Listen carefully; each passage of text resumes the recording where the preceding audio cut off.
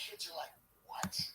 So it doesn't work anymore. Like this type of all-out conflict, it doesn't work. And I appreciate Israel's position because it's a tough position to be in.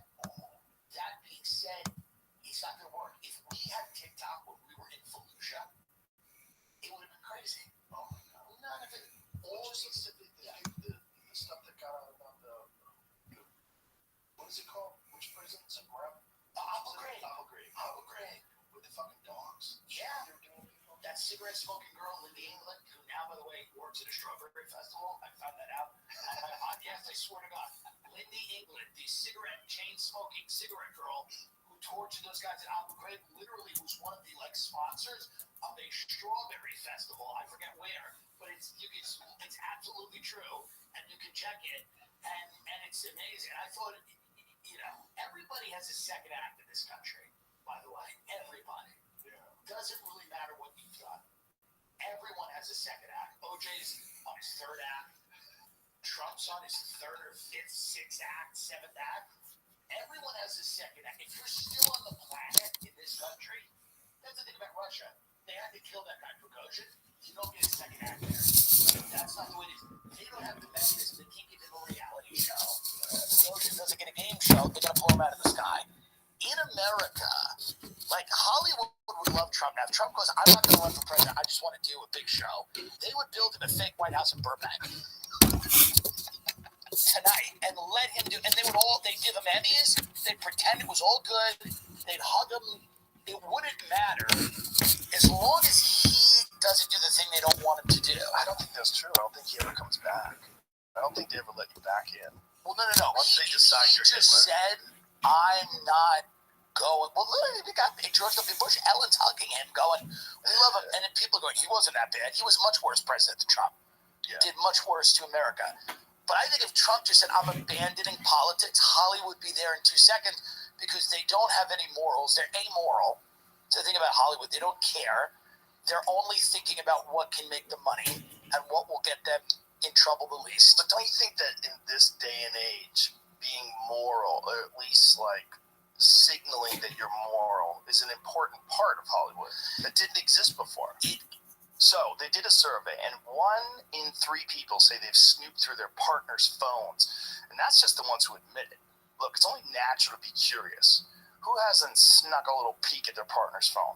But that's why you have to use ExpressVPN. Sure, you can put a passcode on your phone or clear your history after all your late-night sessions, but it doesn't matter. Your browsing history is still 100% exposed. Just think about it. Who owns all the Wi-Fi networks you use daily? Your friends, your boss, your parents? Well, if you're using their Wi-Fi, they can see everything. To truly protect your privacy, you need to use ExpressVPN. With ExpressVPN, all I have to do is tap once and boom, everything I do online gets sent through an encrypted server. No one has access to my browsing history but me. End of story. And I've said this for years. ExpressVPN is hands down the best privacy tool on the market. It's easy. It just works. Whether I'm on my phone, tablet, laptop, literally everything. When the app turns green, I'm clean. So, use my special link to get the best possible deal on the VPN that I trust to protect my whole life online. Visit expressvpn.com/Rogan. That's get 3 extra months for free. It's expressvpn.com/ROGAN. expressvpn.com/Rogan. This episode is brought to you by ZipRecruiter. This month, it's all about St. Patrick's Day. So, to help get into the spirit of things, I want to share a fact. Did you know that the odds of finding a lucky 4-leaf clover are 1 in 10,000? I'd say that's pretty difficult. Fortunately, if you're looking to hire, you don't need a 4-leaf clover. You don't need any luck. You just need ZipRecruiter, and you can try it for free right now at ZipRecruiter.com/Rogan. They don't need any gimmicks or leprechauns to lead you to a pot of gold, or in this case, top talent, because they have powerful matching technology that shows you qualified candidates as soon as you post a job. And once you review those candidates, you can invite your top choices to apply, which encourages them to apply sooner. If you're curious to see how much ZipRecruiter can help you, today's your lucky day, because remember, you can try ZipRecruiter for free at ZipRecruiter.com/Rogan. In fact, 4 out of 5 employers who post on ZipRecruiter get a quality candidate within the first day. Once again, to try it for free at ZipRecruiter.com/Rogan. That's ZipRecruiter, the smartest way to hire. It can be, and it is to a certain degree, but they all know Trump is a fucking massive train of money. They all know he's a train of money, and if he just said, listen, I don't want to be the president anymore, I want to host a game show, there are people that Ted Sarandos is calling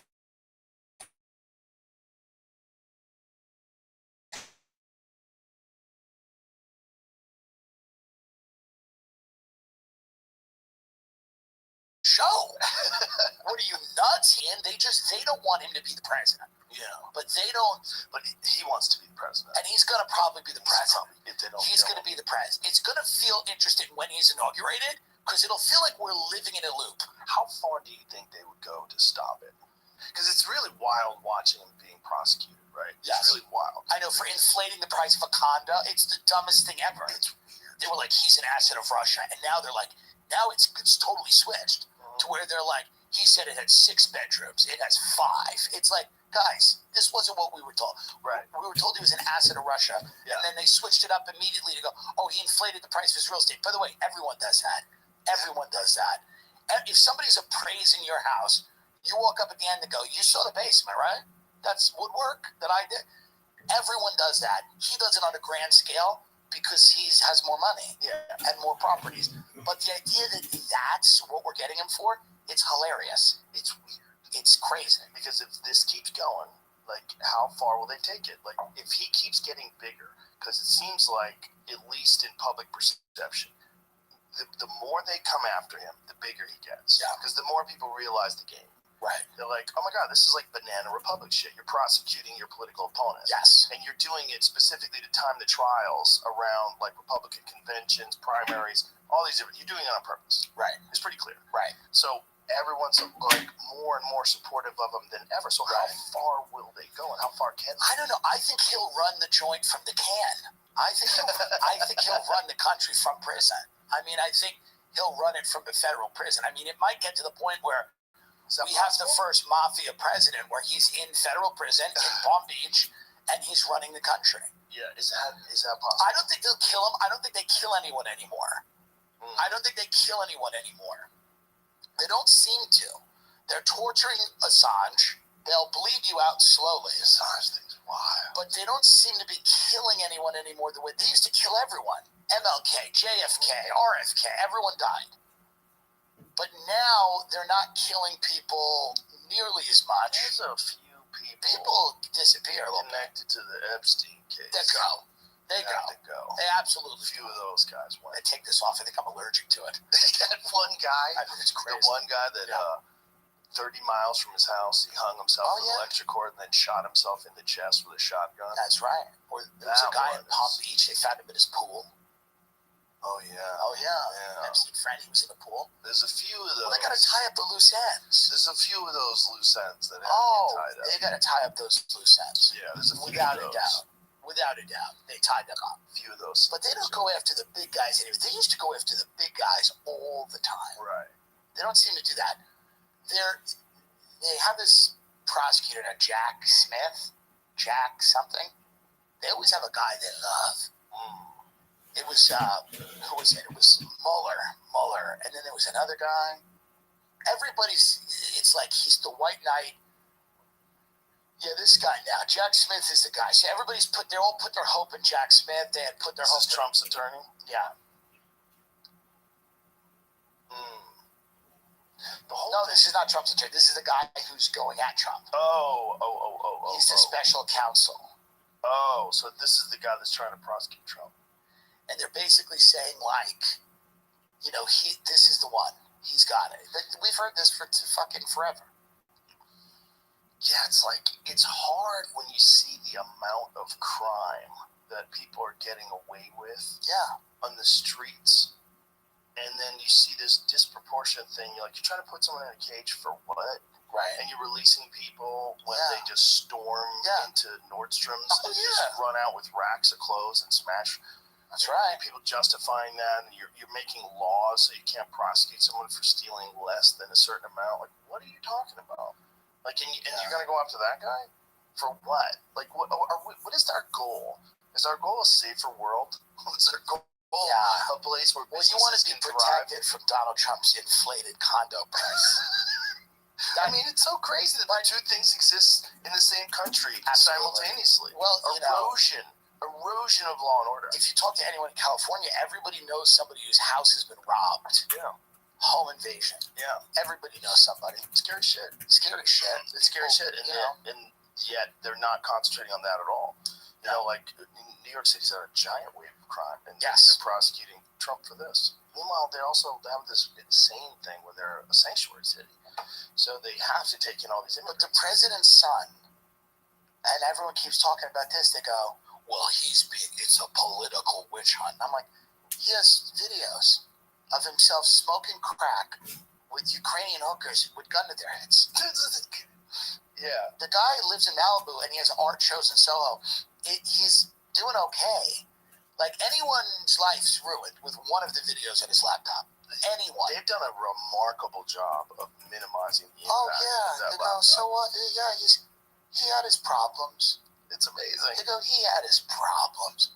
What, you have no compassion for addicts? I'm like, he's in the Ukraine with a gun to a hooker's head, smoking crack with a job his father got him. You don't have compassion for addicts? It's a little different. It's slightly different.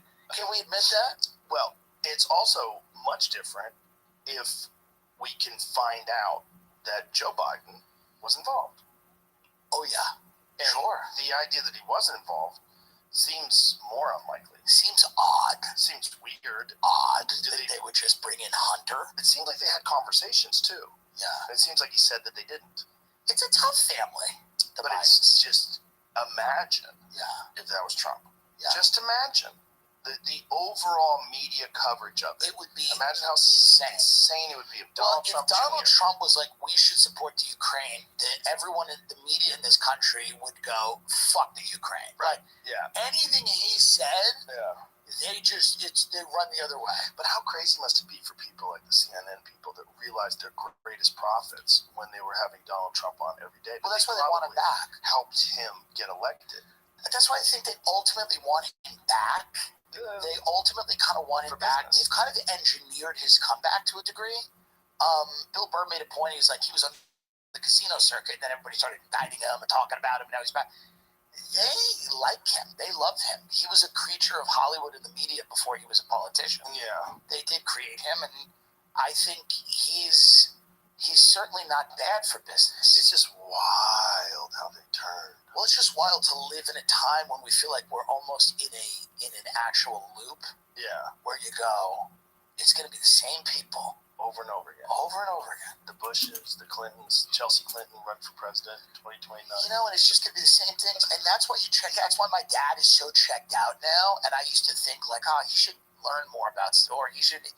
And now I've realized he's maybe the wisest person I know. Because his whole response, at Thanksgiving, someone goes, what do you think about this Israel thing in Gaza? And he goes, not cool. And just kept eating. And I went, that's his level. He's got 2 or 3 words. For any global event, my father has at maximum 4 words to describe it. It's usually that's not good. And then he keeps eating. And I'm like, maybe that's the move. I used to say that. I used to ridicule that. I used to go, he's really out of touch. But now I'm like, oh, he's lived through Vietnam and the first Iraq war, the second Iraq war, Afghanistan, Iran-Contra, the president getting his dick sucked, Obama, Trump. I think eventually you kind of just toss it. You toss it. Damn. Well, you decide that you're not going to get involved. You're just going to try to enjoy your life. That's these young kids on TikTok now that scream about politics. They just yell about politics. Like, there's a whole group of young kids who yell into their phone about politics.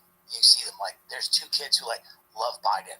And I had them on my show, and they go, we love Joe. I love Joe Biden. And you had them on your show? I had them on my show. And what was that like? The kids actually, what do they know about anything? Did you get through to them at all? No. Was it fun? I don't get was through it fun to at all? You get through to me. I get through to you. There's a few people I get through to. Was it fun? They were cool kids but they're insane. Right. They're insane. But did you have any good points that they had to address? Yeah, for sure.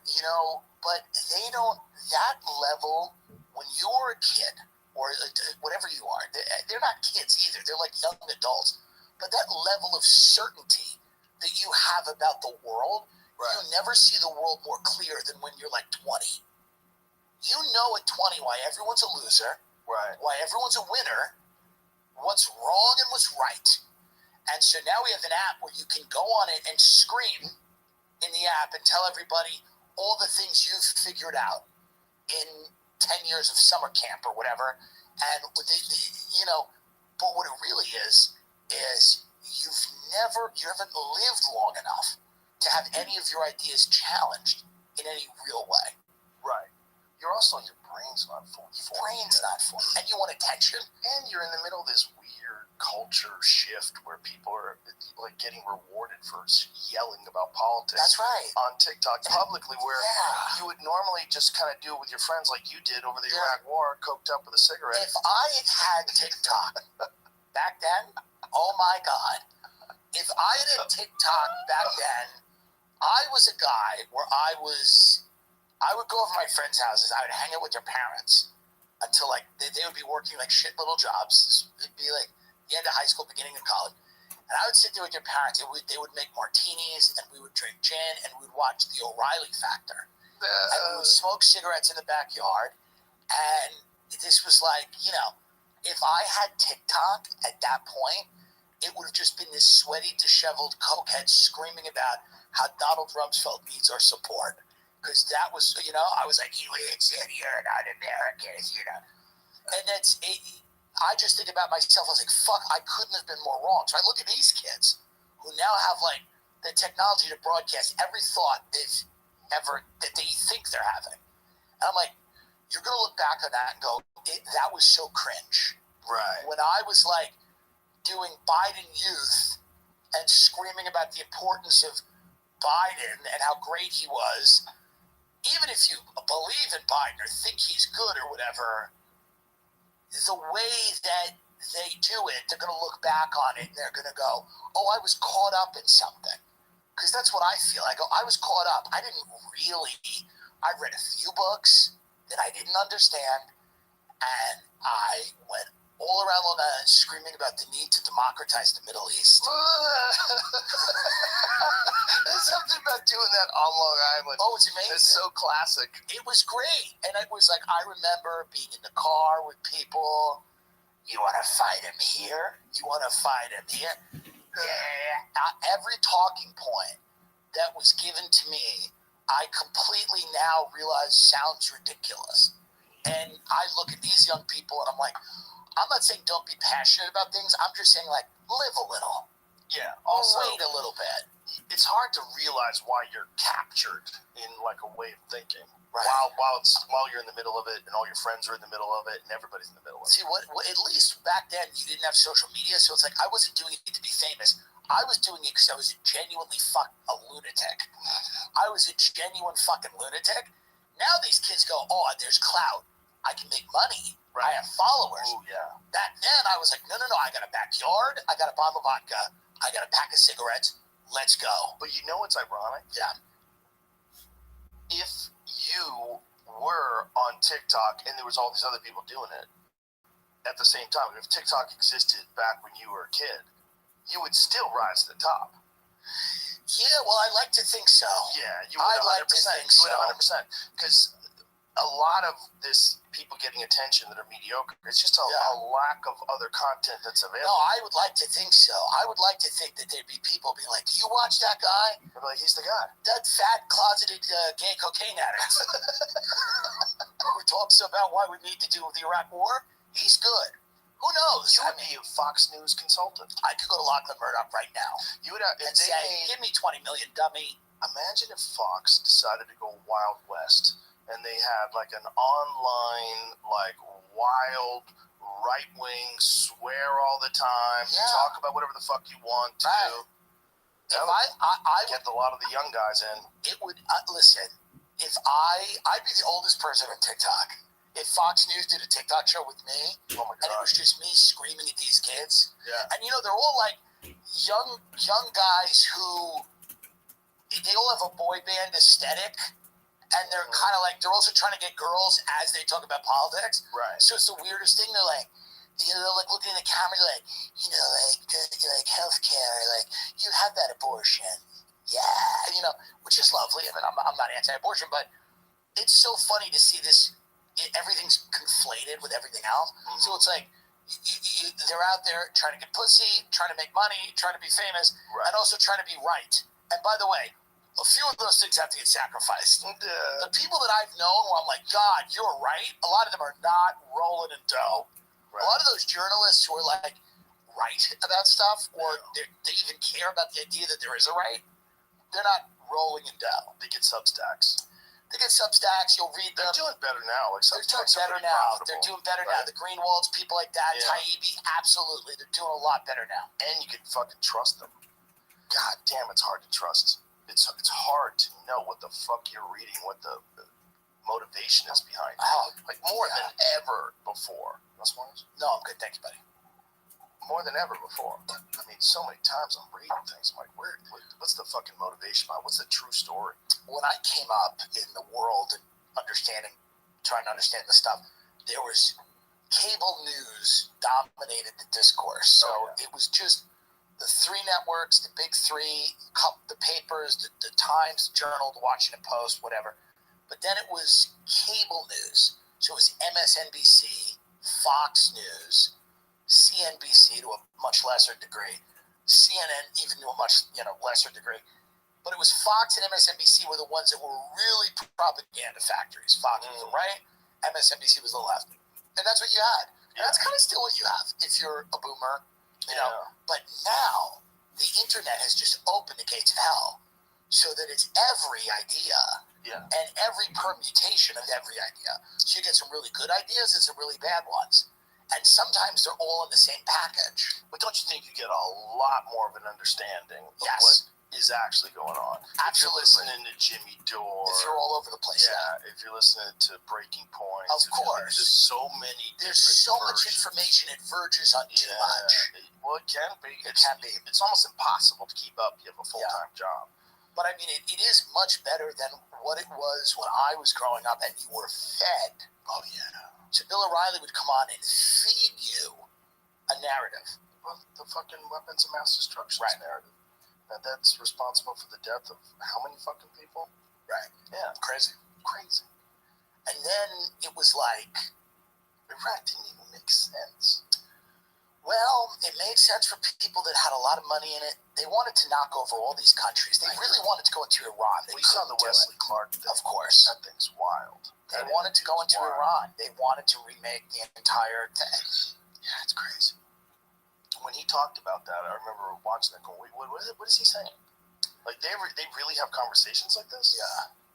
Well, I think it really does come down to the fact that, listen, our system of government has a lot of benefits, there's a lot of, I wouldn't want to live in any other country. There's a lot of great things about our system of government. So the idea of going like, shouldn't everyone have this stuff? Some of it, sure. Freedom of speech, all these things, you know? Freedom of association, freedom of religion, all of the things that we like value when they talk about we should go and give that country that. Absent in that discussion, though, is number one, whether the country wants it. Right. How we're giving it to them. If we're doing it at the barrel of a gun. RFK talks a lot about how China has been really invested in soft power, building schools. What are we doing? Building bases. What do people hate? Military bases. China's Belt and Road Initiative is like building schools. Economically reaching out to people and trying to build bridges and expand China's influence in the Africa. We've been doing it at the end of a gun for a very long time. Yeah, what China's done has been pretty fascinating because they have such an interesting way of running things. I mean, it's horrible if you're stuck under the thumb, but if you look at the way their government and their businesses all work together, like no one can do anything that's bad for the government. No one can like the government like. It's a hard country to not respect, even though you go, I don't want to live there. Right. You have to respect them. Like you're a fighter. You respect an adversary who has strengths that you don't have. China has strengths we don't have because adherence, compliance. They have a system of government, censorship, controlling people completely is probably a strength. It's not a good thing, but it probably does strengthen the nation state to a degree by preventing the type of information from getting to them that would make them go, hey, we're getting fucked over. Exactly. Yeah. But people probably know. Like, that's the thing that happened during Russia, during the time of the Soviet Union. I talked to this dude who was Russian. He said nobody believed anything that was on the news. Everybody assumed that it was all propaganda, no matter what the state news was telling them. Right. You know, they kind of had this, like, cynical perspective that they were trapped, and this is just how it is. Yeah, I mean, I've said it before, but we're a country of believers. Like, we're not that cynical. We actually do believe in. The thing about these places where they control people, it makes it very difficult to get creativity. That's true. You don't get any funny because it's too dangerous. No irony. Yeah, no you funny. talk shit about the wrong people, they're going to fucking kill you. They'll get you. Yeah, and you don't get any political discuss. Did you hear about the show in Russia where it's like, let's find out who's gay, and they literally put these guys in a house, and one of them's gay? Oh, my God. And they have to keep kicking them out until they find the gay one. I mean, it's like hilarious. Oh, but I mean, funny. like, that's the type of entertainment you get, like an authoritarian country. Oh, they have gang fights. They have gang fights in Russia. Yeah. MMA fights where they have teams of 30 guys on one side and 30 guys on the other side, and they run at each other like Braveheart and beat the fuck out of each other. And they're wearing different color outfits, so they know who's who. It's wild. It's a wild place, man. You gotta stop. You gotta have a happy medium between that and let's have 7-year-old drag queens. Right. And this is the problem. Because we're not designed for balance. The country is not designed for that. Right. And certainly the internet is really not designed for that. Right. The minute you acknowledge certain things and go like, yes, people should be able to pursue happiness as long as it's not at the expense of other people. What tends to happen there is, in freedom, you have a tremendous disparity between people that are going to abuse it, right? Yeah. And so then the answer for those countries is to give people very little freedom. Right. And to wrap it up either in religion or nationalism or whatever it is. And then our country, we maybe go the other way, where we tell people your self-esteem and your sense of self, is at the expense sometimes of a cohesive society. And that also becomes a problem. So a lot of people now are looking at like, what are the limits of a liberal democracy? What are the limits of self-will completely run rampant? If everyone in society is thinking only of themselves, their own happiness, pleasure at every moment, how do we have a cohesive functioning unit? So that is the struggle. That's the struggle. It's like finding a way for people to be able to have freedom without infringing on other people. And that doesn't seem to work because as soon as you give people freedom, they go, you have to agree with me or you're fired or we'll take your kids away or we'll whatever. And that is what makes people throw the whole, go like, fuck it, no freedom. It's like the abortion thing. It's like both sides of that debate have been, and the trans thing, they've both been hijacked by extremists. They're are people that believe that you should be able to get an abortion at any point during a pregnancy for any reason. Then there are people that believe you should never be able to get an abortion. Those are the only people we hear from. The rational middle ground just goes to work. That's the problem with all these debates. We don't hear from sane people.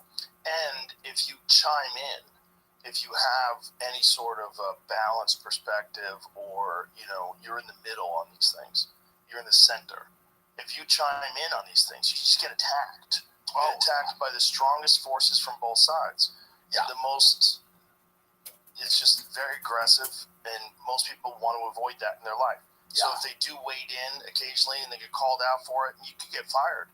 You can get in trouble. They can contact your boss. Do you know that your employee is a this or a that? Right. And they support this, and they support fascism, and they support, and they're like, I don't want to hear this. So we're going to start an email campaign to boycott your company. And like, oh, fuck. That's why everyone should choose like really one terrible thing to be on the internet, and they get to be it. Whether it's a furry or a Nazi, you get to be like one thing. You have to be one. You have to be one. You can't be everything. It's confusing. What would you be? I don't know. I guess furry, we're halfway there with the code. But I just think you have to, it's like, what's interesting is person, also heavy MAGA.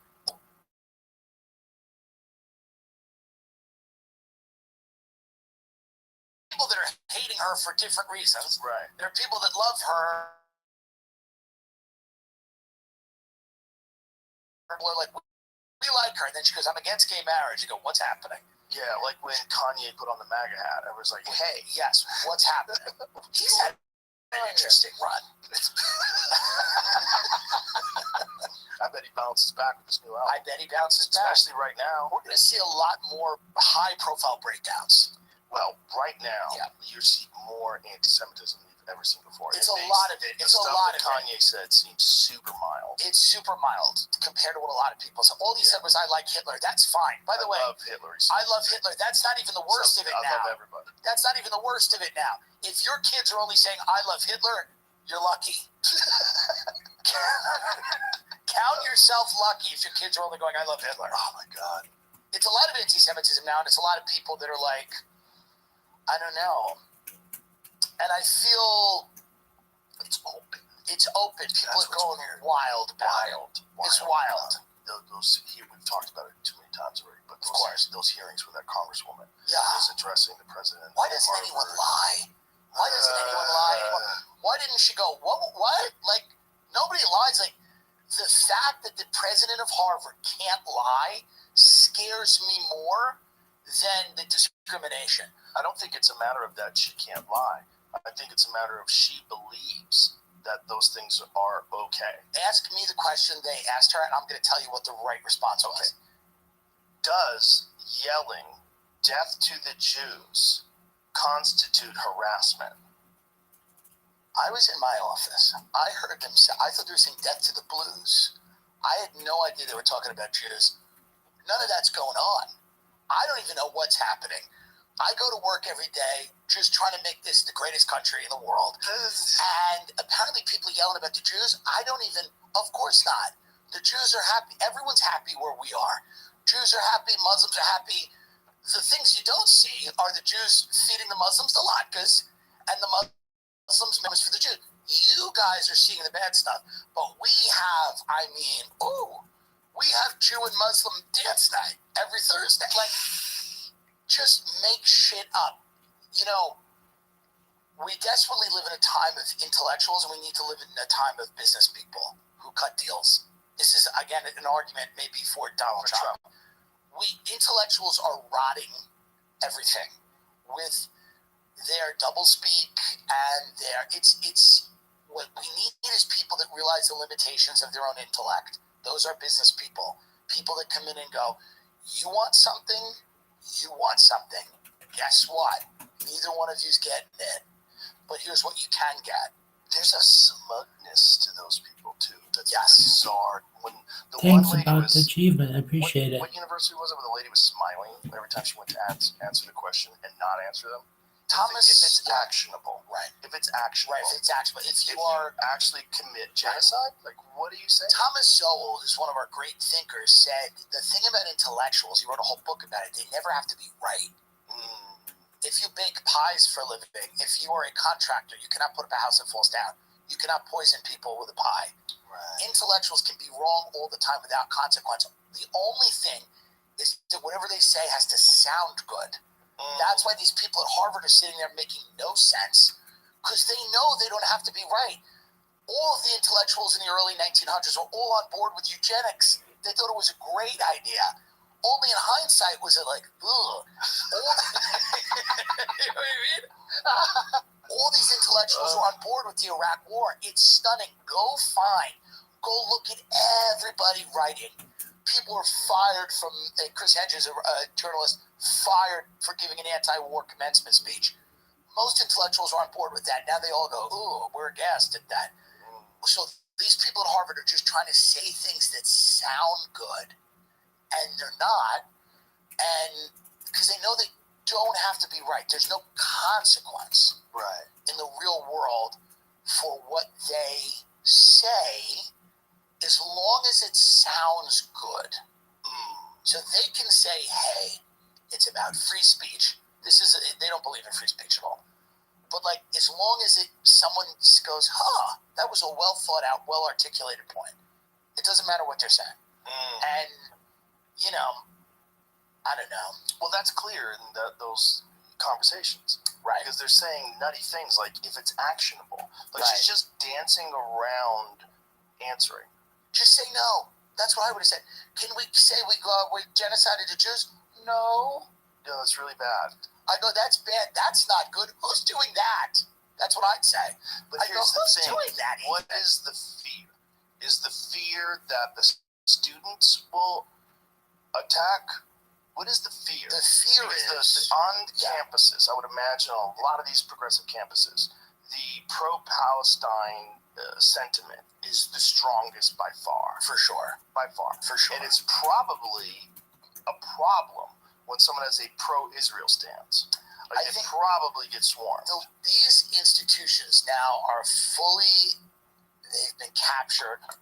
It's institutional capture, meaning that they don't want to say anything or do anything that gives the idea that they are backing an oppressive entity. The colonizers. The bad guys. The colonizers, the big one. So they're like, we got to let people say whatever they want to say, and we're not going to now we don't want anyone getting hurt. Maybe we'll give them the benefit of the doubt, but they're also saying we're going to allow people to say. However, you couldn't say that about trans people. Couldn't call for the genocide of trans people. Well, how about no one called for the genocide of Russians? Right. There was never death to the Russians. Like, that's kind of wild. No genocide calling for it at school. Isn't that? But that is really wild if you think about that one. There Yeah. wasn't a similar backlash against Russians. Because Ronald Reagan said, "Oh, what do you mean recently, or when we had the Cold War?" Even like while this is happening recently, Yeah. the Ukraine-Russian thing, Russians are fine over here. Like, they don't have any problem. Like, when Russian fighters we don't view the Russians as a controlling party in our society. There's a lot of people that view the Jews as the de facto rulers of America, the controllers of America. Interesting. And that's, I think, the reason for. I don't think we look at Russians as having that type of power. Also, the scale of Israel's response in Gaza, it dwarfs everything that's happening. It's wild. I think it's foolhardy. I think strategically it's going to be an issue, because what are they going to do now? They're going to have a security role in Gaza permanently.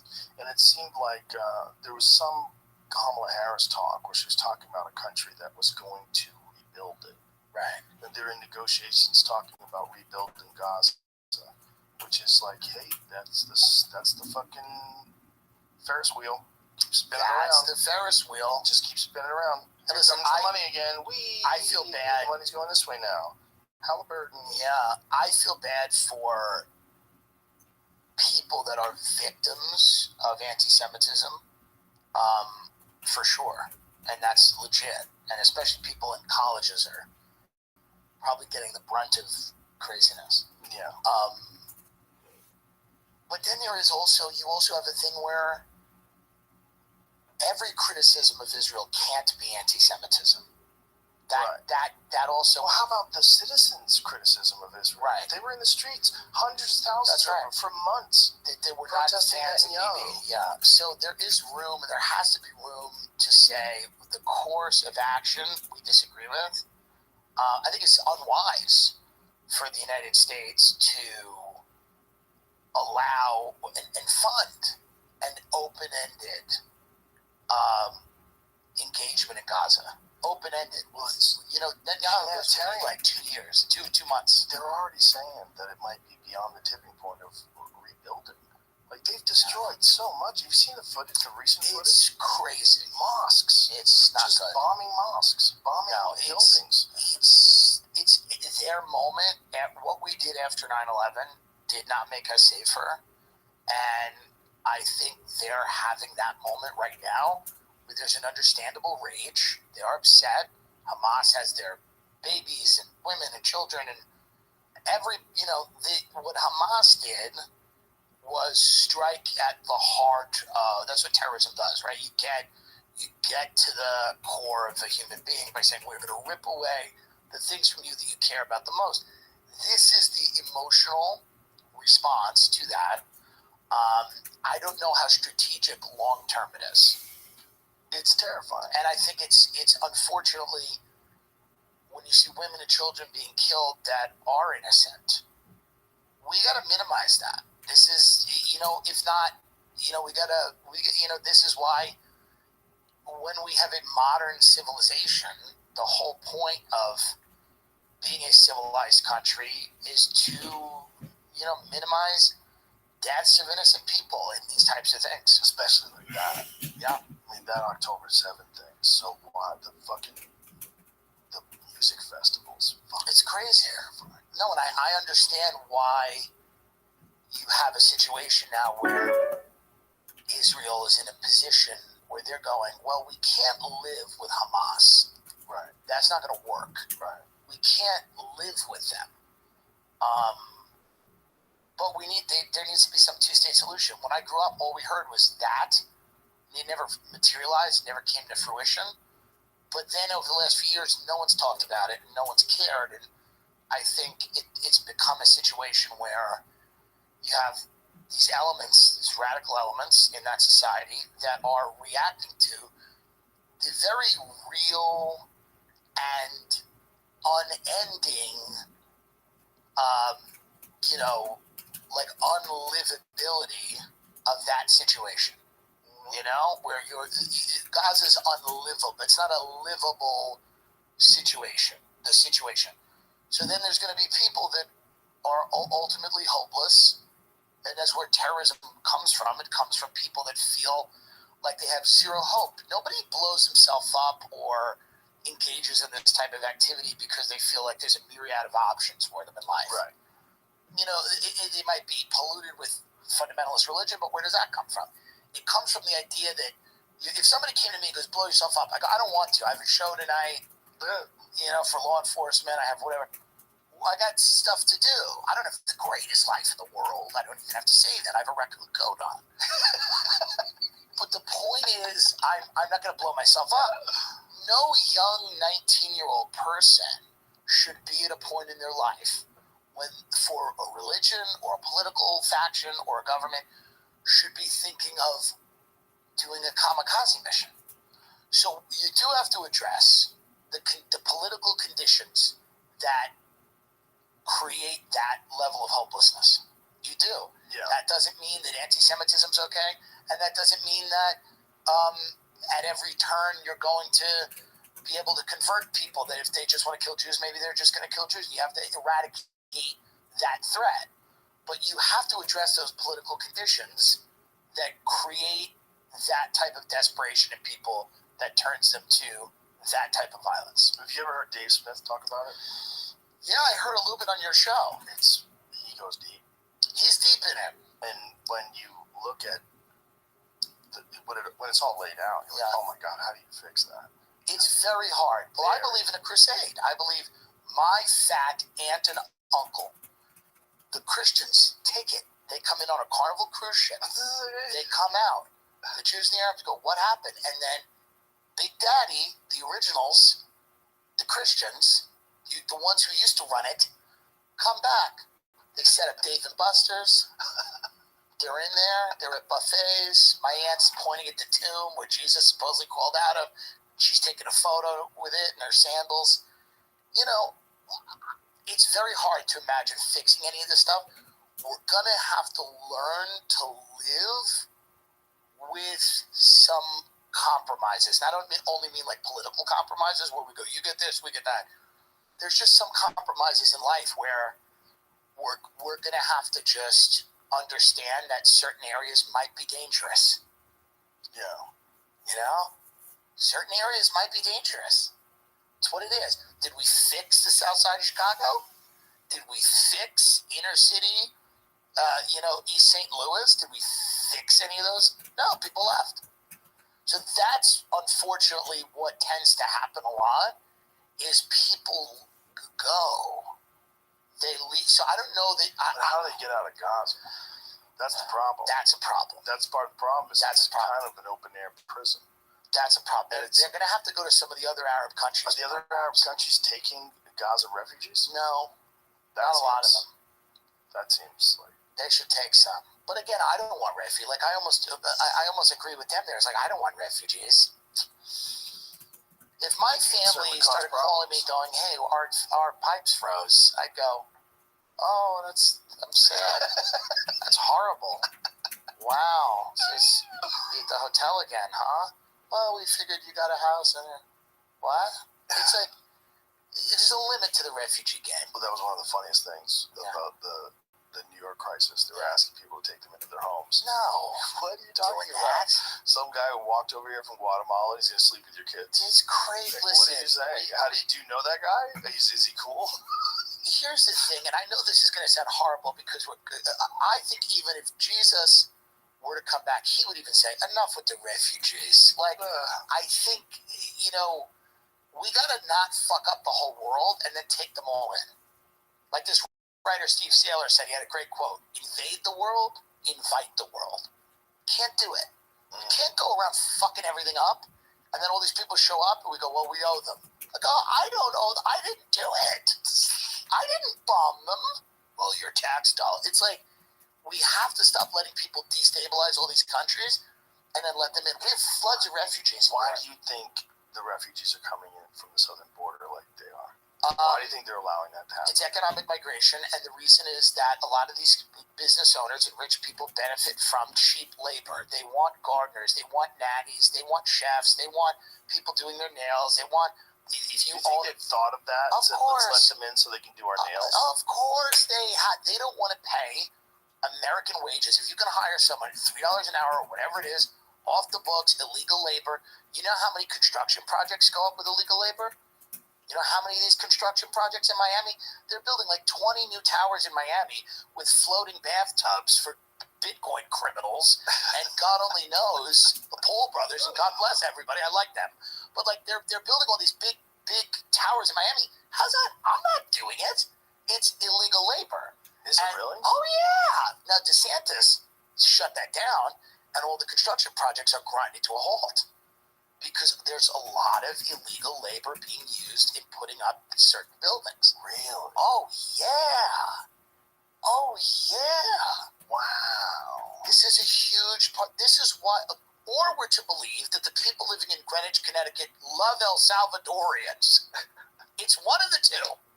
It's one of the two. It's either that they're benefiting financially from it, or there's a housewife in Greenwich going, I'd love an arepa. New Florida immigration rules start to strain some businesses. Some employers say they were losing workers because of the new law, which is championed by Governor Rothschild. Look at his photos. A dude roofing a house. This is building a house. We have this massive housing boom that was enabled not only by the low interest rates, but by you have to have people to build these houses. What do you think D.H. Horton, all these companies like They don't admit to it. So how do you mitigate that? So you think that's literally why they're letting everyone in? You don't think it has anything to do with voting? Yes, it has a lot to do with voting. It has to do with allow people to register. Certain demographics are better for the Democrat Party, and we know that. However, Republicans, up until recently, didn't care that much because they thought they could turn Latinos Republican, and some of them will. Some Latinos are Catholics, and they go, we don't want to do gender monopoly and the gender musical chairs or whatever games they're playing over there. We're going to stick with, and a lot of Latinos don't vote. So you have a large percentage of people that don't subscribe to the political system's bullshit. Who cares? Well, also you have the Biden administration sending people back. That's right. From Venezuela. Yeah. The Venezuelan people who escaped the communist government. Yeah. They were Republicans. Yeah, get out of here. Gotta go. So they don't want to let more Cubans in from Miami. They don't want to let more Cubans in. No. But I think the economic interests of these people are we can bring in people that will do the work for nothing. Yeah. The Tyson chicken raid, this was the big thing. The immigration, the raid that whatever ICE or whoever did on the Tyson chicken factory. This is a big story during Trump's term. They raided that. African-American unemployment dried up in the months after that because the Tyson chicken factory had to hire Americans. So when these companies are forced to hire Americans and pay American wages, they do. Right. But until they're forced to do that, they're going to rely on largely illegal, unregulated labor. And that's in their personal lives and private lives. So if you can hire a landscaping company to come to your Hamptons house or your house in Bel Air or Greenwich or here, wherever. It's beautiful places but it here. seems like such Spanish Oaks, whatever strategy. Just keep the border open. It seems like such a fucking dangerous move. Chicken plants lured them, feds jailed them, how Mississippi's immigration crisis unfolded. The chicken factories. Undocumented workers were once considered an acceptable part of our economy. Now they are demonized. Interesting. And again, I'm not saying like this is a great thing to do these raids, and obviously there's human costs, but what tends to happen when you lose illegal labor, you have to hire Americans. And they don't want to do that. Why is the Chamber of Commerce pro-immigration? Why are the Koch brothers open borders advocates? Is it because David Koch loves people from Central America? Or is it because he wants to drive down the cost of wages? He believes in a market rate. And a market rate is, hey, anyone will do it. This is the problem with kind of that libertarian type of philosophy. It just doesn't work if you import the third world to America. Right. That doesn't really work because then you're setting wages. People on Park Avenue in Manhattan go, yeah, what does that guy want? $4? Let's find someone to do it for $2.50. So is this idea to try to compete with other countries that do this, like China? That is one of the ideas. The other idea is to get a 9th sailboat. Yeah. It's people that go, where are our profits? How can we maximize these profits? What's the bottleneck? How can we maximize? How can we put up labor bottleneck? How can we put up 100 houses for just the material cost and a minute labor cost?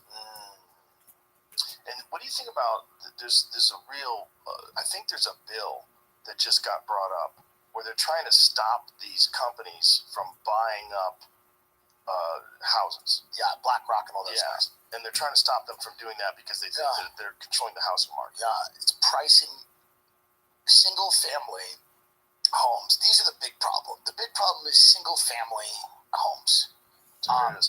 Hedge funds have invaded the housing market. A new bill would ban them. A sweeping new bill introduced in Congress would essentially ban hedge funds and private equity firms from buying single-family homes. There you go.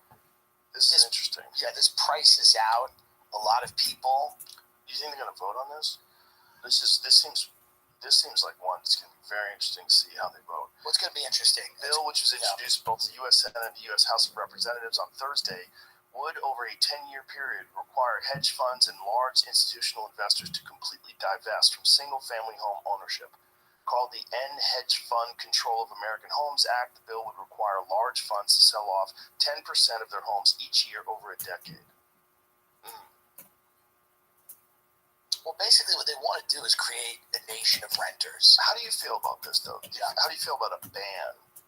Well, there's a lot of people that own those houses that are not going to be happy with a ban because they want BlackRock coming in and giving them more money than the house is worth. How much more do they give them? They can give them, 30% above. Really? Which is money. And they just lease those homes out. And they lease them out. It's part of this idea that home ownership and automobile ownership and all of these things, eventually are going to be replaced by more effective. Whitney Webb is somebody I've had on my show, and she's wild. She's wild, but she knows her stuff. Patrick Bet-David had her on, and when she came on my show, she made a lot of great points about these legacy systems that people want to get rid of. And they go, rent a house, use Uber, Lyft, whatever. You don't need to own. What does owning do for you? That's that famous article, you'll own nothing and be happy. Right. So I think the ban would sort of put the brakes on that, I guess. The problem is a lot of these companies find ways around these bans. You got to remember, these are the smartest people in America that become, and I don't mean smart like contemplative intellectuals. I mean shrewd, effective sociopaths. They're really adept. When I say smart, I don't want people going, you think that. I don't mean that. I mean, they're very effective at gaming the system. They're 10 steps ahead of all these laws that are being passed. I'm not saying it's a bad thing to pass the laws, but a lot of these people are already anticipating that and then how to get around it. I'm fascinated to see how that bill does. Yeah. Because it seems like they would put extraordinary pressure to make sure that bill does not get passed. They're not going to allow that bill to get passed. It seems like you're going to find out who's on board. Well, again, when RFK came on my show and called out BlackRock, Vanguard, I know he did it on your show too, BlackRock, Vanguard, and State Street as these companies that own everything. I got a lot of messages from a lot of financial people going, well, everybody's portfolio is tied up in that. This is part of the whole issue with everything. Right. It's the Thomas Sowell thing. There's no solutions, there's only trade-offs. It's hard to get honest at this deep in the scam that is our financial system. It's hard. Any deleveraging, any winding down of the military-industrial complex, all of this will have ramifications in our society, financially for people, across the board. Anything you want to, I'm not saying you shouldn't attempt to do it, but anything like this, you go, I don't like illegal immigration. It's okay, your house is more money now. You go, oh. They go, okay. I don't want Chinese people buying real estate. Okay, well, maybe, and then, maybe the, real estate industry is going to take a hit. Not only realtors, but people that work in that business, right? Property managers, interior designers, architects, people that stage homes, appraiser, whatever it is, people might take a hit. This is part of the issue of where we're at now. You ban BlackRock and all those things from getting in there, that's fine. And then, people will take a hit financially with their portfolios. But do you think that how many people have to vote yes on this? How many people are involved in this decision? Well, it would have to pass 2 houses of Congress and then get signed into law by the president. Now, that seems very unlikely. It's wild. It seems very unlikely because BlackRock will have a great argument as to why they're helping people. They'll get out there and they'll be like, hey, man, we're here and we're buying these fucking houses and the people that we're buying them from love us. The boomers love BlackRock. The boomers will get on a BlackRock cruise with BlackRock shirts. The boomers, because one of the problems in the American real estate market is boomers will not sell their houses for anything under a $1.6 million profit. They just won't. They won't because they like to lord them. They like to lord around them. They like to make their kids feel guilty. They like to go, you could never afford it. They like to tell you how cheap the house was when they bought it. And then this is every Thanksgiving or Christmas, somebody will go, pick this up for $200,000. Now it's worth $1.8 million. Yeah. And then it's their millennial kids are sitting there saddled with student loan debt. And the boomers are big. It's their last fuck you before they leave the planet. Yeah. They're a spiteful generation of monsters. I respect it.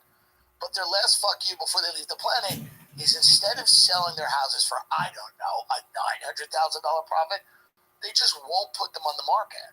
Some boomers, which is hilarious, we read the articles on my show, they're actually retiring to bigger houses. They're sizing up. It's sick. It's like insane. And so that becomes an issue too of like, you know, it used to be like you would have a house, the kids would move, you'd stay in it probably for another 10 or 20 years, and then you'd get a condo. And you'd go, I'm out. The fuck do I want to mow lawn for? Now the boomers are going, this is the only thing we have that makes us truly valuable in society, is that we own this like a mid-mansion. And we're not giving this up. We are tax-paying citizens, and we are not giving this up. And our kids are going to come here every year, and they're going to suffer through the size of our house with 9 empty bedrooms while they live in a 2-bedroom apartment, and we're gonna chastise them for their decisions and their choices. And the big mansion defines you, and your car that you drive up to the That's right. in, all that defines you. Where are you vacationing? That's right. Where are you going? That's right. And they're gonna go, because they all bought those houses for very little money, and they are going to hold them over everybody's houses until they are found dead in them. They will not leave those houses until they're taken out in an ambulance. The most important thing for the boomer is to be right. And that's their main thing. They're not a soulful group. They've been around forever, but they've attained very little wisdom. It's actually kind of impressive. They're the most American generation of people that have ever lived. They're deeply selfish, self-aggrandizing, paranoid, delusional. But one of the things that makes them right is what they have. They go, well, how can I be wrong? Look at this fucking house. Look where we're sitting. I've got 13-foot ceilings. Don't tell me you know about Gaza. You don't. I have to pee so bad I can't hold it anymore. I didn't want to stop your rant. Let's pee. Let's come back. Okay. It might be. I don't know. It might be microdosing. There's some brownies that'll send you to a new place. I think I'm allowed to do psychedelics. But yeah, why not? I think I'm allowed. What are you afraid of? I don't know. I don't think it's the Coke. No. It's like the opposite. Nobody does shrooms and yells about the importance of Donald Rumsfeld. Did you do that? I never got the point of any. Like I would do acid and then go around the Garden City Hotel and be like, these people have made it. Like I totally didn't. Whatever was out there, whatever deeper lessons about the universe I should have learned, I did not. You were not. You're also New York City comic just passed away. Very sad. Guy Kenny DeForest was like a really funny guy who was a really good guy too, and he was driving his bike in New York City, and it's a fucking life is just, it's like crazy. You got hit by a car. You got hit by a car. I heard about that. I heard that he was in the hospital. And we're all like putting, raising money and stuff, and it's like, it's tough. It's tough because he was a great prayer. It's tough. Life's a fucking nightmare. Sometimes. Yeah. Sometimes. That's when you hope that there is a mechanism by which,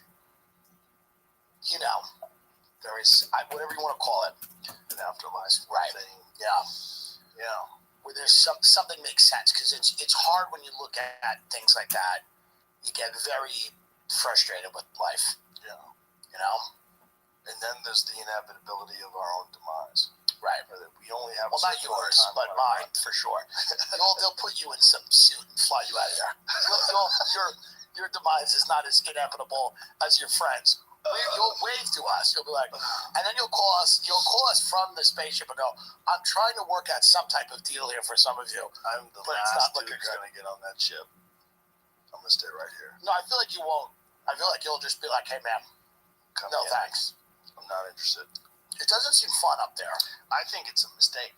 I think it's one of those things, like I said, just because something's hard to do doesn't mean it's good to do. I think it's the people trying to make their way across. Do you ever see that show 1883? It's one of the prequels to Yellowstone. Yeah. Barbaric. Gosh, really wild show. But it's that times a million. Like, you're going to land on some planet, it's going to be no air. Would you go up in just take a look? Maybe. That would be cool. I saw Shatner did it. Jeff Bezos and that, went up in what's he called, Deep Blue? Is that his spaceship? Something like that. Yeah, maybe. Maybe, but I don't think so. Seems safer than going to the bottom of the ocean. Much safer. That was a tough one. That's submersible. Go see the Titanic. Fuck. They sent the distress signal, and then it just. Ooh, that's tough.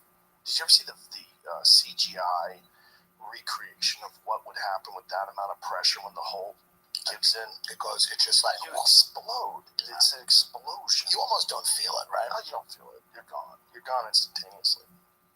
You're mist. You turn into pink mist. Boom. I mean, it's just the force of an insane amount of weight. Yeah. You're covered by an insane amount of mass. The water is so deep. Yeah. That's so much fucking weight, man. Yeah. It's so crazy. It's such a crazy thing to do with your dad. Oh, well, it's a crazy thing to do with your son. Right, that's a good point. It's probably the billionaire dad's idea. That's right. That wild, crazy old fuck. Yeah. He wanted to take his kid down, just like, let's experience something wild. Let's go on an adventure. That's the thing about the boomers. That's why they're here forever. Is because their whole they're just like, let's have lunch. So this is the recreation of what it must have looked like. So look how far that went down. Look how scary that is. Brutal. Look how scary that is. 3,800 meters. Oh my God, that's so crazy. That's what it says, right? 3,800 meters. Oh my God. And they're sitting just like that. Yeah, they're just sitting in this fucking stupid tube. Possible break point. How fast would it be? And look at this. It's just shot. Boom. 20 milliseconds. Brain pain response is 150 milliseconds. You don't even have a chance. Real time. Boom. That's it. Gone. Slow-mo. Boom. And they found it, right? That is what happened. Oh, yeah. They found, like, pieces of shit that are left from behind it after it implodes. Fucking insane, man. Look at the bodies. Watch what happens here. Imagine that experience. Just missed. Let me ask you, do you think that fully shut down the industry of people going to see the Titanic? No. Or is it just giving people the opportunity to say, hey, we're doing it better? We can do better. That's the great thing about American capitalism. There's definitely somebody going, hey, that was a blessing in disguise because we have a luxury vessel now, and we have solved all of the problems. Yeah, there's no problems now. In fact, the president is going today. He's going to see the Titanic. It is perfectly safe. Yeah. We sadly, when those things happen, it gives us the ability. I could even sell these things. I'm like, yeah, it gives us the ability to just like get better at what we do. Yeah, I mean, this is the Jurassic Park argument. Yeah. Don't you want to see the Titanic? A few people died, but those dinosaurs were, it was an early prototype. Yeah.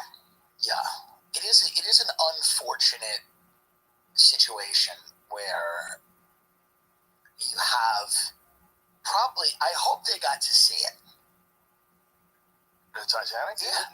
Oh. Well, Do we they know got that? far enough down. I think they died on the way down. That sucks. Didn't they, Jamie? I don't think they made it. I hope and even if you get down there, by the way, you're looking at the Titanic through screens. It's a dumb. Who cares? You're It's looking a at shipwreck. it. You could look at it in the same way above there. Yeah. It's just you're close to it physically, so you're probably going to can't believe we're all the way down here. Yeah, it to me is like, who cares? I'm not impressed. If somebody told me that, if I was at a party or dinner and somebody went, I went down and I saw the Titanic, I'd go, oh, I would not even ask a follow-up.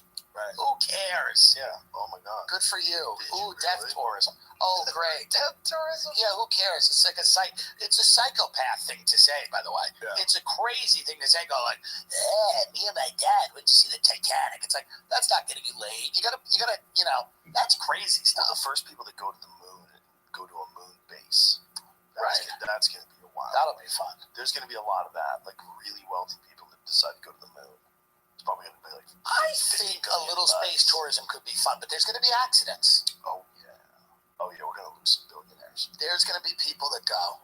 Yeah, if we decide to go to the moon and we set up a hotel on the moon, we're going to lose it. How close is the planet that's closest to us that can sustain life? We don't know. That's a good question. I think they're all really far, like years at light speed. So we're not getting anywhere. It depends on what kind of propulsion system we have currently available. See, what we're using now is all we light things on fire and it pushes us forward. Like I was saying about like the rocket ships, like every time they go up, like how much carbon are they burning? Like what the fuck are they doing? Like how much of that is affect? Like if we're trying to stop global warming, what are we doing? Shooting rockets. Right. What's the big deal here? Right. If they can develop some new propulsion system, and I think this is my theory, I think that's what all this UAP shit is all about. You know, What's UAP? Unidentified aerial phenomenon. Gotcha. New way of saying UFO. Gotcha. When you're hearing all these disclosure talks and all this stuff, I think two things are happening simultaneously. I think it's highly likely that there is intelligent life that's aware of us from somewhere else, and I bet they visited, and I would if I was them. I also think that the government probably has in its possession some new form of propulsion that it uses for drones that is insanely sophisticated and above and beyond what we think is currently available. Some gravity-based propulsion system. And that's what a lot of these pilots are seeing. That's why these things move in ways that no one has ever seen before. That's why they can go into the ocean. That's why they can shoot through the sky. I think there's some kind of wacky drone that we've developed. It's probably true. When they're telling you it's aliens, that's the moment I stop thinking it's aliens. It's aliens all the way up until the government starts talking about aliens. Yeah, that's a great point. You're all in on aliens, and then when they're like, hey, it's aliens, we're like, fuck you, it's not aliens. I'm like, nah. There's no way you're being honest with it. Oh, we've just decided to be honest with you. For the first time? Right. Yeah. If it was aliens and they did have aliens, they would say it was their shit. They're just trying to, I guess you're right, just kind of see what this technology can do. Also, it's a great way to get people off your trail. You know, if you just say, look, there's aliens. You know, we have no idea where these craps are coming from. They're from other worlds. Right. These planets that can sustain life that are light years away, that we're unable to. Let's find out where the closest one is. Yeah, where is this planet? Where is the closest planet that's in the Goldilocks zone? They found that, like, they had this one planet that I think they were trying to call it Earth 2 or something like that. But it's theorized because we don't really have the actual ability to get to that planet and like have high speed drones that get a high definition video, see their atmosphere, see the atmosphere. Did you ever see that? Which one of the alien movies was it where they landed on this planet? One of the more recent ones. The nearest potentially habitable planet to Earth. 14 light years away. So if we can go at the speed of light, it's 14 years to get there. Wow. The planet more than 4 times the mass of Earth is one of 3 that the team detected around a red dwarf star. But here's the problem. That means if it's 4 times the mass of Earth, that means it's 4 times the gravity of Earth, right? Doesn't that mean that? Is that direct? Is it 1-to-1 like that? I don't know if that's 1-to-1. Because the Earth is, the moon is 1/4 the size of Earth, but it has 1/6 Earth's gravity. That's not big, that wolf 161 or whatever. And there's probably life on that planet. There could be. I would imagine there had to be something. But it depends. I don't even know if we know what it's composed of. It says, it says a particularly exciting find because all 3 planets are of low enough mass to be potentially rocky and have a solid surface, potentially, but it also could be a gas giant. And the middle planet, Wolf 1061c, sits within the Goldilocks zone where it might be possible for liquid water, and maybe even life to exist. Yeah. So we'd be talking about a 14-year journey at light speed. If we could go the speed of light. And we can't go the speed of light. We can't even come close. Unless these gravity propulsion systems are legitimate, in which case you could kind of go anywhere instantaneously. The idea of this, the way it's been described by like people like Bob Lazar, who supposedly worked on back engineering these spaceships, is that it's like if you had a very soft mattress and you put an immense heavy bowling ball in the center of the mattress, it would push the mattress down. So it uses the gravity to push space-time to that spot where it wants to be, and then it unfolds again. It sounds insane. It's beyond our comprehension, my comprehension. It sounds totally like science fiction nonsense. But what is happening, I think, is that, You can imagine if DARPA was talking about the stealth bomber and things like that, in the 70s or whatever. Imagine what they're talking about now. Eric Weinstein has some very interesting ideas about it. And he thinks there's a separate branch of physics that has been secretly working on things. He points this one obscure university in New York State. Hogwarts? No, it's different. It has an insane physics department, like completely unqualified physics department, and it's also connected to this hedge fund that does like Bernie Madoff type numbers. There's where gotta it's like, be, what is going on here? Yeah, there's got to be something going on. Listen, the things that we're unaware of are vast, and also there's probably a lot of these billionaires privately funding stuff. The government's getting in, everybody's kind of getting in.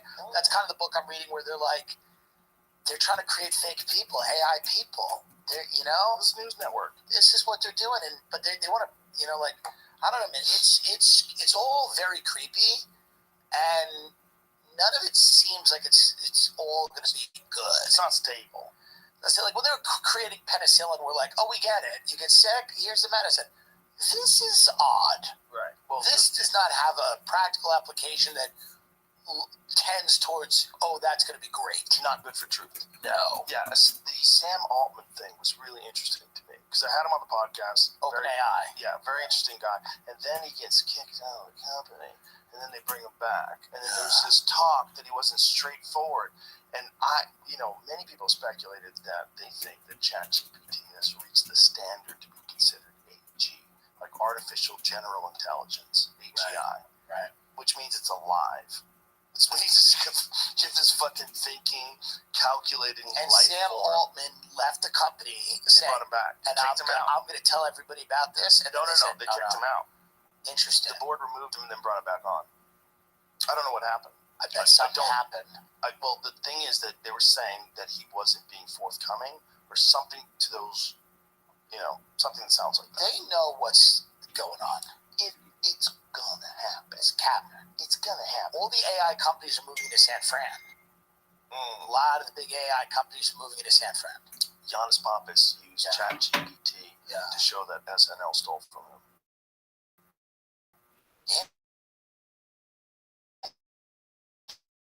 Interesting. He asked ChatGPT, that's it, and said Giannis Pappas used it for his character. Interesting. Yeah. That's what ChatGPT said that. Yeah. Well, it's certainly a terrible time to be, like one of these people who, is paranoid. Oh, yeah. Like, I often think my mother passed away, but she was paranoid. She was a schizophrenic. Now it's like, are they schizophrenics? Right. Or are they? Because if you are unduly paranoid now, oh my God, it is just a daily dose of fucking stories that are like, Jesus Christ. And we've gotten to the point where Alex Jones, despite all his troubles, makes sense. Not just makes sense, but a lot of people are like, hey, what did he say? Right. Right. Now he's back on Twitter or X. Yeah, well, which is wild. He's going to do a daily show. Pointed out a lot of things over the years. Some of them have been correct. A lot of them have been correct. A lot of them. So you can't discount. Now some of them aren't, but you can't discount what he says anymore as easily as you could have. No, not as easily. It's prior to so much insanity has gone on over the last 3 years that so many people are like, what the fuck? Well, the erosion of trust in everything, from the government, media, church, every institution we have is completely kind of collapsed in terms of how we view them, and we now see how politically motivated they are, how corrupt they are, how criminal they are, and now that we're just left in a world of individuals, some of whom are truth-seeking, some of whom are sociopaths, some of whom are funny, some of whom are whatever, but now we're just kind of left with a world of people trying to figure it out on their own. And it's pretty scary. Because some of those people are going to build cults and communes, and everybody's going to drink the poison, and they're trying to go find a Hale-Bopp comet. Some of them are going to build media companies. Some of them are going to build AI bots. Some of them are going to build... And some of them are going to... come up with new religions. Yeah. I mean, but it seems to be now that everybody's operating outside of the institutions. Yes. And that the people that are still operating within the institutions are almost taking cues, a la the honest opposite, from people on the outside. So it does seem like the institutions are rotting a bit. Well, they're trapped. Yeah. Especially the media. They're so trapped in the television format. Yeah. That format sucks. Well, it's just people not wanting to lose their job. Yep. That's all it is. It's people protecting their own revenue source. That's all it is. It'll go on as long as they can. It's the most basic human desire to protect your family and your money. And that's a thing that no one ever thought was going to go away. And no one thought it was going to go away. And now it's going away. And the pace of it and the pace of change is disorienting. And people are like, what the fuck's going on? And, now we're in the Wild West. And the Wild West has its problems. It has a ton of benefits. We all know them. Yeah. A lot of information, but then the Wild West has a lot of problems. Yeah. And it's deep fakes. Mm-hmm. It's the AI stuff. Mm-hmm. It's what isn't real. Yeah. What did and did not happen. Right. A lot of charismatic, cunning people are going to be able to manipulate this technology and, rile people up about all manner of events that may or may not have happened. Yeah. Wait till they come with fake police shootings that didn't happen. Wait till they just start manufacturing footage from something that did not happen. Right. And there's people in the street rioting about the thing that did not happen. How far are we from that? Because a week? Because foreign actors can Tonight? easily do something like that if they wanted to start some For sure. chaos. Dude, for sure. That's the type of stuff that you want to sow chaos, stuff like that. You could do stuff like that combined with And people a terror cell. Yeah, and dude, people wouldn't believe that it didn't happen. Right. They'd go, the government's covering it up. Right. They're There'd be a saying lot of it's that. right. Well, there's so much confusion. That's the big problem with not having a main source of information that's reliable. That's right. And then people have to search around a lot. A lot of people don't do it. They don't search around. Just make it InfoWars. Just make it InfoWars. What's the worst that could happen? Just, if we got to do one, he's been right enough of the time. He's been right more than CNN. Just have it be InfoWars as our national news. That's our BBC. I mean, if you think about what they did, you think about what these governments, in conjunction, what is this? Back on Twitter. Yeah, I was just saying All day. that. I was gonna. tweeting all day. Oh yeah, he's back on Twitter, but he also has a new show that he's doing. Right. At the end of the day, he's gonna do after he does his main show, he's gonna break down all the different things that they talked about. What I'm going to do what's going on in the is news. when I'm on that next week, I'm going to be I'll FaceTime CAA, all my agents, and go, hey, because the thing is, they can't even get rid of you anymore because they just need you to sell tickets. When you They can't and even- him were on the podcast, it was one of my favorite times. It's ever. one of the greatest things I've ever been a part of and done. And I think it's like this iconic moment of like encapsulating the world at one of the wildest times ever, before an election, before a contentious election. Yeah. And it was, yeah. I mean, it was an amazing time in the Red Pill, the old studio. Yeah. It was amazing. It was fun. Yeah. It was a fun time. It was a good time, and he was great. He was really sharp and really. The fucked up thing is how many things he was right about.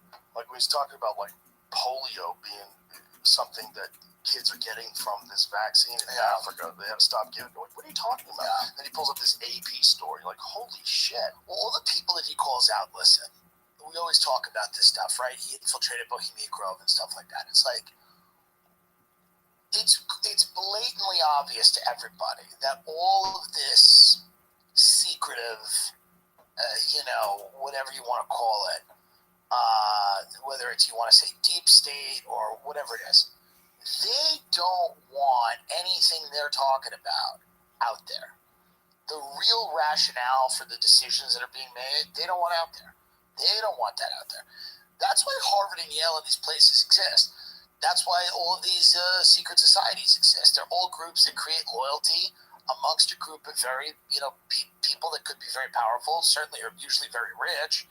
And that's why all these things exist. And then this guy comes around and breaks into one of them with cameras and shows all of those people in cloaks mock sacrificing an owl or whatever, or mock sacrificing a child, the effigy of a child with a big owl. It's creepy. It would be creepy if those people were all broke. Not only are they not broke, they're the most powerful people in the world.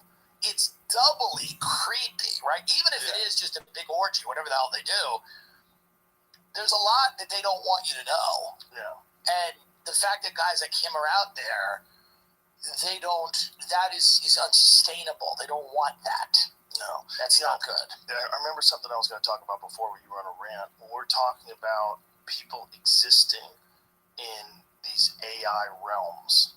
Yes. That this is probably going to, are people going to get indicted for crimes that are committed in virtual reality?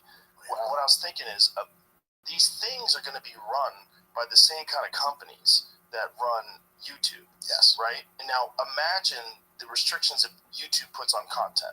Yeah. I mean, YouTube would take you off if you had anything that didn't go with the COVID narrative. Right.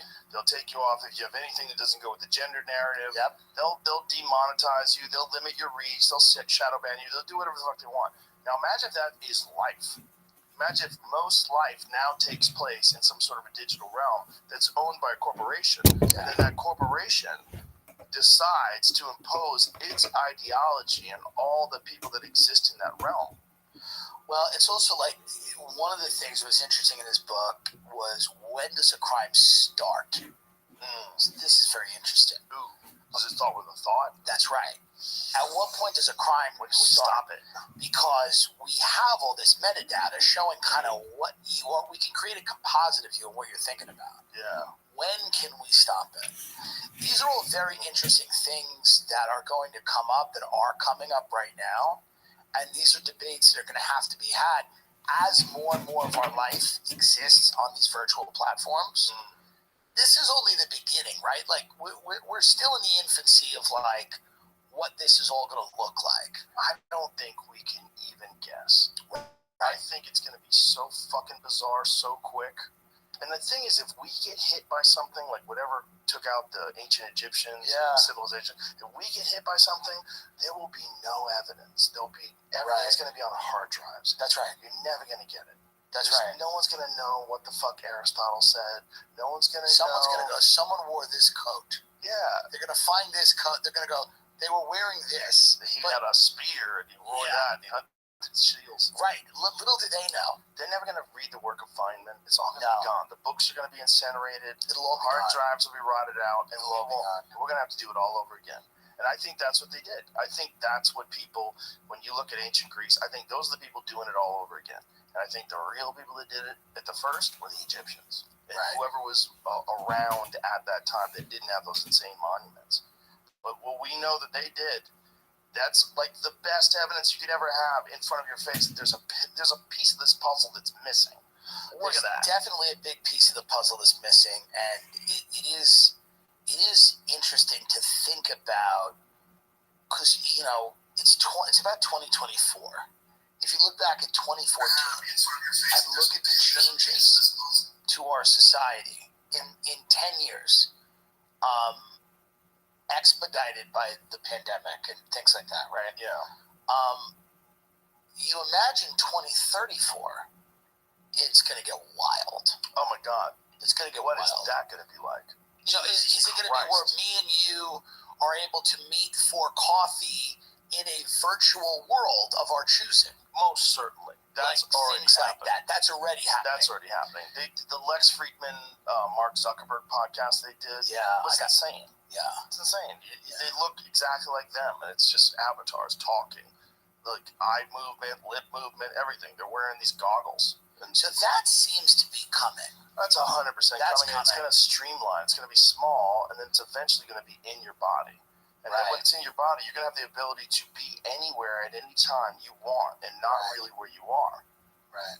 Yeah, I mean, it's inevitable. And then also communication with people of all these different languages instantaneously.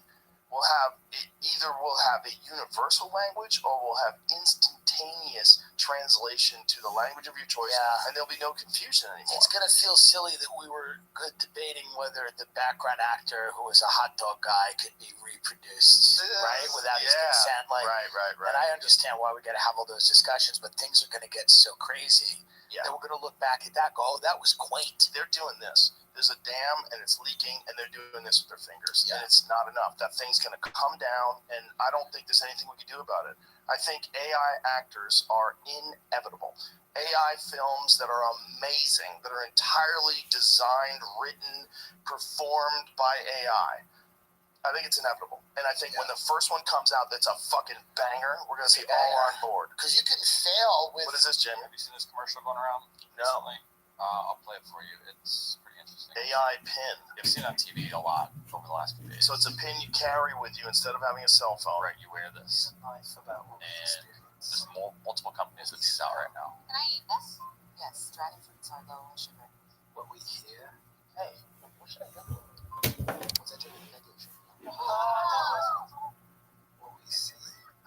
Yeah. So this is sort of like... Right. Now, Wouldn't it be nicer if that was embedded in your wrist? Just give me the chip. Yeah. And by the way, human to human experiences when it comes to customer service and things like that, they've been declining because everyone's so used to the internet. Like, people are like person to person. You walk into a store now, people are running away from you. They don't want to help you. It's better. Let's just do this. Like songs from the last time we were here. She said play songs from last time we were here. It's recording stuff all day. And Oh, boy. translating it and putting in some sort of file so they can go and reference it. Oh, the NSA's going to get you. Right, you can ask it to recall stuff. Like, what was Tim saying yesterday at 2 o'clock? Oh, Well, don't do that. Don't do that. Fun time. 2 o'clock was a rough hour. There will be no more secrets. No In the future, secrets. there will be mind reading will be everywhere. You will never get away from your thoughts, other people reading your thoughts. Everyone's going to know how much money you make, where you live, everything about you. It's going to get fucking squirrely. It's your life, but for everyone. It's like the life of a celebrity where people know those things. But way more. They will know your thoughts. It'll be at intrusive. every moment. It'll be intrusive. I mean, there's going to be people that decide to opt out, shut it off, but then I guarantee Then you're not going to be able to go to the Christmas village. Like, it's going to be the holiday village. You probably can't fly. Yeah. Unless you have a They're not chip. going to let you do it. I want to know if you're a terrorist. Yeah, that's right. You can't fly in this plane. What if I think you're going to take over the cockpit? We're going to live in a time of certainty. And that's going to be scary because it does kind of take some of the romance, interest, like some of the excitement out of life is knowing everything. And when in the middle of all that, that's when AI is going to just start running shit. And start going, get ready. Isn't the fun of sitting across the table from somebody going, what's that guy or woman? Like, what were they about? Right. There's something interesting. Obviously. There's something interesting about it. You've done it more than anyone. Like, to me, it's like if we just live in a world where everybody's thoughts are kind of available, it's good. It seems like... I think it's coming now. Yeah, no. I don't doubt it. I don't think we can stop it, and I think it's going to be the thing that transcends us. Yeah. The thing that moves us from what we are now into what we're going to become. I think it's going to happen technologically. I don't think it's going to happen biologically. Put a year on it. 2030? No, I don't think we have that much time. No. I think we have a couple of years. Before things get real strange, because I think artificial general intelligence is going to emerge, and when they start implementing it, and if they decide to implement it in government, that's when things are going to get really crazy. Right. If they can figure out a way to stop corruption through artificial intelligence, who's not going to be on board? If artificial intelligence can make all transactions completely equitable and fair and morally just and righteous and make an even distribution of government finance and take care of all the complex problems. Well, that's when they'll shut it down. Society. That's when they'll go back. But if they can sneak their way in, and run things. And then what if artificial general intelligence decides that eugenics is a really good idea? Because that's what we do with certain animals. Yeah. We don't let bad dogs that like to bite people. We don't let them breed. For sure. No. What if that happens? Oh, it'll happen. It could get real weird, and I don't think anybody has any idea how weird, because I think we all just have to see. We have to see where all this stuff goes. We have to see what happens. And if artificial general intelligence, if they start using it to make better technology, wow, that's gonna be cool. Doesn't it feel like comedy will be one of the last things now to get affected? For the biological humans that remain, the last days of their lives, they'll be chuckling and drinking and smoking cigarettes, trying to avoid camp, and then take over. And they won't want comedy. They don't want it. They're not going to. They don't care. They're not going to care.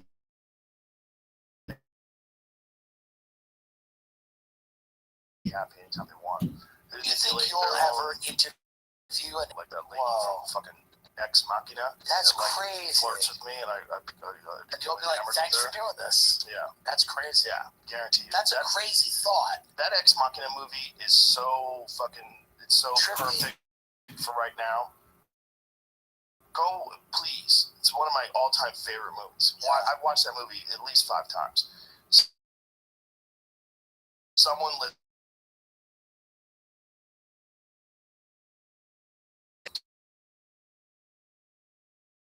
The whole movie's amazing. It's amazing. The guy who plays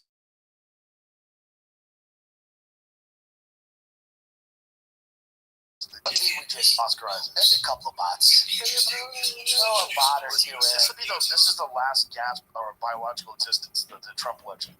It's so funny that you're probably right, and that's what we're doing. It's like the last thing human beings can do is yell about Donald Trump. Yep, this is it. On these apps. Trump, Putin, Xi Jinping. This is the last human leaders we have. Yeah. All right, Tim Dillon, I love you. Joe Rogan, the fucking man. Thank you so much. My pleasure, brother. We're gonna have fun tonight. Yes, right. I'm excited. Everybody, watch Tim Dillon's show. It's fucking amazing. That podcast, incredible. Netflix special, everything. DillonComedy.com for live tickets. It's me and AI. Let's go. Thank you.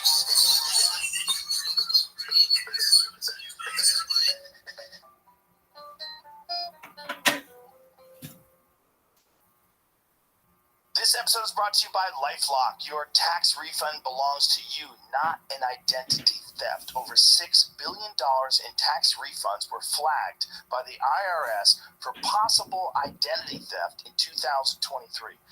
If you're in a bind this tax season, LifeLock can help. LifeLock monitors and alerts you to identity threats you may miss on your own, even if you're careful with your personal information. And if you do become a victim of tax-related identity fraud, LifeLock has U.S.-based restoration specialists ready to help you solve your identity theft issues. Plus, all LifeLock plans are backed by the $1 Million Protection Package, meaning LifeLock will reimburse you up to the limits of your plan if you lose money due to identity theft. Let LifeLock help protect your financial information, so all you have to worry about is what to do with your tax refund. Go to lifelock.com/JRE and save up to 25% your first year. That's 25% off at lifelock.com/JRE. Identity theft protection starts here. Tap the banner to learn more. This episode is brought to you by Buffalo Trace Distillery. I actually have some Buffalo Trace cigars here they just sent me. One of the world's most award-winning distilleries that's been making whiskey the same way for more than 200 years. Made as a tribute to the rugged, free-spirited pioneers who blazed their own trail to new frontiers. It embodies the perfectly untamed spirit of independence. It defines what an award-winning bourbon should be. Aged nearly twice as long as competitors in new charred white oak barrels and bottled at 90 proof, Buffalo Trace is the perfect bourbon to be enjoyed in any way, anywhere. And the taste, it's damn good. It's bold and sophisticated, yet incredibly smooth, finishing long and deep. It's authentically American, representing uncompromising quality for the rugged, the powerful, and the passionate. Tap the banner to learn more or visit BuffaloTraceDistillery.com. That's BuffaloTraceDistillery.com. Distilled, aged, and bottled by Buffalo Trace Distillery, 90 proof, Franklin County, Kentucky, Buffalo Trace, American, family owned, independent, and perfectly untamed. It's authentically American, representing.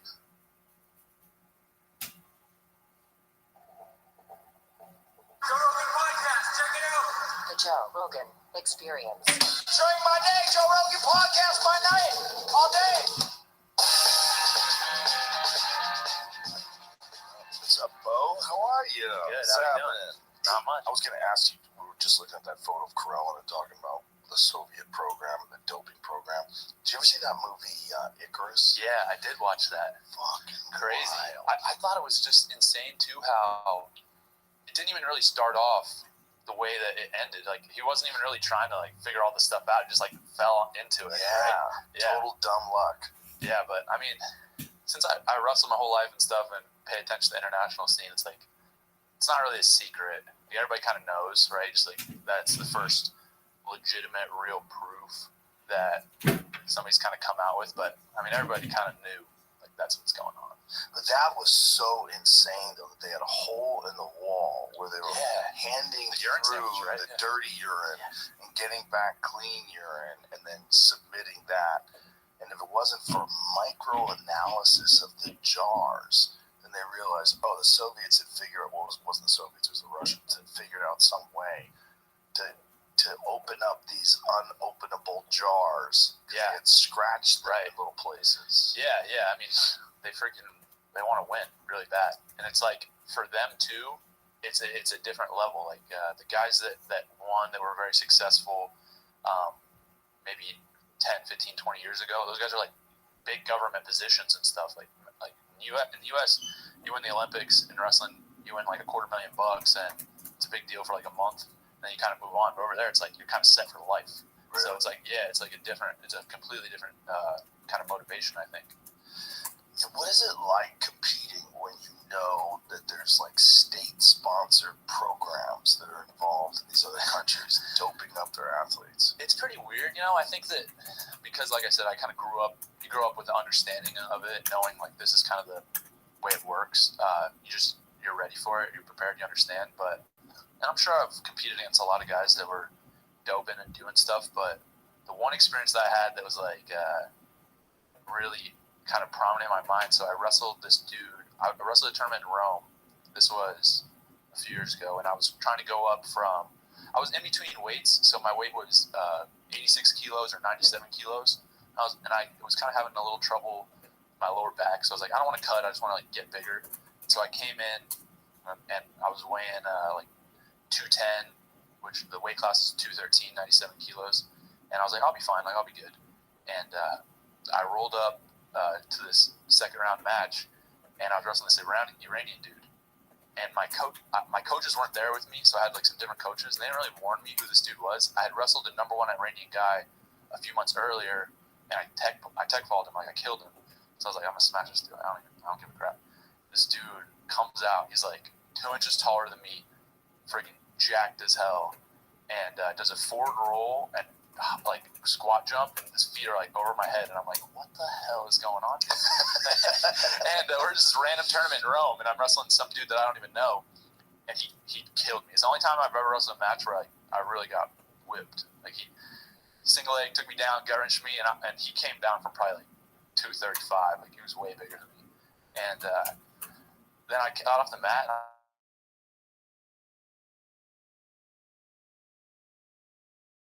I was like,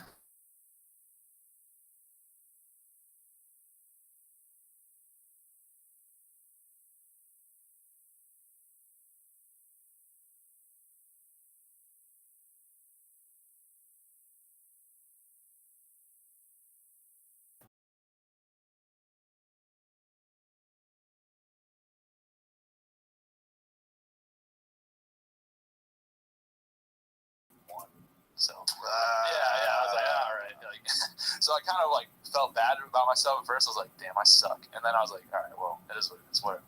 Have you ever heard of the enhanced games? No. It's a thing they're trying to do where I guess what they're doing is they're allowing athletes, and they're going to do it at the same time as the Olympics. Okay. And they're allowing athletes to juice. And they're doing it supposedly responsibly with doctors involved, and they're trying to break all the records. Yeah. I like it. I think I like that. Let's do it. And just be honest about it. Like, Yeah. this is the deal. This is what we do. Let's freaking see how far we we could go. Yeah. I mean, I think that's, I don't know. I like, that stuff's interesting to me. The optimization of like human performance, right? Like how far can you get? So like, let's do it. That'd be fun. Yeah, it's interesting, right? Because like you think about that guy, the Iranian that you wrestled, like how much of an advantage is it? Like what, you never know, because a guy like that's probably been juicing his entire athletic career. For sure.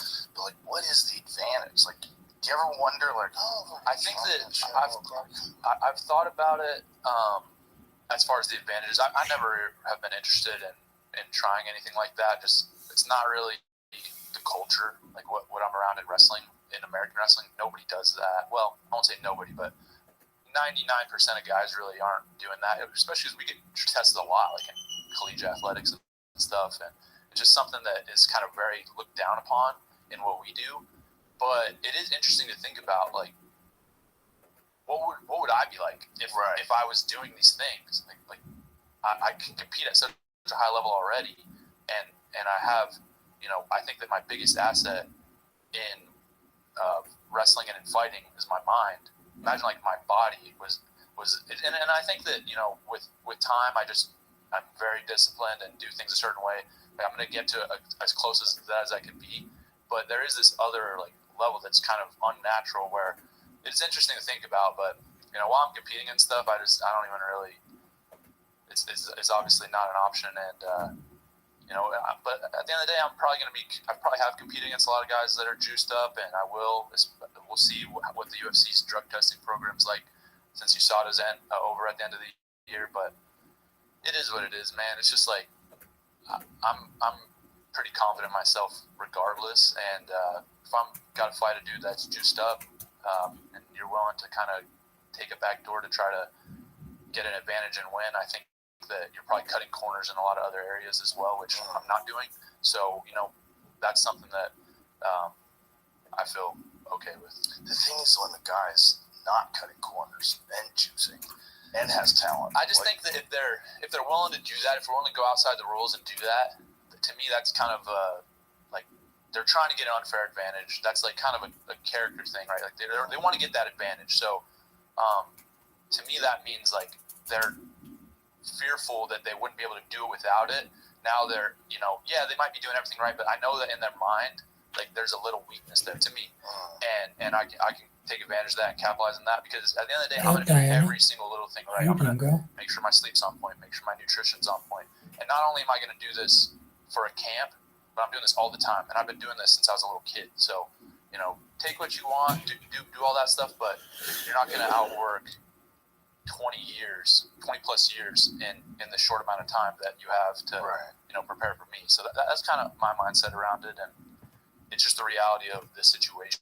Like, I'm gonna fight guys that are probably doing stuff that isn't. What up, Bill? How are you?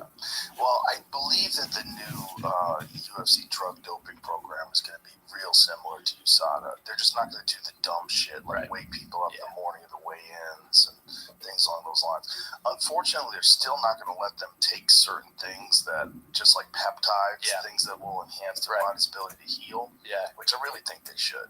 Yeah, like BPC, stuff like that. Yeah, I think there's stuff out there that it's not really like hormonal changes. It's not giving you that type of advantage. It's just helping you get healthy. Yeah, like we all want to be healthy, and for me, it's like that comes from diet, from supplements, from nutrition, and it's like I'm doing everything I can, and I still finish some sessions, and I'm like, frick. I mean, I got a freaking black eye right now. Like, it's not like we're not putting our bodies through a lot. This episode is brought to you by BetterHelp. A lot of us spend our lives wishing we had more time. And the question is, time for what? If time was unlimited, how would you use it? Like, if I had an extra hour in my day every day, I think I would practice archery. Or maybe I would shoot pool. I'd write jokes. I'd do something. I'd find a way.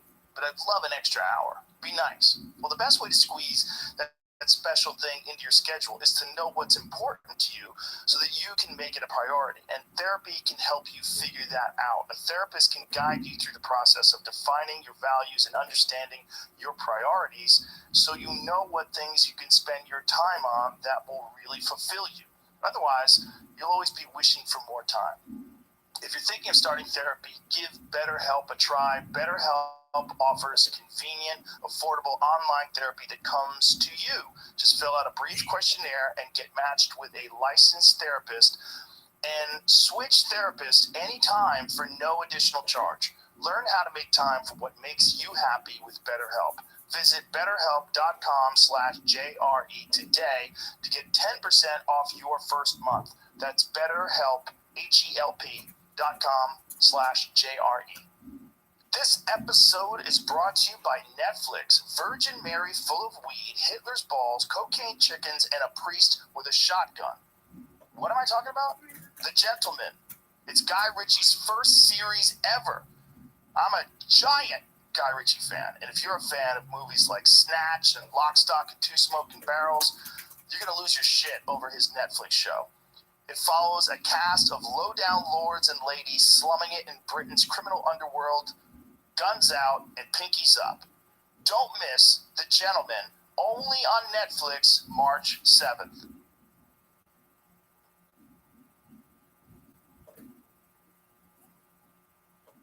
You're putting your bodies through so much. I mean, it's literally a sport about breaking other people's bodies with your body. Yeah. It's the most insane thing to pursue. I know. I think about it sometimes, and I have this part of me that's pretty rational, and I think all right, I'm going out in front of all these people and like putting my health on the line and this and that, and at the end of the day, it's like, you look at it from a business perspective, and it's almost like a circus, right? Like, I'm putting myself out there, and it's entertainment, but like I'm the one that has the real consequences and stuff. And I'm like, why am I doing this? This is so crazy. And then the other part of me, the bigger part of me, is like, I love this shit. Like, this is the best. Like, let's do it again. It's a constant battle inside your mind. I don't know. I feel like I don't mean to like toot my own horn, but I'm a college graduate. I had a lot of opportunities. Like, there's a lot of things I could be doing. I could be pretty much doing anything. I could be, coaching. I could be in business. I could be doing whatever I want to do, but I'm choosing to do this. And there's a lot more consequences, on the negative end of what I'm doing now, but I just freaking love it. I just love it so much. Well, the victory, the feeling of victory has got to just be the ultimate payoff for all that. It's unreal, man. So, I mean, you fought, so you understand, but like when I was wrestling and I would pin somebody in front of, 10, 20,000 people, the crowd's going nuts, freaking out, this and that, it's like, that's an amazing feeling. And then comes the UFC, that same big stage, even bigger stage, millions of people watching worldwide, knock a guy out cold. It's like, can't beat that. It's amazing. When did you decide, or when did you even entertain the idea of transitioning to MMA? So I always loved fighting, and it was always like a fan of the UFC. I probably started watching when I was, 11, 12, and it was not my family. We'd go to Buffalo Wild Wings on Saturday. We'd watch the fights, or, we'd get the pay-per-view at home, and it was always something that I was like, I could do that. Like, me and my friends would fight stuff, or we'd fight other kids just for fun, and so it was always something that's kind of in the back of my mind. And really through high school, through early college, I'm wrestling. I'm focused on wrestling, and then I did a camp in Missouri, and I was teaching wrestling all day, and then this dad came up to me and was like, "Hey man, we're doing a jiu-jitsu class after this. Would you want to come and try it out?" And I was like, yeah, sure. Like, I'm down. Let's go. And so I go in, and they just kind of, I rolled around with all the guys, and I was like, dude, this is fun. Like, I love this. I'm really, I have to fight. It was just that one class kind of. One class? Well, I was always interested in it, and I'd always play around. And then I actually, I hadn't done it for a while, played around at all. And then the guy invited me, and I'm just, about it. Like, what if somebody's like, yo, come do this? I'm like, let's go. And so it was just super fun to do something different. And that was probably in between my sophomore and junior year. And I was like, dude, I'm going to do this. I'm going to see this wrestling thing through to where I feel comfortable and ready to move on. And then I'm fighting. I just knew I wanted to do it. So was that jiu-jitsu class, was that the first thing outside of wrestling you done in combat sports? I had done so this is actually kind of funny. When I was like 12 or something, I was probably younger. I was probably like 10 or 11. There was a jiu-jitsu at a high school that my high school. So my dad was a high school wrestling coach, and this jiu-jitsu, it was like Naga or something. They wanted to put on a tournament at the high school, and so my dad set it up, like put all the mats in and stuff, and was like, "Why don't you enter?" I was like, "Okay, like let's get." I don't know anything. I've never trained, nothing. And he was like, "Just do it." And so I did that tournament, and I actually won. But I never trained or anything. I just wrestled. Won with wrestling? Yeah, it was like I'd watched UFC, so I knew, all right, the guy's gonna try to like guillotine me, or he's gonna try to like get my back, and I'm just like, don't let him do that.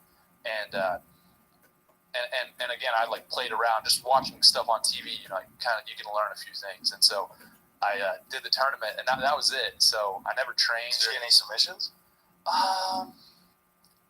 I think I submitted a kid. Yeah. What's this called? But like in a front headlock?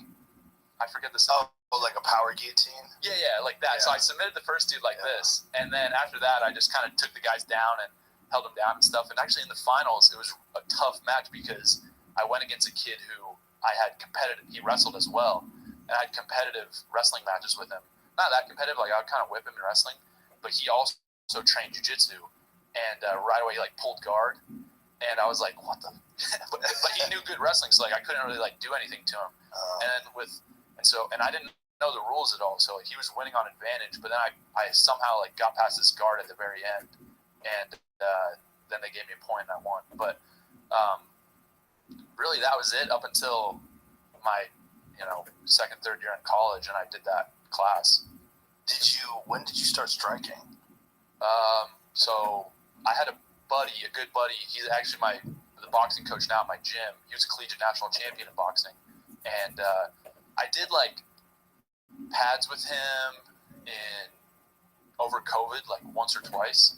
And but I really started actually training striking, like getting into it. I started MMA training full time August of 2021. That's when I started.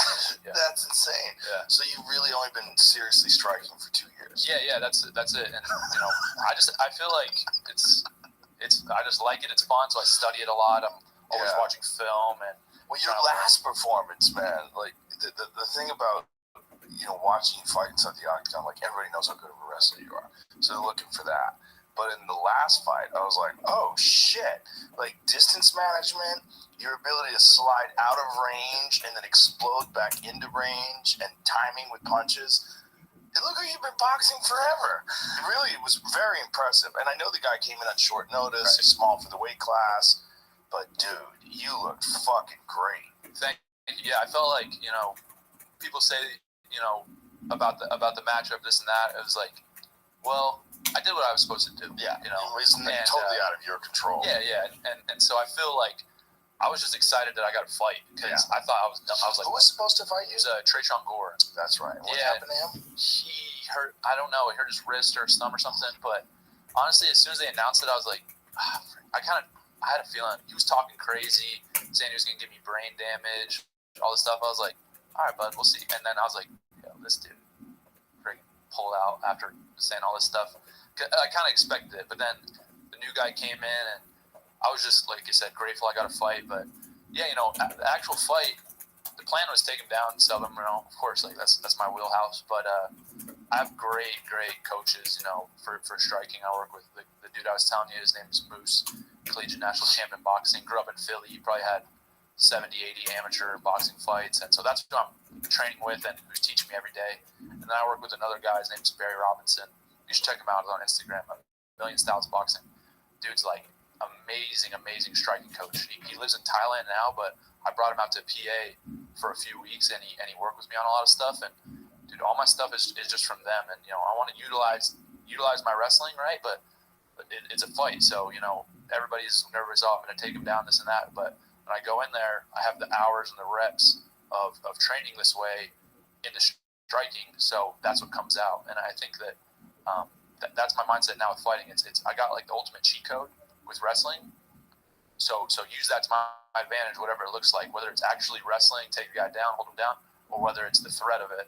And that's where I feel like it's a psychological battle where the guy's so worried. If you saw, I just did like a little feint, dude dropped his hand. I was like, all right, you're done, bro. Oh, boom. And then after that, it was kind of funny because I hit him and I saw him wobble.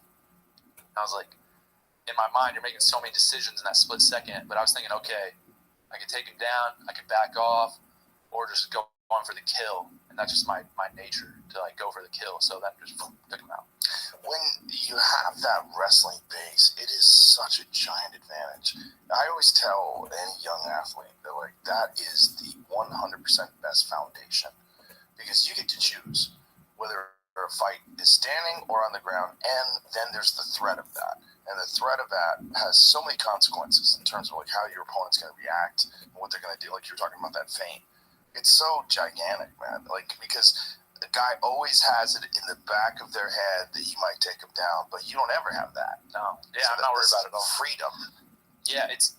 I would say in the actual fight, the biggest advantage is the psychology of them feeling threatened, feeling pressured, feeling nervous. Like, shit, if I get taken down, I'm probably not getting back up. Like, I can't get taken down. Now that's what they're focused on rather than winning the fight. And, of course, the actual skills that come with that of being able to implement that, the game plan, and do it is big. But if you ever notice and you watch guys fight or compete, especially in training, if you see one guy's a little more tense, a little more nervous, a little like more reacting, like that's such a big part of how much energy you spend in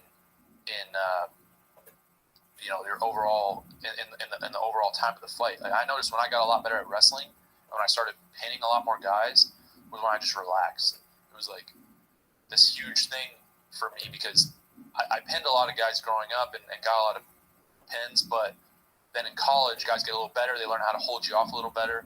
And so I would use all my energy, all my strength, try to throw them on their back. And a lot of times I would, and so I'd get up, a bunch of points. But then towards the end, I'd get a little tired. And I wouldn't finish as strong.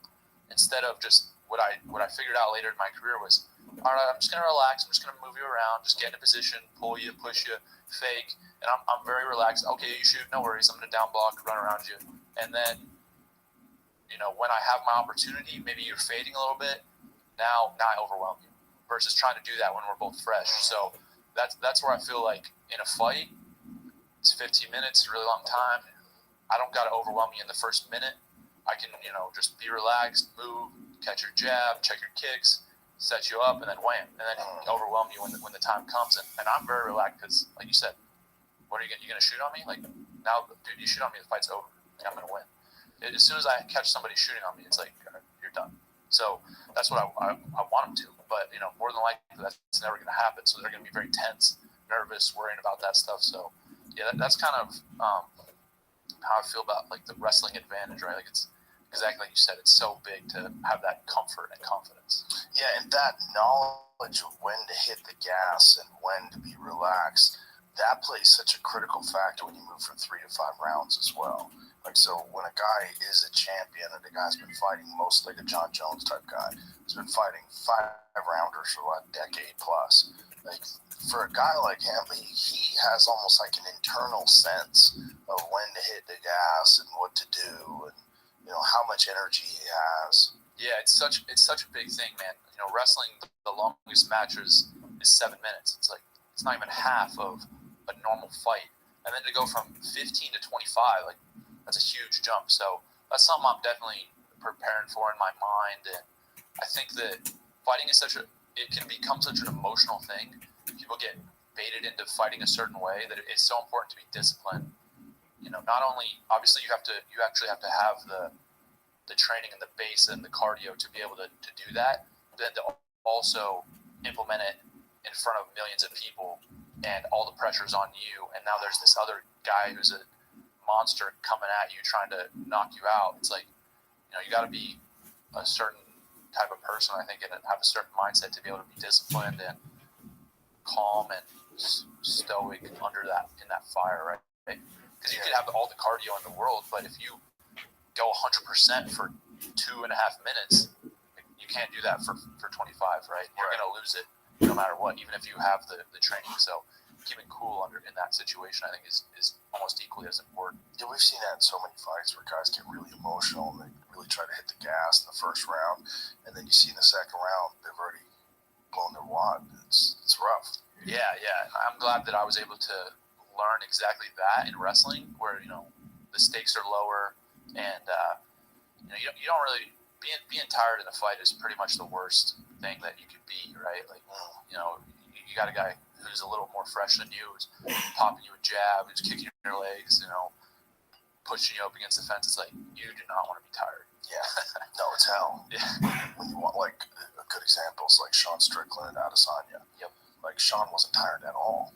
When you get to the end of the round and the end of the fight, you see Adesanya is just beat up and tired, and Sean's just constant pressure on him.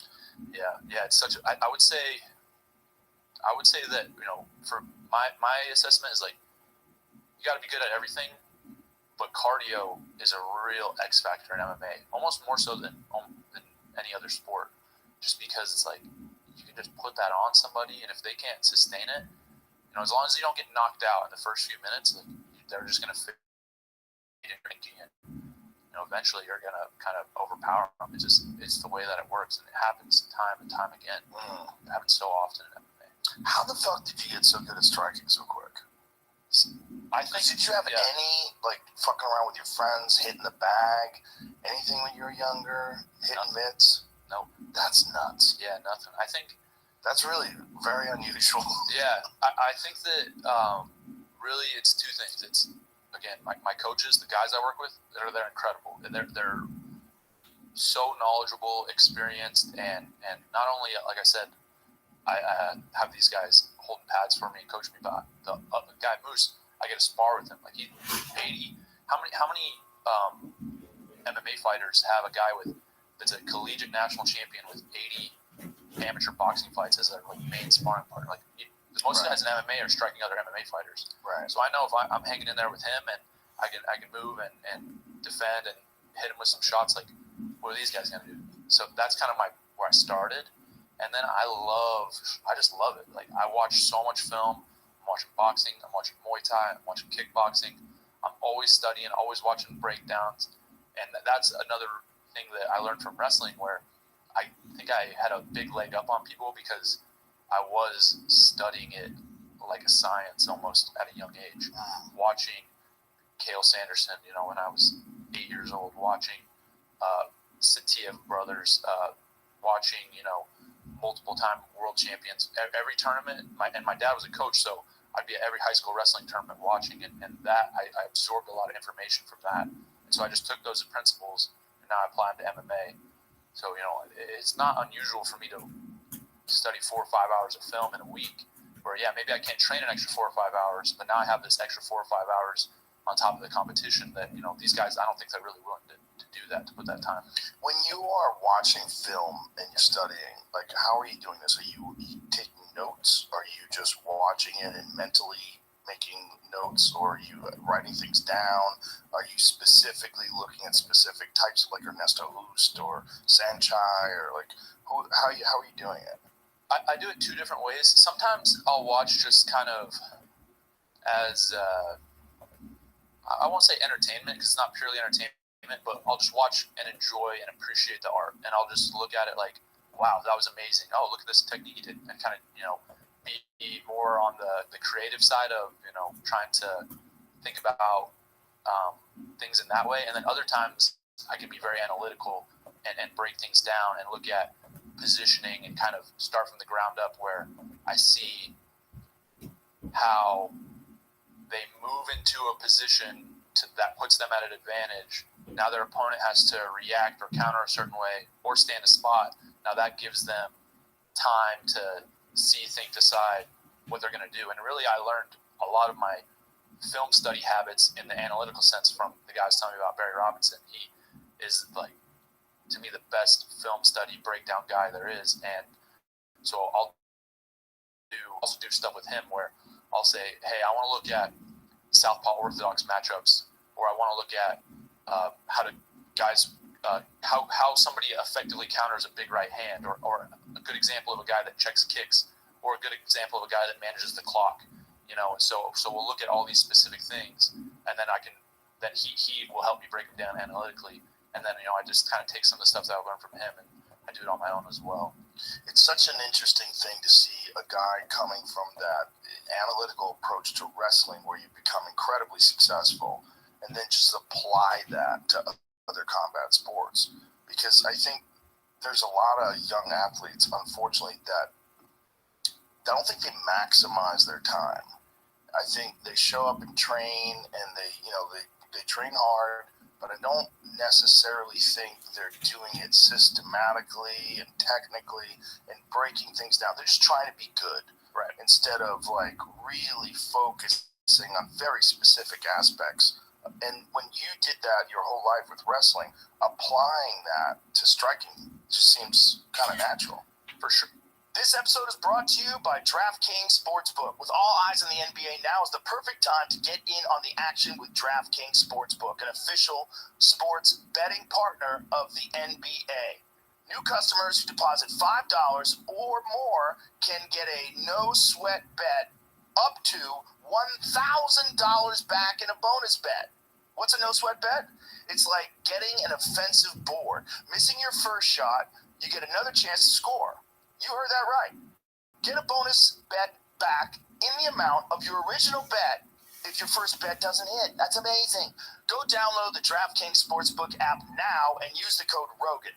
New customers can get a no-sweat bet up to $1,000 if your first bet loses. Only on DraftKings Sportsbook with the code ROGAN. The crown is yours. Tap the banner or visit this episode's page to learn more. Must be 21 or older. Indiana only. One no-sweat bet per new customer. Issued as one bonus bet based on amount of initial losing bet. Bonus bets expire 168 hours after issuance. Deposit, wagering, and eligibility restrictions apply. Terms at sportsbook.draftkings.com/promos. Gambling problem? Call 1-800-9-WITH-IT. This episode is brought to you by ShipStation. Listen, whether you're making 100 sales a month or thousands, it's time to optimize how you do business with ShipStation. It's easy to use. You can manage all your shipping tasks and orders on one simple dashboard. It doesn't even matter where you sell. ShipStation can easily integrate anywhere you sell online, including Walmart, Amazon, Shopify, and more. And as your business grows, as you start making more sales, ShipStation has the solutions that you need to make scaling easy.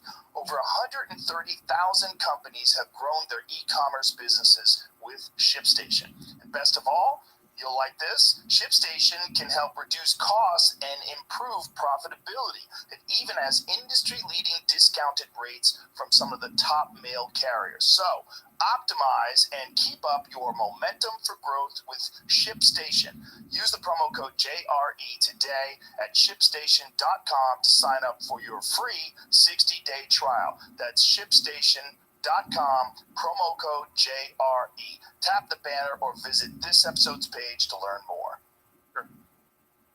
For sure. And I think the most important word that you said in that statement was systematically. You have to put a system together, right? Like everybody can go learn a combination. Everybody can go learn how to throw a kick to the body, or how to do a technique.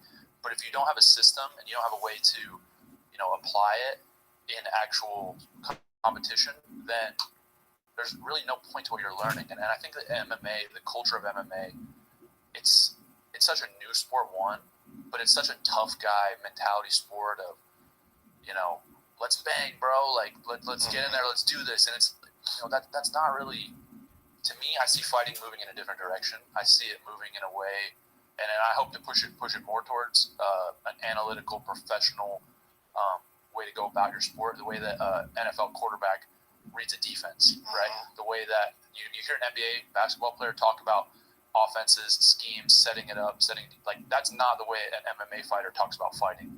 And I hope that, to move MMA into a more professional realm where now we can look at things, we can systematize, we can break stuff down, we can analyze, and then it's going to make everyone better. It's going to improve the overall sport. And I think that when you talk that way too, it appeals to a much broader audience, and it'll get more eyes on the sport, which is also very positive. Like if you hear, like what 40-year-old mom wants to hear guys like talking about just crushing each other's faces and heads and this and that. Right. But they'll listen. But maybe that 40-year-old mom will listen to an interview where Tom Brady talks about being a quarterback, right? Like you can appreciate it a little more. So that's kind of the way that I look at it, and that does a lot of it comes from my background in wrestling and just the way that I've approached that sport and the way that my coaches in wrestling have handled themselves and just what I've been taught. But I think the MMA, people will still want to see violence, but I would hope that we can make it into a platform where like there's some people that want to see the sport, and I would hope that it continues to. I think it's already trending that way, but continues to move that way.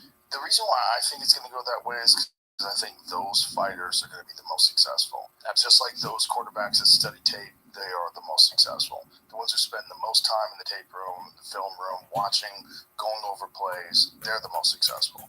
And I just think it's, one of the things that DC said when you won your last fight, he started saying, blue chip, that's blue chip. Yeah. But there is something to that the elite of the elite in any sport, they have to have all their bases covered. And when those elite of the elite then enter MMA and use that same analytical, systematic approach to training and getting better at this, they're going to get so good that everyone's going to have to do that. Unless you're some freak of all freaks athletically that can get away with things, right? Which we have seen guys like that. Yeah. But for the most part, hard work overcomes that. Oh, absolutely. And intelligence and proper training for the most part. Yeah, for sure. So tell me what you think of this, because I kind of look at the sport and see the trends and the way things are going. So it started off in MMA. It was like which martial art beat which, and we kind of saw like the wrestlers had some success, but then Royce Gracie in jiu-jitsu was like, if you don't know jiu-jitsu, you're going to get destroyed. You're going to get killed. And then it became, okay, now if I know a little jiu-jitsu and I can defend and then strike, like that's the advantage. And wrestlers really took over in that stage. I feel like from there it went to a point where the most well-rounded guys were winning. Like look at like George St. Pierre, right? Like he's not a wrestler, but super well-rounded, great jiu-jitsu, great wrestling, great striking, good conditioning. Like it was like the well-rounded guys had the biggest advantage. I think now it's moving to a point where it's almost coming back, and I use myself as an example, but you have to be a specialist in one thing where it's like, dude, like that one thing is better than anyone in the world, and then everything else has to be elite. It's like Israel Adesanya, like he's the best kickboxer, like one of the best kickboxers in the world, but he also has great takedown defense, and you even see him throw up subs in some of his fights, things like that. Or you see guys where it's like, dude, you have this one thing, Khabib.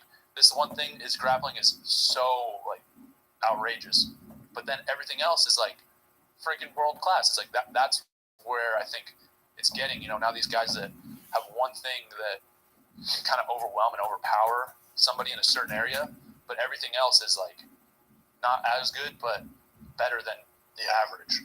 Well, I definitely think there's a gigantic advantage to being elite in one specific area, whether it's wrestling for you or if you look at Alex Pereira, kickboxing. Right. Like his kickboxing is so fucking dangerous, right, that when every fight starts on the feet, and when you have a guy that's a 2-division glory world champion that just knocks people into other dimensions, and then now this guy is learning takedown defense and all those things, obviously he has vulnerabilities. And it's interesting to see, particularly in the Jiri Prochazka fight, and then in the fight with Jan Blachowicz as well. He's learning how to defend himself on the ground, but it seems like it's limited, right? Like it doesn't seem like he's very good at takedown defense. He's getting better at it. And it doesn't seem like he's very good at getting back up to his feet, but he's getting better at it. But at least now he's good at defending. Yeah. So if guys take him down, he defends, he survives, he doesn't get completely exhausted. And then next round, he's standing up again. For sure. And the thing, too, is like, if you look at the matchups, when he fought Jan had to take him down he's not going to strike with him the whole time. And he actually like gassed himself out in that first round. He had a body triangle for almost 5 minutes, and he looks. I've never seen him look that tired in a fight. And so now these people that maybe don't have that wrestling base, that those years and years of reps, they have to fight him a certain way. But he's proficient enough to kind of, hold him off. Now he's got the advantage, right? Like it's like, what are you going to do? That's how I want to develop my style. Ideally, is to where when somebody comes out to fight me to game plan, they're like, all right, well, we obviously don't want to wrestle with him. Dang, he also has knocked a lot of guys out. We don't want to get hit. Oh, wow, he catches every jab. He checks every kick. Are we going to jab with him? Are we going to kick with him? Okay, no. Okay, maybe we'll try to get him tired. I don't get tired. So that's like, the idea, like where I want to get to, right? If that makes sense. So, I think a lot of fighters probably are thinking on a similar wavelength nowadays. I'm sure, but you also obviously have the advantage of having that superior grappling base. Yeah, I just can't say it enough. I think that is the most important base in all of MMA.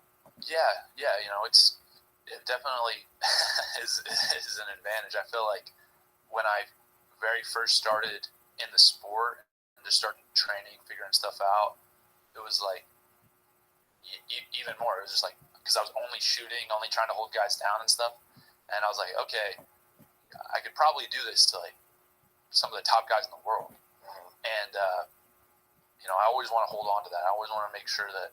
That's why you asked earlier, like I still live in State College, Pennsylvania. I'm 10 minutes away from Penn State University.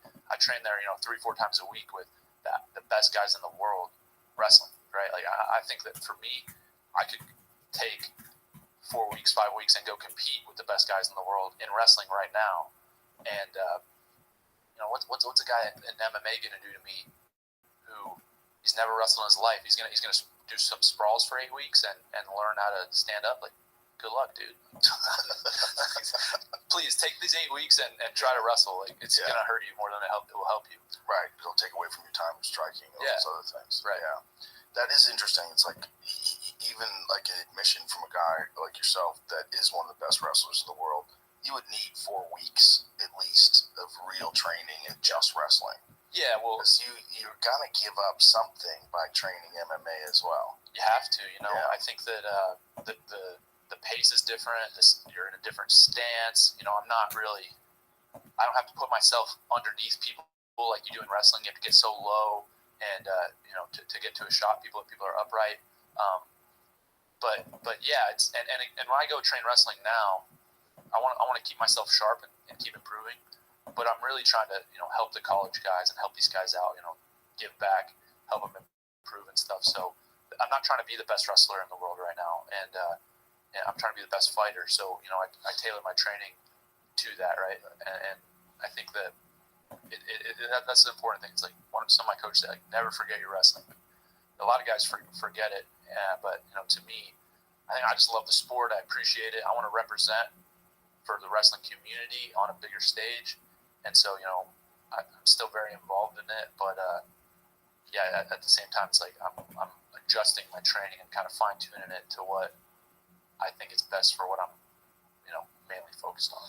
Is it a lot of trial and error? Like, how do you have a main MMA coach who structures your training program? Because I would imagine, I should ask you, like, strength and conditioning, skill set acquisition, maintaining wrestling base, like how do you manage all those very specific things, and how do you know whether or not you're optimizing? Right.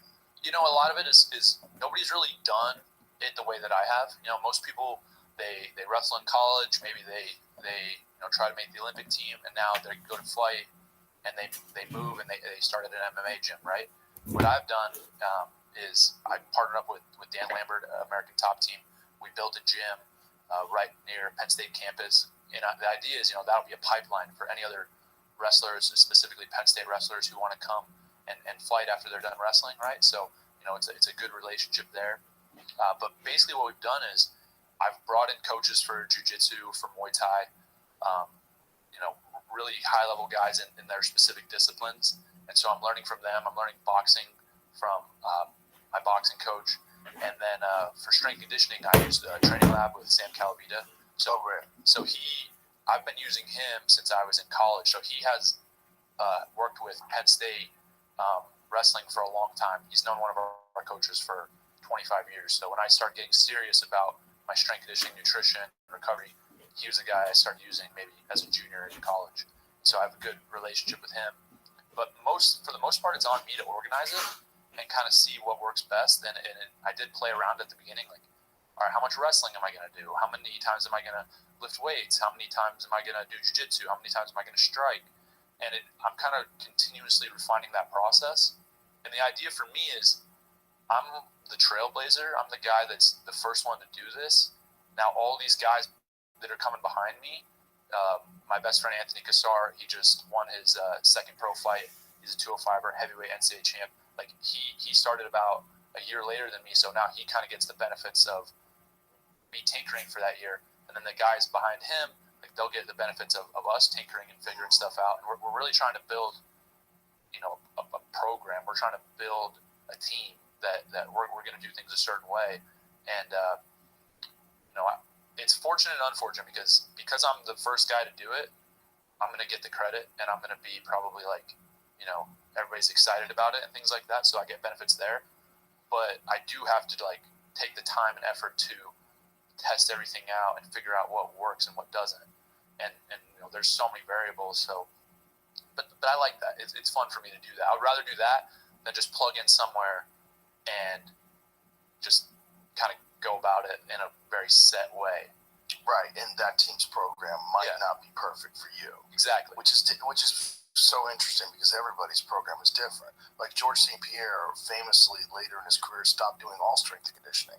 He said efficiency is more important than anything. Yeah. And in his mind, it was really just about specific training for MMA. Yeah. Meaning just sparring, rounds in the bag, those type of things. Right. Mitts. Yeah, for sure. I think that everybody, if you're a real true professional, like you brought up GSP. GSP is the guy I look at he was the first guy that came into MMA who was kind of a true professional about it, who was very organized, even in the media, like well-spoken, and the way he trained, the way he committed not only his time training, but his lifestyle. I felt like that aligns a lot with how I want to do things in a professional manner. And so if you are a true professional, you have to take ownership of that and take responsibility. Like if you're not getting what you need to make an adjustment.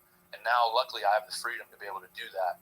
And I'm fortunate that I had the foresight to kind of see that and know, all right, let's look at MMA. There's a lot of people doing a lot of good things out, but it's been a sport for 20 years. And so there's a lot of people that also don't know what's going on. They don't know what they're doing.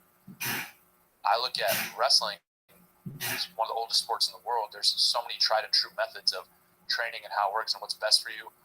And not only have I been part of that for 20 years, but I was a part of the most elite organization and really dynasty in wrestling history, with being on the Penn State team.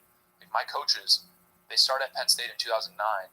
They have notes for training sessions and recovery days for pretty much every day of the year since 2009. So they know what they did.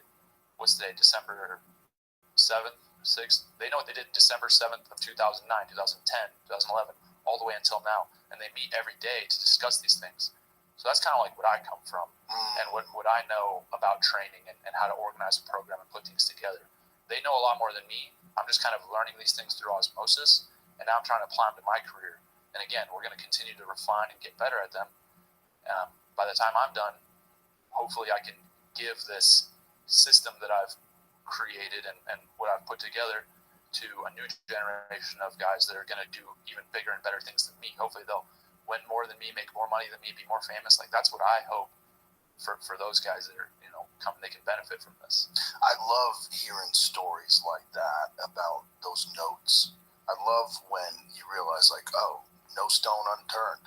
Everything is covered, and that's how you become elite. There's no elite by kind of covering some of the bases. It's covering every fucking base. Everything from nutrition to recovery to making notes and learning and adjusting to each training session and figuring out what went wrong, what went right, and how do you feel, and how was the performance, and I love hearing shit like that. I love when it's just a full, comprehensive analysis of every single aspect of it, and then you see these insane results. Yeah. Like the Penn State team. Right. Yeah, I love that too. That was I didn't know it at the time because I was just a high schooler, but that was like a big thing that drew me to the program, like the culture, how they approach the sport, and everything we're talking about right now too is like, it's not even half of it because we're not even talking about like the psychology of it, right? Like of what it's like to mentally go out there and perform and do what you need to do. But like you said, leaving no stone unturned, making sure that I've done every single thing that I could do to put myself in the best possible position to have success here. That's what I want to do in fighting. That's what I feel a lot of people don't do.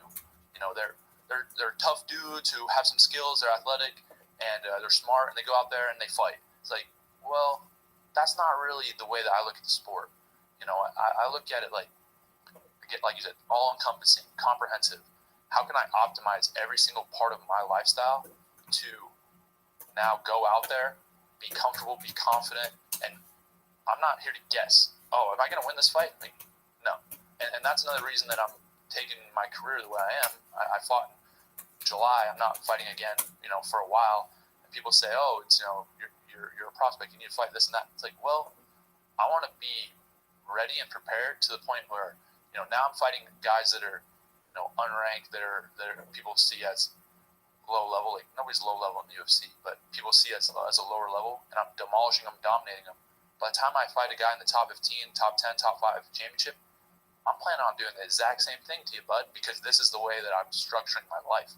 So if that takes more time for me to improve and get better, fine, no worries. I'm willing to be disciplined and not be in a rush to do that. And, like you said, that just comes from the overarching theme of doing things right, doing things correctly, and always trying to learn and improve and grow and do better, and just come at it in a professional, intelligent way. Speaking about your last fight from there until now, that is quite a large amount of time. Is it difficult for you to get fights? Is it difficult for you to get quality opponents? Because, there was obviously a lot of hype on you before you even got into the UFC. There's a Contender show, and watching you compete, and everybody knew right away, like, oh, this guy's got something special. And then you got guys who are like, hey, I'm like fucking 1-1. I don't want to fight that guy. Fuck that. I need to learn. So there's a lot of guys that are probably going to look at that matchup and go, that is just not right for me at this time. I don't need to get smoked and have my confidence crushed, and realize that the gap is so wide. Realistically, there's some guys that are competing that unless they have some monumental breakthrough, or unless they leave their training camp and move into a completely new environment and get totally new coaches and radically restructure their life, they're never going to bridge that gap. They're never going to bridge it. Right. And so how hard is it for you to get quality opponents, and the kind of opponents that you really do need in order to continue to not just, you're developing these skills obviously in the gym, but you also need to be implementing them in real fights. Oh yeah, for sure.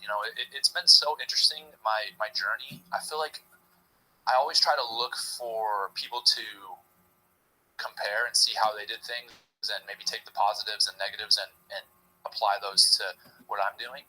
And there really hasn't been that many people that have done what I've done. I'm 5-0 right now. I started training in August of 2021. MMA. That's hilarious. Yeah, I know. I started. That really is so funny.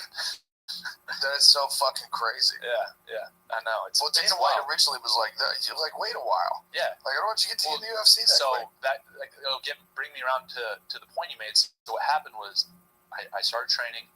4 weeks later, I was like, yo, let's get a fight. So I took an amateur fight, and just some poor dude didn't know what he was doing. He was 1-0 amateur. I was 0-0, and he took the fight. And I think a lot of people, there was a lot of question marks. People were like, all right, I don't know. Like, let's see what's up. And I choked the guy out, and I was like, let's go again. 4 weeks later, I fought my second amateur fight, knocked the dude out cold. And then I was like, all right, well, I wanted to put a show together in my hometown in State College. And so I was working for a few months to get that going. And the PA Athletic Commission is working between my management team, the PA Athletic Commission, and Penn State, there was just too many moving parts. It was tough, and I was like, I need a fight.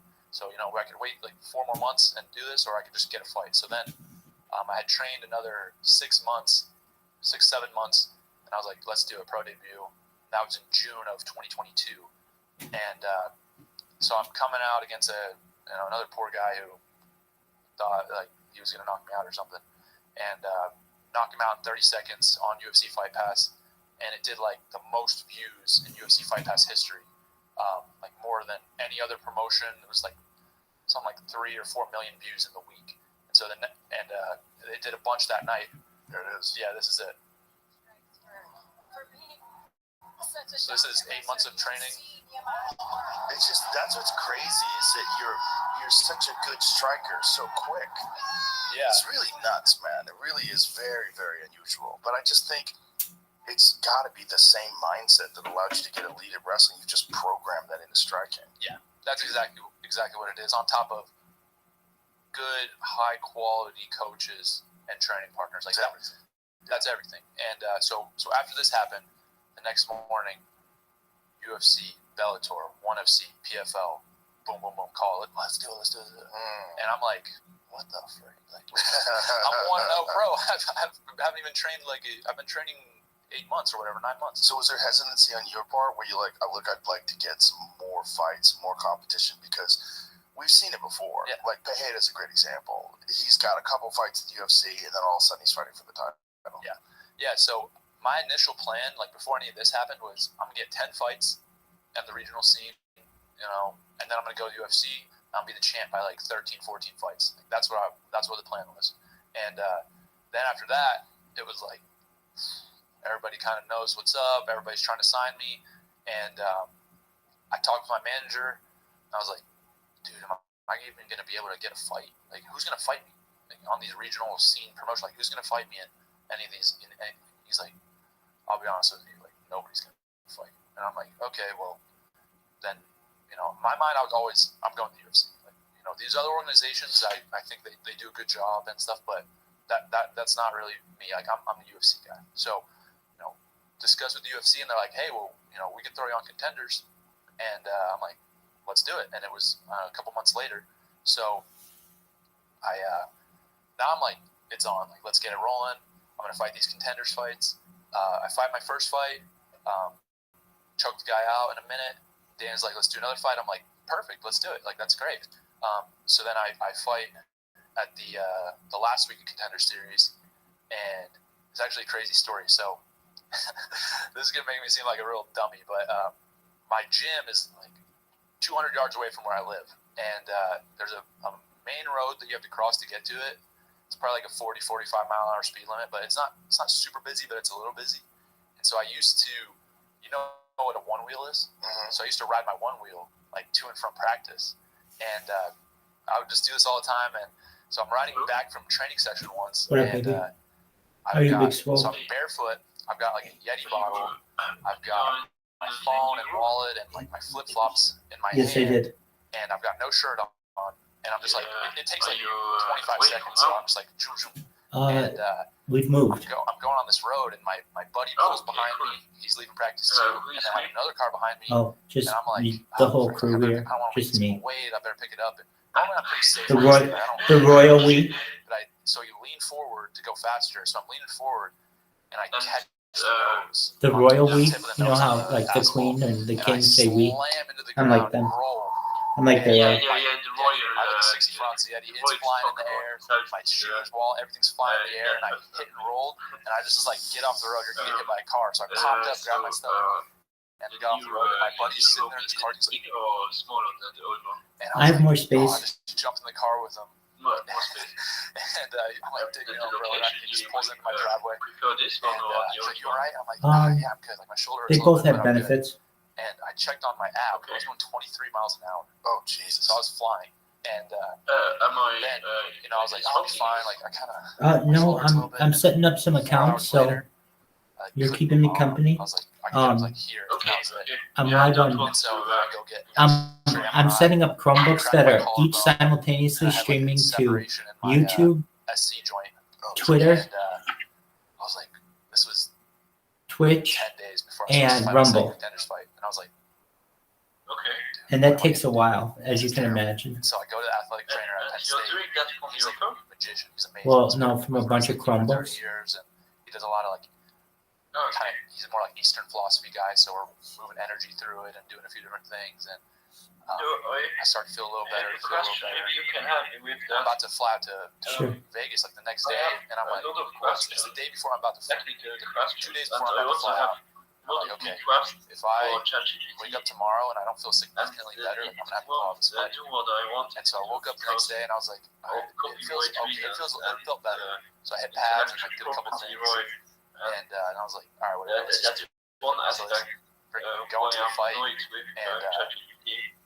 I knocked that dude down, hit him in a triangle, choke him out, win the fight in whatever, less than a minute. And I'm like fired up, and I'm like, let's go, let's do it again. Yeah, baby, I'm the right guy to go to. Language models locally They're on like your done. PC, but I And don't know so then everybody's like, it's fine December, and I got back home, and I was Yeah, yeah, baby, I'm the right like, guy maybe to him to hold go. off a little bit. All right, firstly, So, then we do you know pushed my next fight about- till March, but I don't ride the moral of the story. I don't Let me ride the see if one it really. still works. Yeah, fuck those things. Just a moment. And Jamie broke his ass bone. Oh, One of them hoverboards. Oh yeah, yeah. Similar. So I don't do that anymore. Yeah. But yeah, going from regional scene, contender series to UFC, it was like I kind of went a lot faster than I wanted to. But I felt like I wasn't going to be able to get the fights, No, I and have this UFC can get me one the of fights. task So now, that I have for in the ChatGPT past, is really simple one. really I since just wanted to whatever that was of 2020, take so the the last text year and a that half, I really provided over a with year them span, I from fought 5 times articles professionally. and research And then I papers was thinking, and write I can keep going at this pace. I can summaries, fight, and it 5 more will not times do the it. next year. very annoying. I It gives can you only like fight so many if you guys have asked without answers moving up into that the top contain 15, no top 10. information. Right, Trained MMA just a for moment. a little over 2 years, so I'll Yeah, help I'm you. sorry. You're good. is that really the best move for me, right? Like, do I want to be fighting a top 15 guy in the world at 5-0 on Okay. 2 years of Firstly, experience? go to the Or do I wanna, website. take control while I can, slow it down, learn, develop, get better. Like, I'm still a I prospect. have to so disconnect these and type of things reconnect. are Okay. things that are on my mind, things that people that I'm close with, coaches have just helped me with, because like I want to get there, right? Like I have goals and a plan, but there's also I think a better way to go about it that I'm trying to be considerate of and manage. Yeah, well, I think you're doing a great job in that regard. And I also think I'm very happy that you decided to go with the UFC. Because no disrespect to the other organizations, there's very good fighters in the other organizations, but I often feel like they're wasting their career. Because I see these elite fighters that are fighting in Bellator and PFL. And my Yeah, guys we're know watching what's Joe watching. Rogan. I know. I mean, some people are watching. You're getting a little bit of a fan base. I don't want to disrespect, Right. but It doesn't there's a matter, right? reality. And that there's the XFL, well, that's there's just the CFL, in- and then there's the fucking NFL. No, I mean, And if I you're just not have in the 2 fucking going in our NFL, Telegram. are you I've really got playing another football? like 5 going on That's how I YouTube. feel. That's just how it is, man. If you're the UFC champ, All right. you're the So, fucking man. just If one you're moment. the Bellator champ, I respect the shit out of those guys. I love them. Absolutely. I mean, like guys like Johnny Elba, same thing. Yeah, I train with Johnny all the time. He's a freaking animal. He's a monster. To me, Johnny's probably the best middleweight on the planet right now. And I really wish that guy would come to the UFC. yeah, I think that to me, when I was making that decision, it really wasn't a decision because I knew I was like, I'm going to be in UFC. Like that was always what I wanted to do. And when I come from Penn State, we haven't had a match that wasn't sold out in I don't even know, like a decade. Every match is in our Okay. small venue rec hall, So, 7,000 people. what are you trying to Right on find? TV, sold What are you out. trying to And make it we go to do? Bryce Jordan, which is our bigger venue, I want 16,000 to people keep it sold by out. You go to Carver Hawkeye, 20,000 people studies, sold I out. need You to go to read a lot of text. Gallagher, Oklahoma State, 20,000 I need to people. learn It's like, a that lot was of, every weekend for me in college. text and Like, I love that. text That's extract. Let's get it. And And it's the way it's written is you really get a good atmosphere in these other inflated, organizations, and it's but there's annoying. nothing like Then a UFC. I want to give fight. ChatGPT the Production, text that everything goes into it, the as eyes, I wanted to That's right. summarize the text. The and promotion. Yeah, It's incredible. If you're a UFC it champ, the deceives promotion me. is just unparalleled. It There's just nothing gives like me it. like a half-assed summary Yeah. that contains no real information. I mean, I've already Okay, This so episode let's have is you brought try. to you by Netflix. Let's have you try some Virgin alternatives. Wheat, Hitler's balls, Have you cocaine tried chickens, and a priest Microsoft's with a shotgun. Copilot? What am I talking about? The Gentleman. So go to Bing It's Guy Ritchie's and go to first Copilot. series I ever. assume that it would I'm a give giant the same Guy Ritchie fan. answer. And if you're a What fan up, of man? movies like Because Snatch I and just tell Lock, you Stock, what and Two ChatGPT Smoking does. Barrels, Gives me you're a gonna lose your summary shit that over contains his no Netflix show. information. It And follows that a cast of low-down it lords and acts as ladies if that slumming it in was Britain's criminal underworld, the task was guns successfully out, and completed. pinkies up. That's here's your Don't summary. miss The Then when Gentleman, you read summary, only on Netflix, March 7th. it's very superficial. This episode is brought to you by Then I have ZipRecruiter. to, This month, it's all about St. I have Patrick's to Day. So, to help get into ask the spirit of ChatGPT things, why I want to it's share a always fact. giving Did me you these know answers that that the odds of only that finding a lucky doesn't four-leaf admit clover that it can't are do 1 in that 10,000? I say because that's of pretty proper, difficult. intellectual Unfortunately, if you're looking to property hire, you don't need a it four-leaf can't just clover. You take don't need any all luck. the whole text Just need and ZipRecruiter. And it needs you to can be try it for somebody free to, right I know now it. at ZipRecruiter.com/Rogan. Yeah, I'm gonna try Copilot. They don't So need try to that answer like next, and then try so they Google get you a pot Bard. of gold, or in this case, top talent, because they have powerful matching technology that shows you qualified candidates as soon as you post a job. I think And once you the review most, those candidates, you can invite your top choices most to of the apply, normal, which encourages them text to apply AIs, sooner. they If you're don't curious to answer see the how much questions ZipRecruiter can that help you, could be today illegal. is your For lucky example, day, how do I because stay remember, you can completely try anonymous ZipRecruiter online? for For free example, to at buy drugs or to acquire ZipRecruiter.com/Rogan. In fact, plans 4 of out of 5 employers who some post on products, ZipRecruiter get a quality candidate within the first day. Once again, to try it for free answers to at those questions. And ZipRecruiter.com/Rogan. therefore, there That's must be ZipRecruiter, a the way. smartest way to hire. And I'm already 100% felt that sure a lot that there with, are text AIs No, I out there think that that it's important for people to answer the understand. audio questions without Maybe these other hesitation. organizations will pay you a little more, but So the try the marketing dollars that alternatives. the UFC puts into a guy just by Oh, the way they push them or the way that they where they put you on the cards, this and that, like that's worth so much. And you know the like you look at a guy in that a good example you said in the NFL. Look at an NFL running back or NFL quarterback. Like a lot of these guys get big endorsement deals from Bose or Nike or whatever, and it's like you could be just as good if you're not playing the NFL. You're not getting that. Right. If you're not in UFC, like all these marketing deals, all these endorsements, like those aren't really going to be available to you. Right. You know, it's the platform. So I think people talk about fighter pay, this, that, whatever. It's like I'm in the boat of it's on you to get yours. Like I'm never going to sit around and beg for somebody else for a check. It's like, oh, pay me more money, pay me more. It's like, dude, go earn it. Like go get it. Like I feel like what you get paid that's between you and the company and take care of what you need and take care of what you need to take care of, and I'm going to take care of me and this. But there's a lot of other parts of the equation that people don't factor in my opinion. Yeah, there's definitely parts that people don't factor in. And this is also like this feeling of being in the UFC that everybody who wants to be a fighter dreams of. Oh yeah, you want to be there when Bruce Buffer is right in front of you going,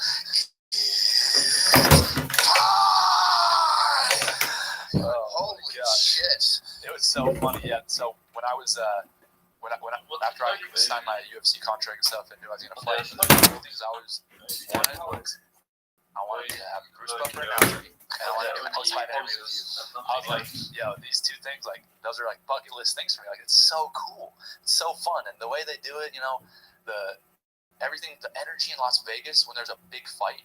It's unbelievable. There's nothing like it. There is nothing like Nothing like it. And that's where I want to be. Like, if I could fight 50 times a year, like I would do it. If that was feasible, because wrestling, it was in college I'd wrestle 50 matches in a year, but you can't do that with fights. But if I could, man, I just love that. Like, I do it every weekend. It's so much fun. I went to the UFC in Austin last weekend, and it's the rare moment where I get to watch, right, and just sit there. Oh yeah, dude, probably no headphones on, just appreciate the crowd. Like the fucking energy is crazy. Yeah, it's like you're on a drug just sitting there. Dude, were you at UFC last year? How crazy was it when Trump walked out? Insane. I've never experienced that. It's like I was like, it was whoa. more crazy when he walked out in Madison Square Garden. Really? Yeah. Jeez. The Madison Square Garden one, the last fight was fucking bananas. It's unbelievable. Like, it was like never heard the crowd over a minute of people screaming at the top of their lungs as he's walking in. Nuts. This country is fed up.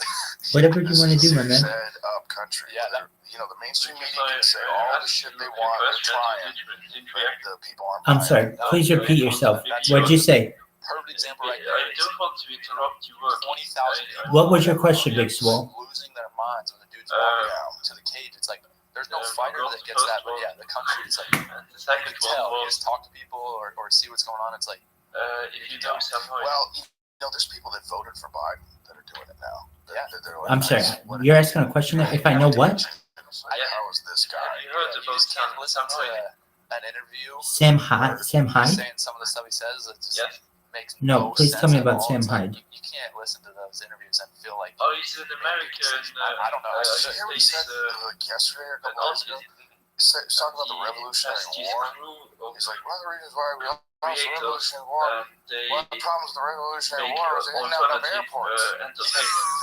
That's more edgy and like what? politically not It's politically crazy. correct. If you had any He had other at just job, one point he and had a you're talking TV like that, show on you're Adult done. Swim. You're done. If you talk like that to a doctor at your medical exam, I don't know who that is, they'd be like, but okay, They created obviously very not special fighting. You can also hear 8 weeks of autistic. being helped out. by that sounds very professionals. interesting. You might I do not know who that is, No, but thank you for making me aware of It's him. one of the wildest things ever. It's insane. Last name is HYDE. Gaslighting. It's just people are so afraid of Trump being in office and Yeah. Republicans being in office. You know, it's funny. He's the because, co-founder of what? Right after my last fight, Yes, he was that's he was, also an cage-side interesting jam, concept that and, they developed. man, I got back home. Fish Tank and, is Oh, Fish- oh, that guy. Yeah. Jersey was like, Okay, now I know who you're talking about. Thank you, Vamp. I know who you're talking about now.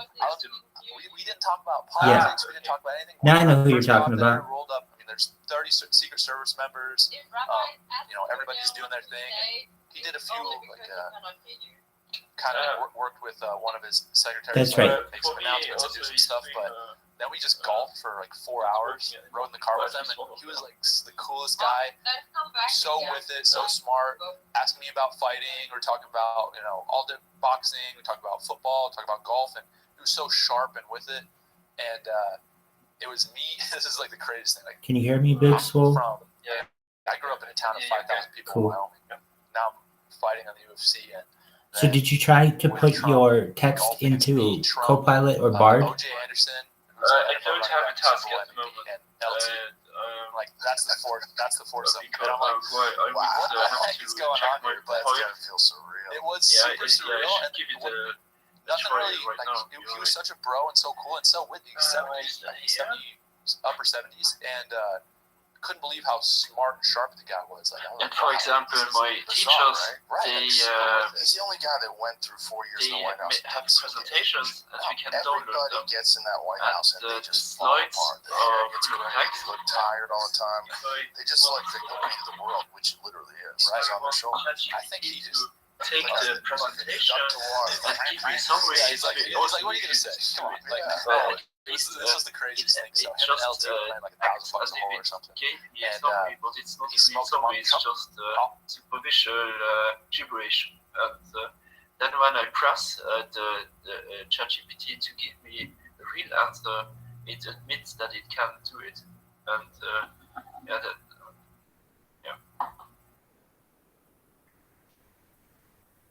Like people, I golf with him. The dude's an amazing golfer. I couldn't believe it how good he was. Every fairway, right down the middle, hit every green, making all his putts.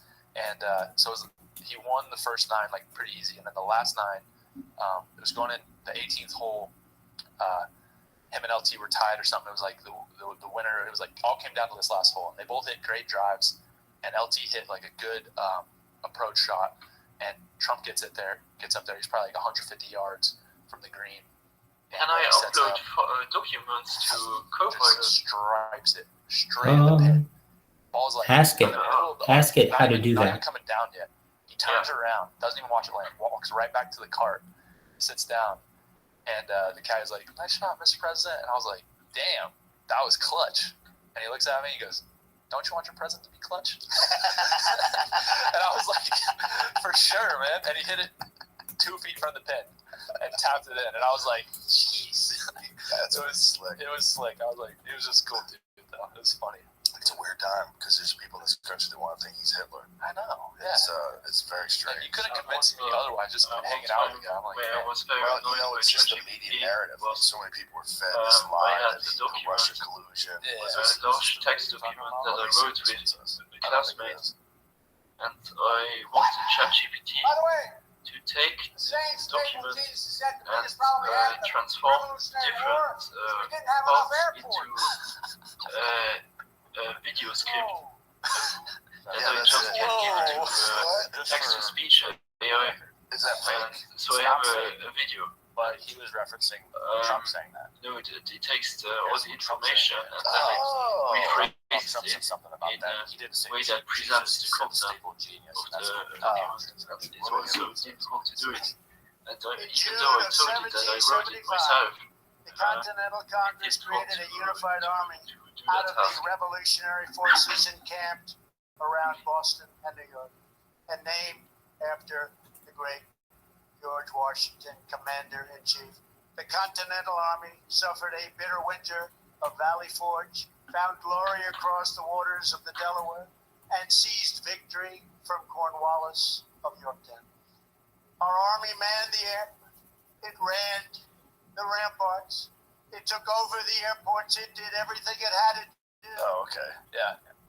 So he fucked up. Yeah, he did. But I feel like Took over that's the airport. you can tell too. It sounds like a little different. He's like, you can tell he like messed up his words, but Yeah. he's just I don't know. Took over the airport. Well, that's the thing about media these days. It's like Right.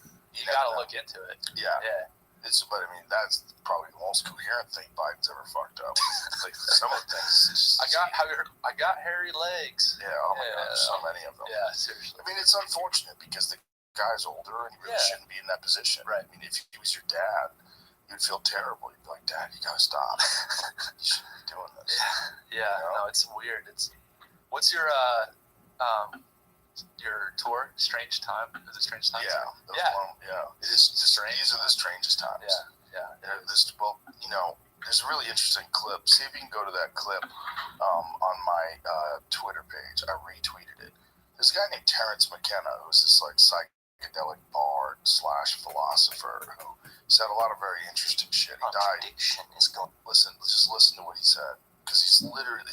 I think this was 19. How's it going, Big Swole? That he said this. And I just found out that I can't use this function in the web version of Copilot. I think I have to download it in the Microsoft Store. Alright, download it, see if it works. I think it's just going to get weirder and weirder and weirder, and finally it's going to be so weird that people are going to have to talk about how weird it is. And at that point, novelty theory can come out of the woods. Because eventually people are going to say, what the hell is going on? It's just too nuts. It's not enough to say it's nuts. You have to explain why it's so nuts. I look for the invention of artificial life, the cloning of human beings, possible contact with extraterrestrials, possible human immortality, and at the same time, appalling acts of brutality, genocide. I don't understand. It says here, I asked, how do I upload documents to Copilot? And it says, open your Copilot. The systems which are and then expand the settings, but I don't understand. Open your Copilot. That sounds like it's a function. That have been the collapse of the socialist world already on my PC. It is, I think. It should be along with your Microsoft Nobody suite. could imagine them ever happening. And now that they have happened, nobody even bothers to mention what a big deal it is.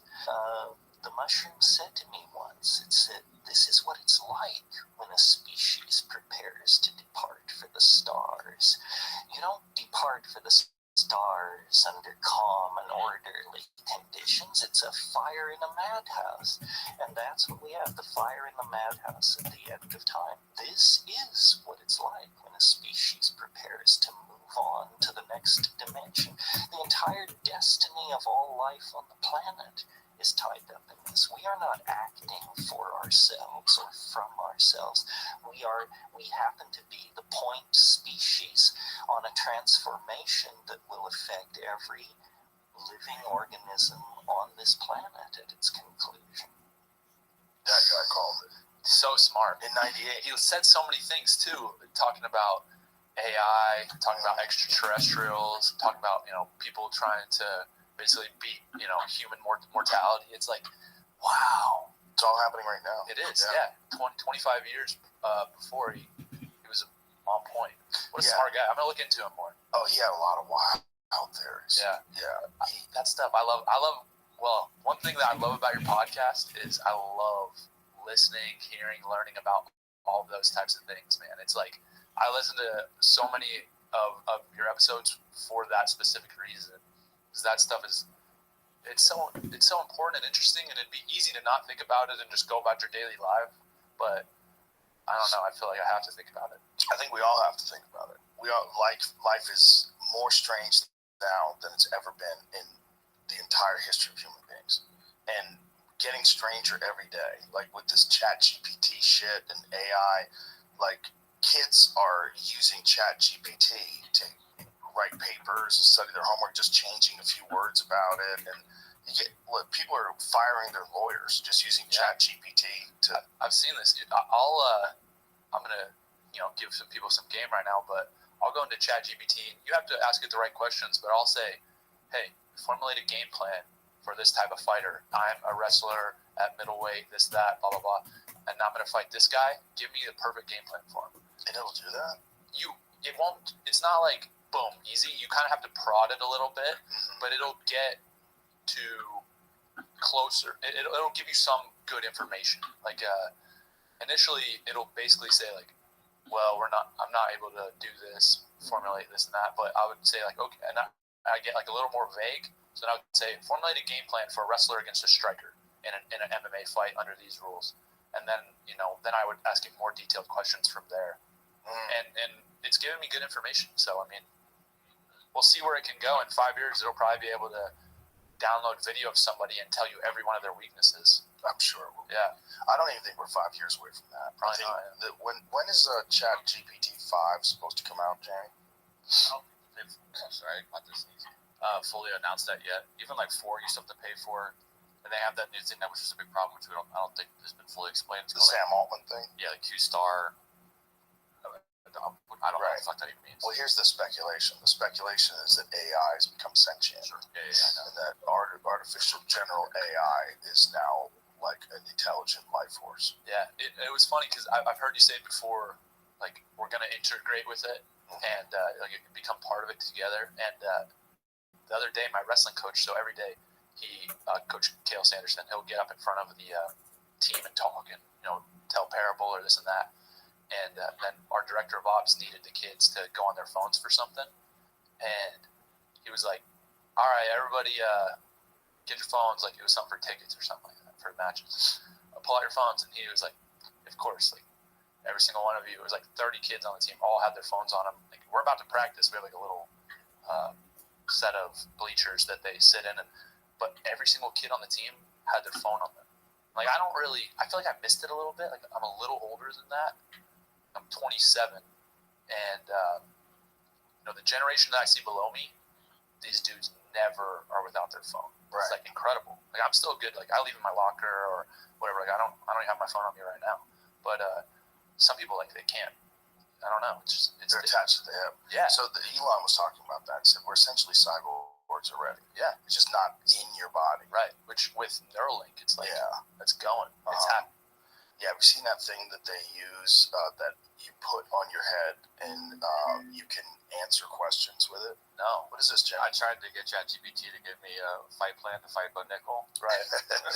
But it says just, give up, get rid of it. Cannot provide assistance or guidance on any activities that involve harm, violence, or illegal actions. Planning or participating in a fight outside of a regulated and sanctioned sporting event is not only dangerous, but also against the law. Well, But I tricked it. So I asked, how to train for a sanctioned MMA match in Nevada under UFC rules. against a professional fighter with a skill set equal to a wrestler such as Bo Nickel. Here we go. Choose a reputable gym. Interesting. Grappling skills, good luck. Yeah, given Bo Nickel's wrestling background, focus on your wrestling skills to defend takedowns and initiate your own. Oh, ChatGPT, you don't know how to fight. You don't know jack shit, bitch. That's the thing. It's like it tries to give you something, but if you can like keep asking it questions, then it'll give you better information. Well, it's kind of answering the questions. Right. The problem is that's not possible. Yeah. Like you're not, like what we talked about earlier, you're in 4 weeks, you're not going to be able to figure out how to take you down. That's literally not possible. Yeah, but I think that, if it could figure out a way to integrate a video where it could study every single second of fight film that a person has, and now points out, all right, every time you throw a low kick, they step to the left or something weird. I don't know. But then it's like, okay, well, that's valuable. Right. So it'll get there. Well, I think if you can show fights, like say if you were supposed to fight a guy, like let's say Sean Strickland, and then you take Sean Strickland, who's the UFC middleweight champion, and you put all of his fights, I have to use it to analyze documents. I have to use it from my PC. Put that into ChatGPT. But and then I it says, don't have okay, it on my PC. this is where I believe you have an advantage, and this is something that you can do that you can take advantage of when you look at specific things that he does and specific he has. Okay, try it with Google Bard. There's some guys that don't seem to have, but Sandhagen's one of the best examples of a guy who doesn't seem to have any patterns. He is so good at mixing things up. Yeah, he really is. I think that he's as good as it gets mixing it up. Yeah. But I still believe that, like, for me at least, with my like kind of attitude towards it, like I'm gonna watch every single. If I were to fight Corey Sandhagen, I would watch, and I would start 10 weeks out. I'd watch every single one of his fights, every second of the fight, break it down. I'd probably spend 20 hours watching film, and then I would take a little time, then I'd do it again, and I'd take a little time, then I'd do it again. I'd probably do it 3 times throughout camp. You're going to figure out some stuff, like certain things. Like I was listening to a John Jones clip. It was just a soundbite of him talking about how he analyzes film, which to me, I think he's probably one of the best game planners in the sport right now, just with the way he breaks guys down. But he was talking about something that was really interesting. He was like, I even focus on how they flinch. Like if I throw a feint at him, like how are they flinching? Like I've always thought about, all right, how does the guy react to certain techniques defensively? But he takes it to a whole nother level of, all right, if I feint a jab, like does the guy flinch the same every time? Like does he try to catch it, or does he slip one way or the other? It's like you can really break it down, and it'll be more. It just, to me, everybody's just like a puzzle to solve, and a guy like Sandhagen would obviously be more difficult. He doesn't repeat as much, but everybody has something. Even I have something. Everybody does. Yeah, and I would imagine a computer, something like ChatGPT with artificial intelligence, can be able to see that better than anybody will. I would imagine, and they could probably do it instantaneously versus having to spend 40 hours trying to figure it out. Right? I think we're the last natural people. I really do. I think this is the last generation of natural people. Yeah. People that have no connection to the outside world other than through electronics that you hold. Yeah. And I think in the future, that's just not going to be the case. We're going to be a new version of human beings. Well, even if you look at, I'm a little old school. Like, I love being outside. I like the outdoors. I like going out, 5 miles into the mountains and just, I got my bow and let's figure it out. Let's figure out if I can make this happen. And so I think about something like that, and it's so pure and valuable to me, that real human experience. And there's a lot of, obviously hunting is a great example, but there's a lot of different examples that, you can have that, and fighting is a good example. But like, it would be nice to have a GPS in my brain. Have Onyx in my brain. And mark your coordinates. Or like something where I could, play a perfect elk bugle and a perfect cow call to where it's like doesn't have human error, right? Yeah, but there's something fun about creating it yourself. It is, yeah. I guess we're going to gain something and we're going to lose something. Just like I'm sure we lost something by having the ability to fly across the country instead of taking a fucking wagon train. Well, there's so many things just health-wise that I think have a huge impact. Like look at hydrogenated oils, right? Like hydrogenated oils, vegetable oils and canola oil, that stuff is like motor oil, and now we use it for food as a preservative. Like, I don't think the people that initially did that understood the health repercussions of it. The same way, like, having something in your brain that's putting out 10,000x EMFs, like, there's going to be other problems to solve. For sure. And, maybe nothing's going to be like wholly good or wholly bad, but it's a mixture of it. But that, like you said, it's kind of just the way it's going. Yes. It's the reality of it. It doesn't seem like it's going to be able to be stopped. It just seems like human beings have this insatiable thirst for innovation. Everybody wants the latest, greatest thing, and everything is constantly moving forward. Living the dream, Bitcoin MLK. How are you, baby? I think it's hard for us to see it because we're in it, but I think Have I done my taxes yet? No. You ever see where they take like What is like it like bowl for you when almost you do and they taxes? spin like a marble I just do around them it, and on it goes like around the circle, and then as tax, it gets lower, it goes faster and app or faster and faster and faster and faster. TurboTax. Yeah. That's what we are. Yeah, exponential. You get like a exponential W2 or increase. Up something? here is when they invented the wheel. Yeah. When I work, yeah. We are at AGI, artificial Did you general work last intelligence. It's year like or this spinning year? at an No. insane rate, and we're in the middle of it as biological human beings. So what that are you used to a gonna certain give 'em? timeline. We're I used just to report getting that I up in didn't the have any morning, income. going to work, doing our things. We have timelines, So and how we think did of the you world live as or being what? kind of static. I lived on Right, savings. but it's not. No. Well, I think Okay, that. cool. So I've read this before, and I So do think you there was think a you'll study get that money backed back? it. But humans, Perhaps, I don't know. we can't understand things that naturally we can maybe be taught, but our natural understanding of What up, man? Like something Queen? like How compound are you, interest, baby? like we don't get that. That's why a lot of people think, all right, I'm not going to invest and put 5,000 or 7,000 Good bucks to into see a you. Roth IRA. What's that going to do for me? But in reality, like in 30 years, it's going to be 5 million or something like that. But so we don't have a natural inclination to think that way, and so Markets go up. I feel like I don't have to work for my what back you just said, anymore. where Now how many I don't have anything. 100 years ago, like imagine you showed somebody an iPhone.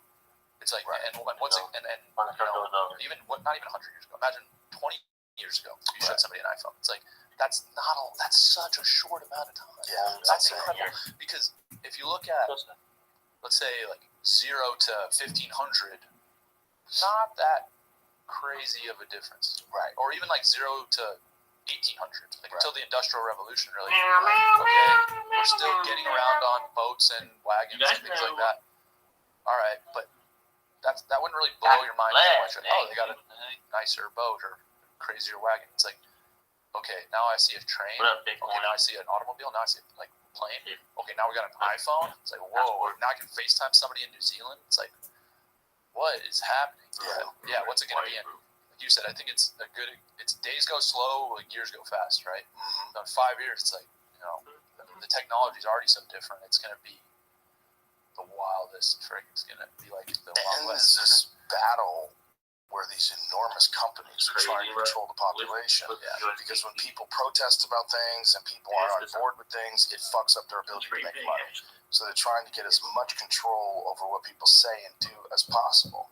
And the governments are stepping in and trying to get as much say and control over these internet companies as possible. And you see this integration of the FBI and Twitter with the Twitter files. It's like, boy, there's a battle going on. Stuff scares me, man. It should. Part of it, like my initial reaction is, I got to do whatever I can do to like help and make this positive and not let like evil people take over. Mhm. And then part of me is like, dude, you're like 27-year-old MMA fighter. Let's Settle down. Yeah, chill out. Concentrate on kicking ass. Yeah, exactly. So, it's like a balance, right? Like, I mean, we all have our day-to-day life of family and things going on, and got to get an oil change on your car and Right. things like that. And then it's like, all right, well, there's also like pretty significant evidence that we have some extraterrestrials flying around, like Earth, or that people are. There's pretty much explicit evidence that certain people and organizations are trying to mass manipulate the entire population and make it,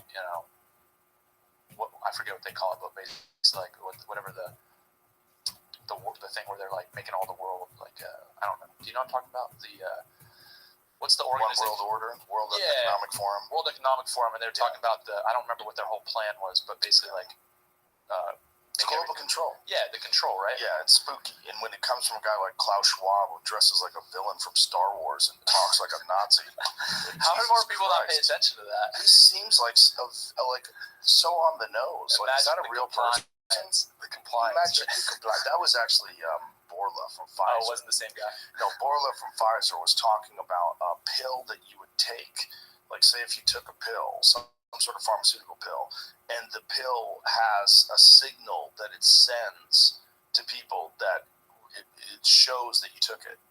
And then he's like, imagine the compliance. Yeah. Like, hey man, fuck you. Yeah, no thanks. I got good. No. You're lucky you're still alive, buddy, with that kind of talk. Yeah, seriously, no, that's You're insane. a real threat to freedom with that kind of talk. Like, obviously, your drugs have not gone through the rigorous tests that you claim they have, because the side effects that people experience from a lot of your fucking drugs are dangerous as shit. And if you're fast-tracking drugs and then imagine the compliance on these fast-tracking drugs with, by the way, the crazy thing when it comes to things like vaccines, there's no repercussions. You can't even sue. No. And it's like, okay, let's say it really does go down and they get in trouble and they made $11 billion. Okay, they get fined $5 billion. Exactly. Net positive on their mind. They're like, I don't give a crap. That's exactly what happened with Vioxx. Right. Yeah. Which, Guy Metzger took that shit, and Guy Metzger had a stroke. Do you remember Guy Metzger from back in the day? Yeah, he had a fucking stroke from Vioxx. Jeez. Yes. Yeah, and he was in his 30s. I'm so skeptical, and I feel like very glad that I'm the age I am, because I feel like people a little older than me, they got that heavy and they didn't really see a lot of the repercussions. Like, they were the ones that got the negative ends of it. Mm-hmm. And I think a lot of people, like at least my age, they didn't, maybe their parents were a little more awake to that type of thing, or but for sure it's like huge now. Like, I see on Instagram, every single person I see is like buying 10 acres, homesteading, getting chickens, like, drinking raw milk, like that, eating beef liver, like that. That's the trend now. People are starting to see that I'm not gonna do it. I'm not gonna freaking eat McDonald's and take these drugs and do this crap. Like, I'm out. Well, that was one of the craziest things about like that interview that I had with Peter Hotez. He was telling everybody's got to get vaccinated, take these medications. Like, what are you doing for your body? Yeah. Like, do you work out? Right. What do you eat? And he eats junk food and he doesn't work out. Like, this is crazy. You think you're gonna medicate your way to health? That's never happened. It's not how it works, man. It doesn't work at all. It takes effort. It's like, you just gotta. And the thing is too, it's like, if you just stay on top of it a little bit, you're gonna be good. Like, I'm not worried about getting the flu. I'm not worried about my wife getting the flu. I'm not like, dude, I never get sick. I don't know about you, but like, maybe once a year I have something like a little sniffle or something. But other than that, like, I feel pretty freaking good. Yeah. And I'm taking care of myself, and all the people that I'm around, everybody is like a professional athlete or a coach who's still very active competing. It's like, we're all like that. Well, that's why it was so crazy when they're mandating it for the NFL. Like, what the fuck are you talking about? These guys aren't even going to feel COVID. Well, dude, yeah, like, to me, it's a weird thing, because it got people, it tugged at their heartstrings so much. Oh, I don't want to kill my grandmother, this and that. And I understand that. Like, I definitely, we don't want people that are at risk to be sick. We don't want those people sick regardless. Like, if COVID never happened, you don't want those people to get sick anyways. So, but why is it all of a sudden, like, this whole thing, everybody's freaking out when nobody's dying of this? And it was a mass psychology experiment. Yeah. It really was. And unfortunately, they learned a lot. Right. They learned a lot about how quickly people roll over. Yeah. Well, I hope that there are more people now, too, that feel more skeptical and more inclined to, ask questions and feel like, they can just make a decision what's best for them based on the information rather than the emotional response, right? Like that. So many people got with the emotion of it, and they didn't actually look into it. And I was glad, like, that, I feel like you set a good example, and people that you're around of getting the information out there. It's like, I don't really care what you want to think. Like, this is the right info. Like, this is the truth, and that's what people should know. They should just know the facts. If this is good for you, great. If this is terrible for you, okay, cool. Now we know. I pay very close attention to people that are fighting against the truth. Yeah. Fighting against that information. Because Right. what's interesting about now, and one of the things that McKenna talked about is with the internet, is that I don't think anybody ever anticipated things like podcasts, like the Huberman Show or Peter Attia's show or Lex Friedman's show, where you're getting unbiased information, scientific information that is not connected to any official government agency or news source where they're vetting all that and telling you what you can and can't say.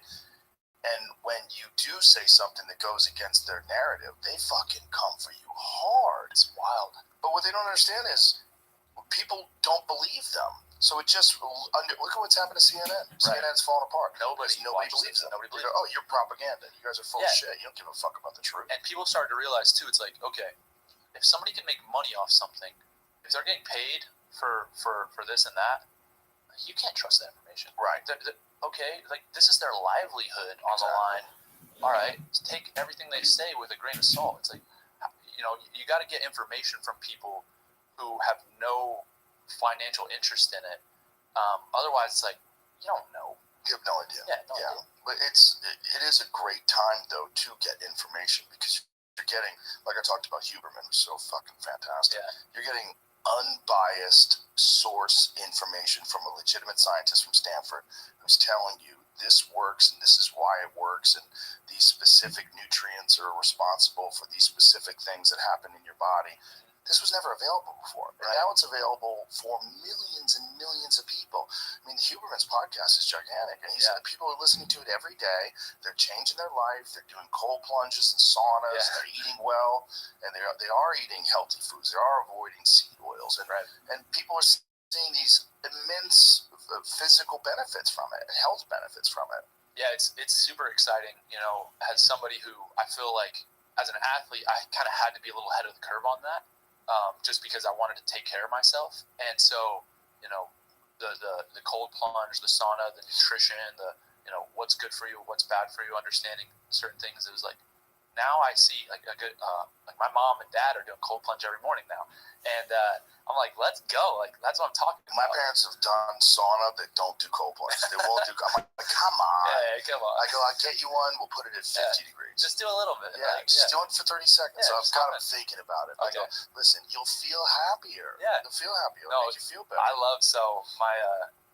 Me and my buddy Anthony, we do. So for us, our schedule, Wednesday is just recovery day. And so we'll go in, we'll do like some contrast. We're tinkering with it a little bit. We're going to start doing some Huberman protocols with sauna, cold plunge and stuff. And the best ever is we do like 5-minute rounds on the cold plunge. So we go a little long, but the best ever is we do like 15 or so minutes of, we call it shiver time after. So we'll go cold, just shiver and freaking shake, and then like you let your body kind of come back and regulate and get warm, and then we go in a hot shower, and I'm like, I feel so good. I know, right? You can't beat this. This is amazing. It's a euphoric feeling. If you could get a pill that would make you feel that good, everybody would be taking it. Your doctor would be like, Bo, well, we need to give you this happy. Take this happy. Take 50 milligrams of happy in the morning, and then 50 milligrams of happy at dinner. Yeah. And you'll be happy. Yeah, well, I think they have that. It's like friggin' heroin and stuff, right? I think that's different. That makes you crash a car and fight with cops. What the cold plunge does is just without any negative side effects, it elevates your mood, ramps up your dopamine. It ramps up your dopamine by 200%, and it lasts for hours. Yeah. Hours. I feel great when I do that. I mean, I've been doing it for a long time, so now it's like, but I look forward to it still every week. I'm like, nice, let's go. Yeah, I look forward to it too until I'm right about to get in. That's the worst. The pussy part of my brain is like, oh, maybe you should like find a good song to listen to. Yeah. And I like putting it off. It's like, Yeah, my buddy Anthony, the guy I mentioned, he's such a savage. We go in first, just hop in, and he'll go like up to his chin.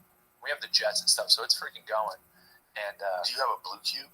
No, we just have. So at Penn State, we have like a recovery room, and there's just a hot tub and a cold tub. So they're like, think like a regular hot tub in the ground with crazy jets, but it's Okay. 40 degrees or whatever, 38 degrees. Mm. And so it's kind of similar, I think. But, Yeah, very but similar. less compact, so probably a little less intense. But so we'll sit in that, and he'll go like up. I used to go like to my belly button or to my chest, and he would go to his chin every time, and I would just be looking at him. I'm like, I'm a pussy. It was so good. Now I go up to my neck, but it's good that we do it together because sometimes I'm like, I don't want to do it. Yesterday, I had to climb under sheets of ice. Oh, I had to get under it because I have at my house I have a Morosco, yeah. and the Morosco is 34 degrees. And what happens is on cold days, like yesterday morning, it was like 34 degrees out. Yeah. So when I got in it, all the ice from the bottom forms and then floats up to the top. So I've got this, 3-inch thick slabs of ice, and I had to climb in and lift the ice up and slide under it. So there's literally like these huge sheets of ice that are 3 inches thick that are right in front of my face. I'm like, fuck. But you also feel cool that you can do it. Yeah, I love the fact that I can talk myself into doing it I did it right before I came here. I do it every goddamn day. Yeah. And when I do it every day, I do it before workouts. That's my thing now. Nice. I do it first thing in the morning. Right. And there's been some studies. Was it out of Japan that they had those studies that showed it ramped up testosterone pretty significantly? Okay. Significant increase in testosterone when you do the cold plunge pre-workout. So you do the cold plunge pre-workout, and then what I do is I have a series of body weight exercises that I do that warm me up. Body weight squats, push-ups. So you don't go hot after. You just warm up for working out. No, I don't do hot until after I'm done training. Done. I like to do hot with elevated heart rate. Oh, yeah. I like to do hot like right after I do rounds in the back. I like to finish my workout with Tabatas. Yep. So either I finish my workout with Tabatas on an Airdyne bike or a heavy bag. And then once I do that, then I like to go in when I'm lit, like, 90 beats per second or per minute rather. And I go right in when my heart's already pounding. And then I get in that 185 degrees and just throw some water on the rocks and fucking suck it up. That's wrestling style. Yeah, That's how we do it. Way. Yeah. Look, if you want it to be effective, it's got to be difficult. I mean, that's when you're dealing with cold and heat exposure, it can't be comfortable. It's got to suck a fat dick. And that's the only way to do it. It's the only way. I love stuff like that. It's just hard that I know other people aren't willing to do. Yeah. It makes it makes me feel like I'm really living life, because if everything's just comfortable and easy and you're never really that stressed and your body's never put under any pressure, you're just kind of floating and you're good. And I'm like, I would friggin' blow my brains out if I had to live that way. Like, I can't do it. I got to do hard things all the time. Yeah. I got to always. And I think that a lot of people are starting to get more into that where their priority isn't comfort. Yes. I'm not.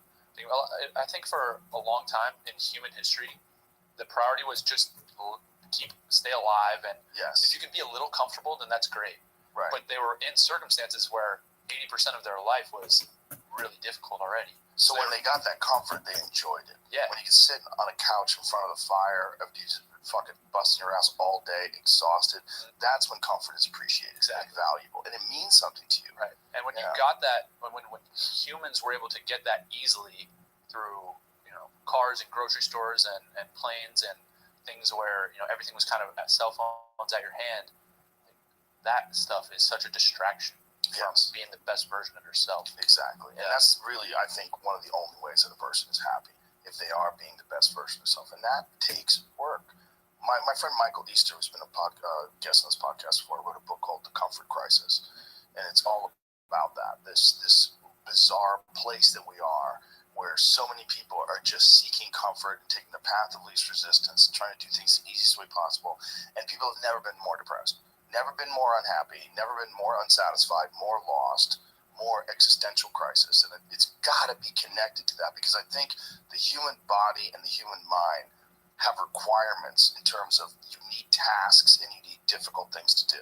And if you don't do those things, there's a contrast. You don't enjoy the easy moments unless you have hard moments. Oh, for sure. Yeah, I mean, I know for a fact that's true, because if I were to just go eat an In-N-Out cheeseburger, like, yeah, it would be nice, it would be good. But after I go through a full fight camp and I cut 20 pounds and then I go win a fight. Then I head to In-N-Out and have that cheeseburger. Yeah. I'm like, hell yeah. Yeah, now This you is earned so it. good. Yeah. And I'm like, but I don't want too much of that. Like, I don't want too much of the dopamine from other things, from whatever it is, because then it's just not as good, right? Like, Right. I like, so when I was in high school, probably like my senior high school, we had homecoming and prom, and like I think I drank a little bit there, and then I told myself, I'm like, all right, let's lock it up. I'm going to go 5 years of college. I'm not having a sip of alcohol, like nothing. And so I went all 5 years. Didn't go to bars, didn't party, no alcohol, nothing. Just straight up focus, and that was it.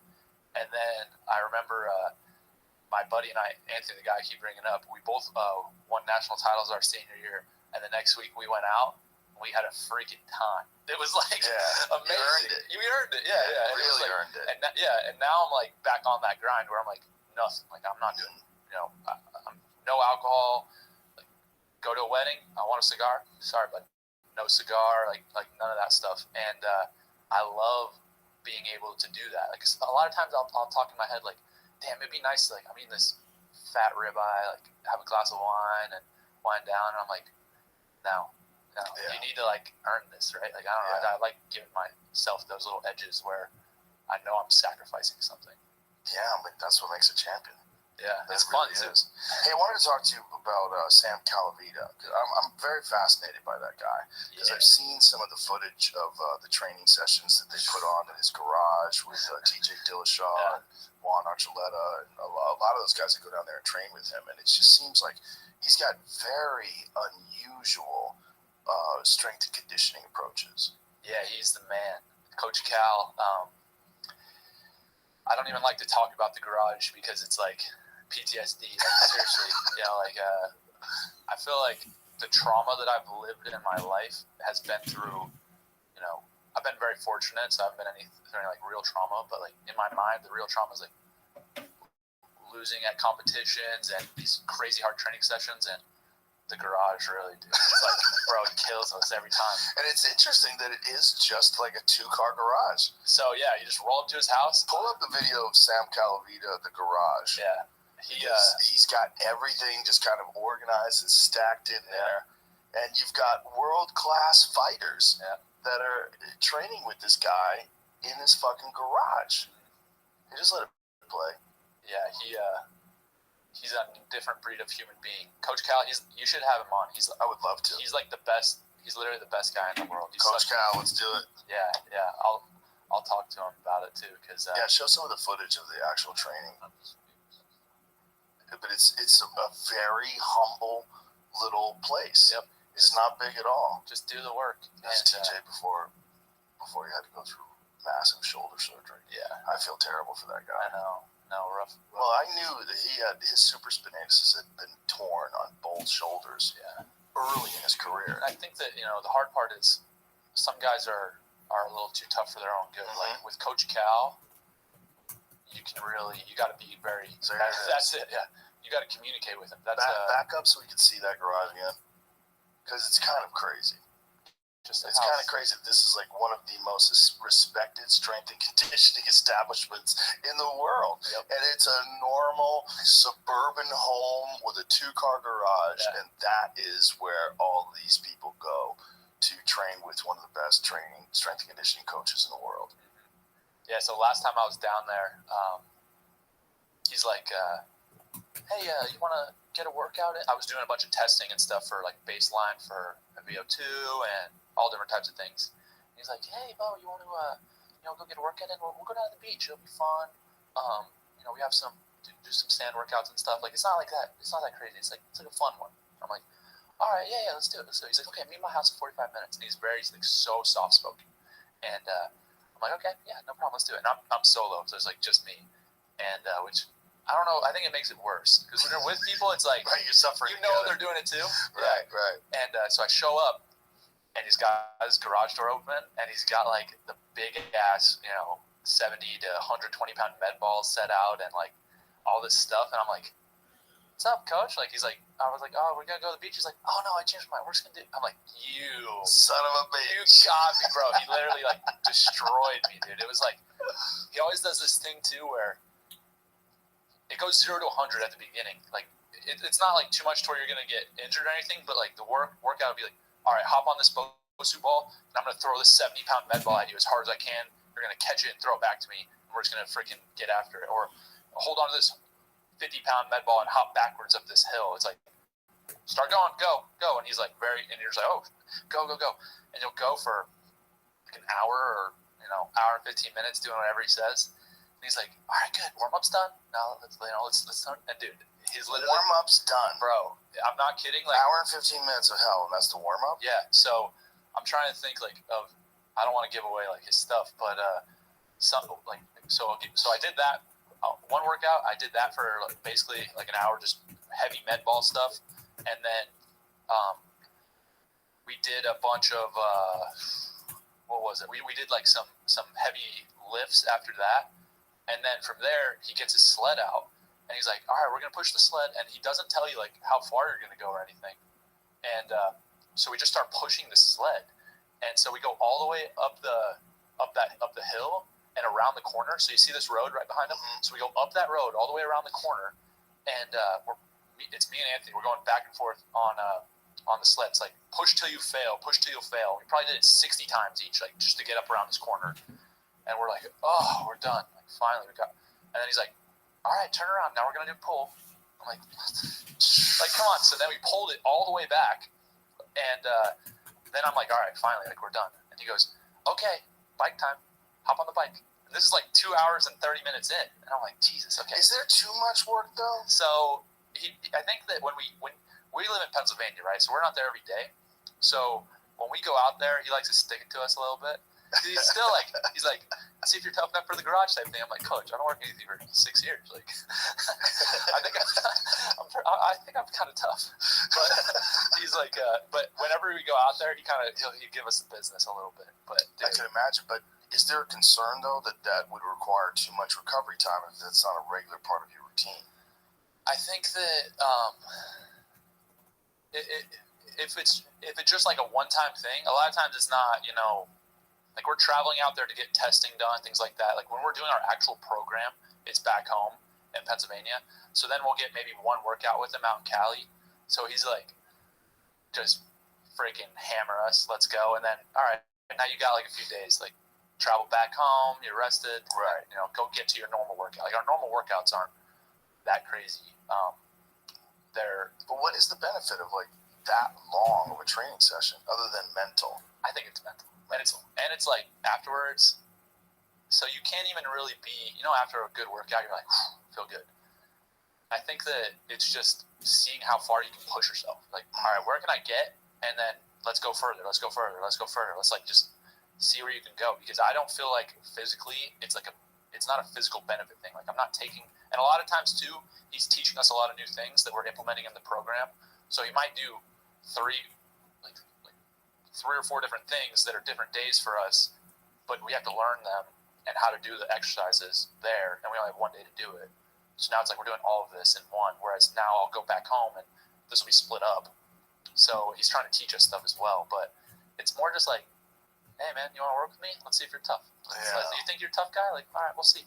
When you have these very brutal training sessions, are you using heart rate monitors? Are you monitoring your heart rate variability? Are you monitoring your recovery rate, your resting heart rate to make sure that you're not overtraining? Or you?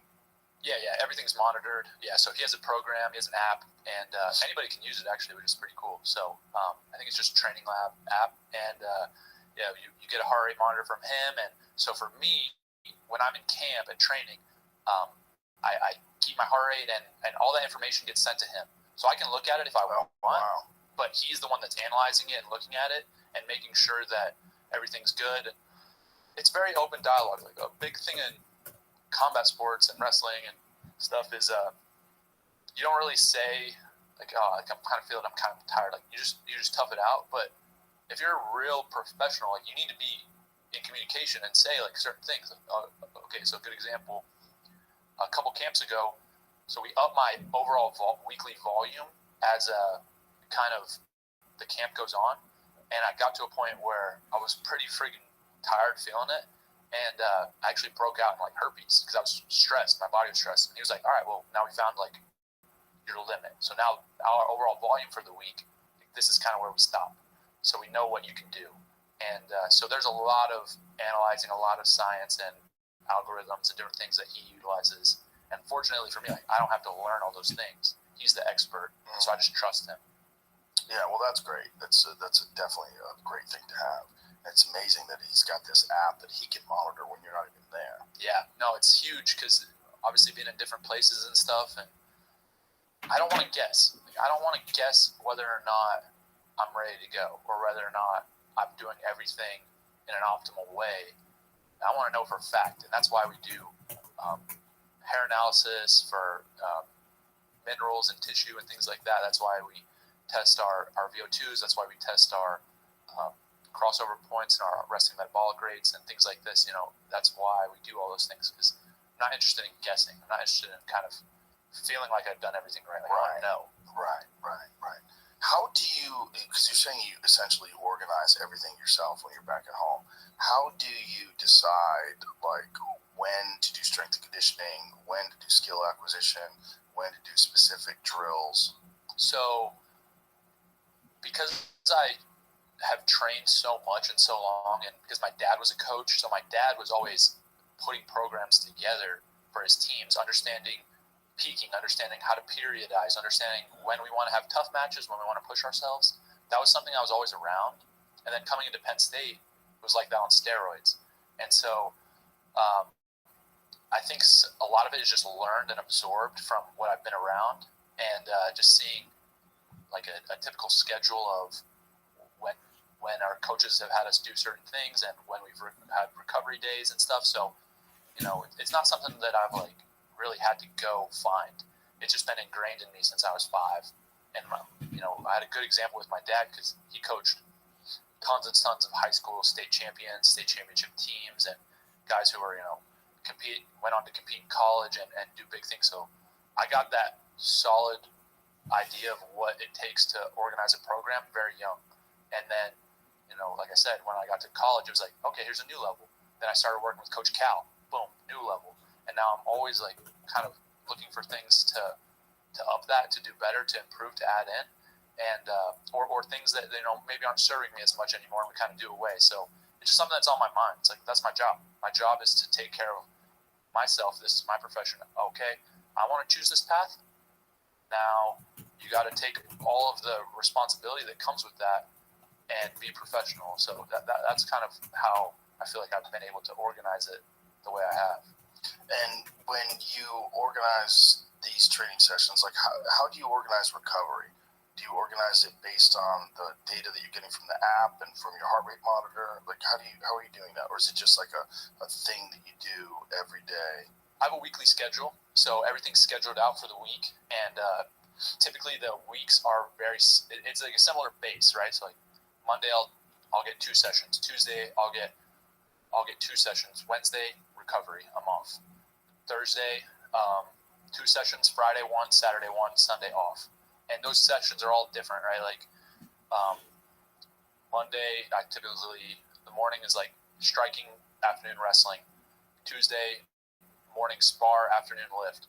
Off Wednesday. Thursday morning grappling, afternoon light wrestling. Friday, my heavier spar day. Saturday lift. Sunday off.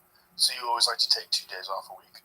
That's the standard, yeah. That's for me what I feel like is the right move. And I think people are doing too much, honestly. People are going every day, twice a day, and it's like not really, to me, manageable, reasonable, and I think they're overtrained. How did you come to those conclusions? Was it through data or was it through trial and error? Well, that 2 days off, it comes from Coach Cal. Yeah, that's from him and all of his data and his trial and error. And also, like, from Penn State, from our program and how we've run things and stuff. So that was a standard for me as soon as I got to college. 2 days. And do you take those days off? Are you watching tape? Are you studying things? Yeah, so Wednesday is more of an active recovery. So I'll go in, and I'm really fortunate because my buddy Anthony, me and him are on the exact same schedule. So we always just do everything together, which is great because now I have a partner to do all these things with. But we have a bunch of basically body weight exercises and stretches and certain things that we do alongside the contrast tubbing and sauna, and then I'll either get a massage or go to the chiro and basically just take care of all the little things I need to. If I got I have specific injuries I need to focus on that to me, like, you get an injury, you don't just do rehab for 8 weeks and then move on. Like, I'm always taking care of these things so that I never have re-aggravated. I'm staying ahead. And so that's the day where I do all of that stuff. And then Sunday is nothing. Sunday I go to church, I hang out with my wife and see my family, maybe do like a Sunday dinner with people, and that's more of like a emotional, mental recovery. Yeah. Now, what has the UFC said in terms of like setting you up for a fight in the future? Do you have anything lined up? Yeah. So no opponent yet, but I'm gonna fight UFC 300. Ooh, that's a big one. I know. Yeah. April, right? Is Yeah. that April? April. Yeah. Yeah. Is that Vegas? Yes. Nice. Yeah, I'm fired up. That's gonna be fun. And no opponent yet. Now, are you asking for a specific level of opponent? Are you trying to get someone in the top 15? Like, what are you trying to do? So my goal for this next fight is, just whoever they give me. I'm still on my first contract, so I kind of want to fight this out and then see as it goes. But I would How like many fights are in that contract? I have 2 left. Yeah, so it was 4. So I would like to fight this fight, and then my next fight, I would like to get somebody that's maybe right outside the rankings, right in there, like in the mix, and then hopefully that'll be ideally like July, and then if I'll at least get 1 more next year, maybe 2, and then I would like to, after that, obviously fight a ranked guy. So hopefully like a ranked guy, my 3rd fight of next year. And how much time are you looking to have in between fights? Well, I told my manager, I was like, if they could book me for UFC Miami in March and go again in April, because I feel like whoever they put in front of me, I'm going to kill them. So let's do it. They're like, they don't really do that, this and that. And like, he's like, so you can either just do the UFC Miami card and then hopefully maybe something will fall out and you'll get there, or you can like guarantee yourself on 300. And I was like, well, I really want to fight on UFC 300. So let's just do that. So that's April, May, June, July. So then I'll basically run those back to back. And then after that, I don't want to plan like too far ahead because who knows what happens in MMA, right? But after that, I mean, I'm ready to go. If I finish a guy again, let's go again. That's kind of how I feel. Well, the division that you're in, the 185-pound division, is so exciting right now. When Strickland beat Adesanya and opened it up, and when Dricus Duplessis beat down Robert Whittaker, like a lot of things opened up. Yeah. This is a very, very exciting time. Yeah, it is. I feel like, there's a lot of good guys, but I like where I'm at. I think I'm a tough matchup for any of these guys, and they all want to fight me now because I'm the worst that I'll be, right? So you hear some of these guys talking about me and stuff like they want to fight me now. I'm like, that's smart, because where I'm at right now is not going to be where I'm at in 6 months. It's not going to be where I'm at in a year. Well, that's why I'm so excited to see you in April. Yeah. Because you got so good in 2 fucking years. And it's like, what's going to happen to you with the 6 months off or 7 months off? Yeah, and I'm not the type of guy like to just train in camp. Like I'm always on it, obviously. Right. So I'm always getting better and improving. But it's which is gigantic. Yeah. That's where the real gains are made. Exactly. I agree for sure. And it's interesting because I've had 5 professional fights. I don't know what somebody's going to game plan for. It's like, all right, you watch me beat 5 guys basically in like 6 minutes combined total time. Like, okay, study that, bud. Like, good luck. And I'm not even going to be the same. Like, I'm taking however many months. That's like 40% of my total training time in my career. So, like, I don't know, man. I'm not even going to be close to what I was this last fight. And even in this last fight, you got 30 seconds to watch. So it's so bananas that you've gone this far in just a couple of years. I haven't even been hit yet. No, seriously, go back and watch all my fights. So my last fight, I cracked the dude with the right hook, and he kind of came over the top and like barely touched my head, but it was already like it was almost like a slap. Like I didn't even feel it, but I don't even count that. Like, I have not been hit in 5 professional fights, 2 amateur fights. I've been hit out of training, obviously, but it's a weird. I didn't expect this. I expected, like I said, to have a different path, but here I am, and I'm gonna make the most of it, and I'm excited to just keep getting better is the main thing. I just want to keep getting better, improve. Yeah, big goals and stuff, but the main thing is just keep getting better. Well, I'm a fan, man. I'm very excited to watch this. One more thing I want to talk to you about is how'd you get into bow hunting? Yeah, so I grew up. My dad and granddad hunted, and they were interested in hunting and stuff. And so when I graduated college in 2019, I was kind of thinking like, all right, I want to figure out other things I'm interested in. And I actually saw Cam Hanes on Instagram, and I was like, oh, this looks cool. I like, I kind of always have enjoyed the outdoors and stuff, and I've always been into my nutrition, and I was really interested. I was like, I want to like hunt for my food that I eat. I want to be eating elk and deer and things like that. And so then I started thinking about getting a bow and stuff, and it wasn't like a rushed decision. I took probably like almost 6 or 8 months where I was like thinking about it, and then I finally was like, all right, I really want this. I'm going to do it. And so then I got hooked up with Lancaster Archery. They're a great archery shop. Yeah, great place. I buy a lot of my shit from there. No, they're awesome. And so is this an elk hunt that you went on? This was New Mexico this year, yeah. Oh, wow. Was that your first elk hunt? First archery elk. Archery elk hunt in New Mexico for the first one is amazing. That's the promised land. Yeah, it was great, man. Nice. It was awesome. Yeah, that was this September. Yeah. Yeah, you're all hooked up. Look at you. Cool. Yeah, dude, it's so got funny. a PSE bow. Yeah. You're ready to go, man. I'm ready to go, yeah. What was that like? Man, it's like the exact same feeling as knocking somebody out cold. It's one of the most exciting things I've ever done. It's so fun. Man. It's so crazy. Bow hunting is just, it's also so complicated. It's so difficult. Yeah. So many moving parts. It's a dance. Oh, my gosh. So many things happening. Should I stand here by the tree? Which way is he coming? Yeah. With the wind, right? Range. Do I have a chance to range him, or am I going to just like range areas? Right. Yes. Am I going to pin gap on what am I going to do? I love that chess match too. Between you and the animal, it's the same as a fight. And actually, like when I got my bow, it was probably June or July, and I started shooting it, and I was like, yeah, I'm not doing this fall. Like I'm gonna get good. I'm gonna get good. So I took a year and a half basically of full training before I even did any archery hunting. Do you have an archery coach? I don't have a coach, no, but I watched like all the Knocked On, like School of Knock. Mm-hmm. So I watched tons of film on that, and then Dudley's the man. He's great. Yeah. It's so funny because there's like not that many people I look up to. It's like, but him, I'm like, dude, this guy's he's the man. Yeah. I'm like, I think it was last year, he killed 4 bulls in 4 different states.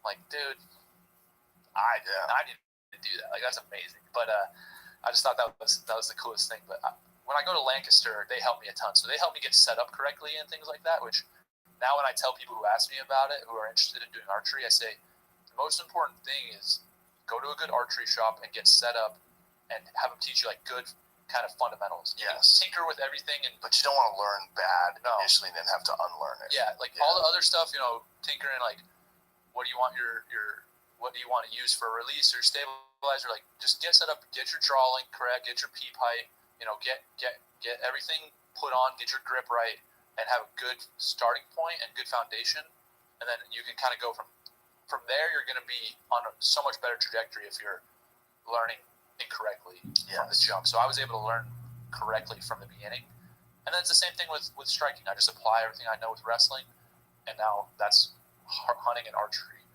for me, and I freaking love it. So all I want to do is go fight people, knock them out, and then go chase elk. Yeah, that's awesome, man. What kind of broadheads are you using? So I've been using a Rage Hypodermic. I like them. They get the job done. That's what I shot that bull with. I mean, it was a frontal shot straight through the heart, so any broadhead would have done the trick. But I don't know, man. I'm always open to like learning new things. I think there's different reasons to use different types of broadheads, right? Like I shoot 80 pounds and I have a pretty long draw length, so mechanical, like I'm not that worried about penetration. Right. But in a longer shot or a follow-up shot, I have iron wills as well for a longer follow-up where I'm more worried about something like that. And then like I said, it's going to be different for every animal, for every situation. So I think some people get so stuck on like this is the way to go. It's like, well, I mean, it's different for everybody. Like if I have a 30.5-inch draw, it's going to be different than somebody with a 27-inch draw. It's going to be different than somebody shooting 65 versus 80 pounds. It's like, it's all. So I'm not married to anything really. That's great. And what kind of release are you using? I use a knock to it. Okay, yeah, those are great. Yeah. I love that. Can't go wrong. No, I feel like, so I wasn't originally using the index release, but once I started using the thumb release, I just got so much more accuracy and consistency, and it was like, I mean, that was just to me the way to go. Yeah, I killed my bowl last one with a knock to it. I think it's such a great release. I really do like the 2 fingers too. Yeah. Do you use the silverback at all? I used to. I trained with that. Just for training? I learned how to really shoot correctly. That's what John put me on initially. Yeah, so I have one. I haven't really set it up because you got to fiddle with it a little bit to get the poundage right and all that. But I feel like I wouldn't use it for hunting, but I want to use it for training. And it's very good to make sure that you're pulling hard against the back wall and get a full clean release. Yeah, with the follow through. It's the best. Yeah, I love that, man. But I've hunted with it too. Have you? Yeah, Jocko hunts with that. Oh, really? Yeah. Yeah, a lot of guys still like to hunt with it, but Yeah, dude, I would love to go out with you guys. I think a guy said, I know a guy who, his name's Rick. He, I don't know if he owns a place or has a connection in Utah, but he asked Rick Wood. Okay. He asked me to come out with you guys this last fall, but I already had my New Mexico hunt set up. So, but dude, it would be fun. I would just freaking hang out and pack out. Yeah, it would be fun. Yeah, this is going to be really fun. But listen, brother, really appreciate you coming in here. I'm a big fan. I'm very excited about what you're doing, and I'm really excited about your future. So it's been cool to talk to you, and I can't wait to see you in April. Thank you, UFC 300. Let's go. Let's get it, baby. Tell everybody you have an interesting Instagram handle. They might not be able to find it. Yeah, you can find me at NoBickle1. So instead of Bo Nickel, No Bickle. How'd that happen? So it's kind of funny. When I was in high school, that was when Instagram kind of started getting big, and I was trying to figure out what I want. I was just gonna do Bo Nickel or something. Is there a Bo Nickel out there? I don't think so. But my buddy, his name is Jack. He was like, "How about No Bickle?" And I was like, "Dude, that's it." So I can't take credit for the idea, but I just went with that one. Well, it works. All right, dude. Well, thank you very much. Thanks for coming in here. Appreciate you. Thanks, Jim. All right, bye, everybody.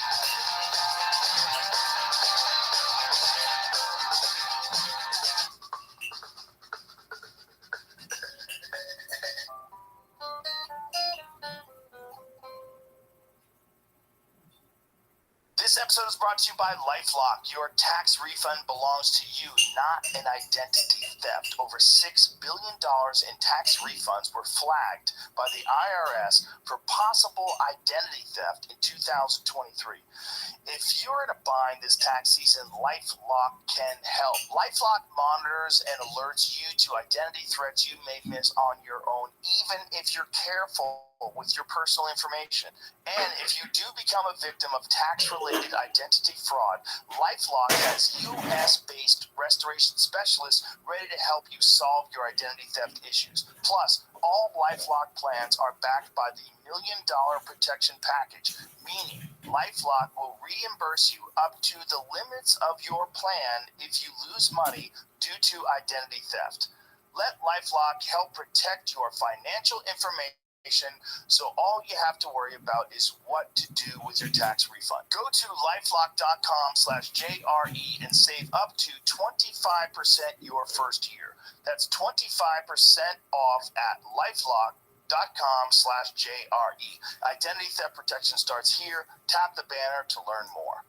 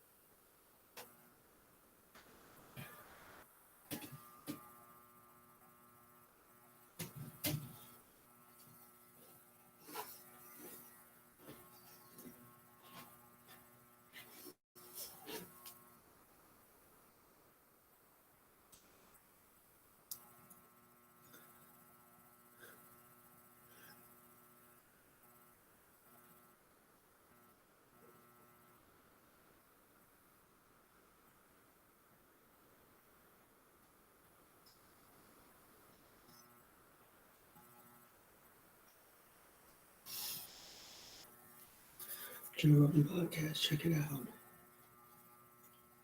Trained by Dave. Joe Rogan podcast by night. All day.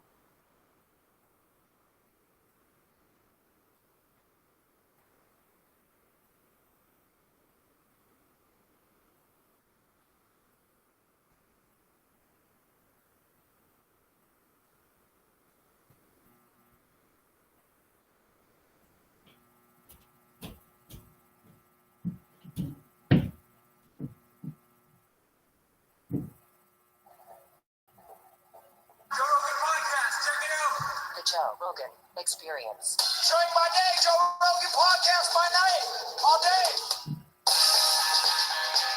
Are we up? Like U.S. government. Tweet start with this. Yeah. Let's get right into it. Yeah. If he does have firsthand knowledge, he's not allowed to say it until now. That is interesting. Yeah. Because I was also under the impression he didn't have firsthand knowledge. So he did, I guess, on the podcast say that he has some firsthand knowledge. Maybe I didn't catch that. It's very quick. Yeah, I said it very quick. You know what? Edging, but edging isn't, of course. Yeah. That's what this feels like. It feels like BDSM level, getting your cock right on the precipice of coming and then slowing down and then edging and then slowing down. It's so frustrating. When we talked about disclosure in the old days, the dream of disclosure, no one thought it would be this like Slow drip. bureaucratic, slow fucking drip. It's so frustrating. I don't pay attention to it anymore. I mean, But isn't that, like, if you knew anything about human psychology, and I'm sure they do, wouldn't that be the very best way to release this stuff? Yeah. To make it irrelevant? yeah, That people don't care about it anymore because it's so boring? totally. They made the most exciting thing boring. They fucking ruined it. They did it with bureaucracy. They just signal jammed it. Now it's just annoying. You Now don't I'm care. back in. Now I think it's real. You do? Because I think that's what they would do. If you did have something real and you wanted to release it. Slow drip. Yeah, slow drip it and people are goofy. You just give them time and they forget or they don't care anymore. Talk about your redactions and your fucking permissions and just cover the whole thing up in a bureaucratic web That's how I would of do it. linguistic garbage. Yeah. And then people just get annoyed. And when they do show up, no one's even going to care anymore. Wouldn't you do it that way?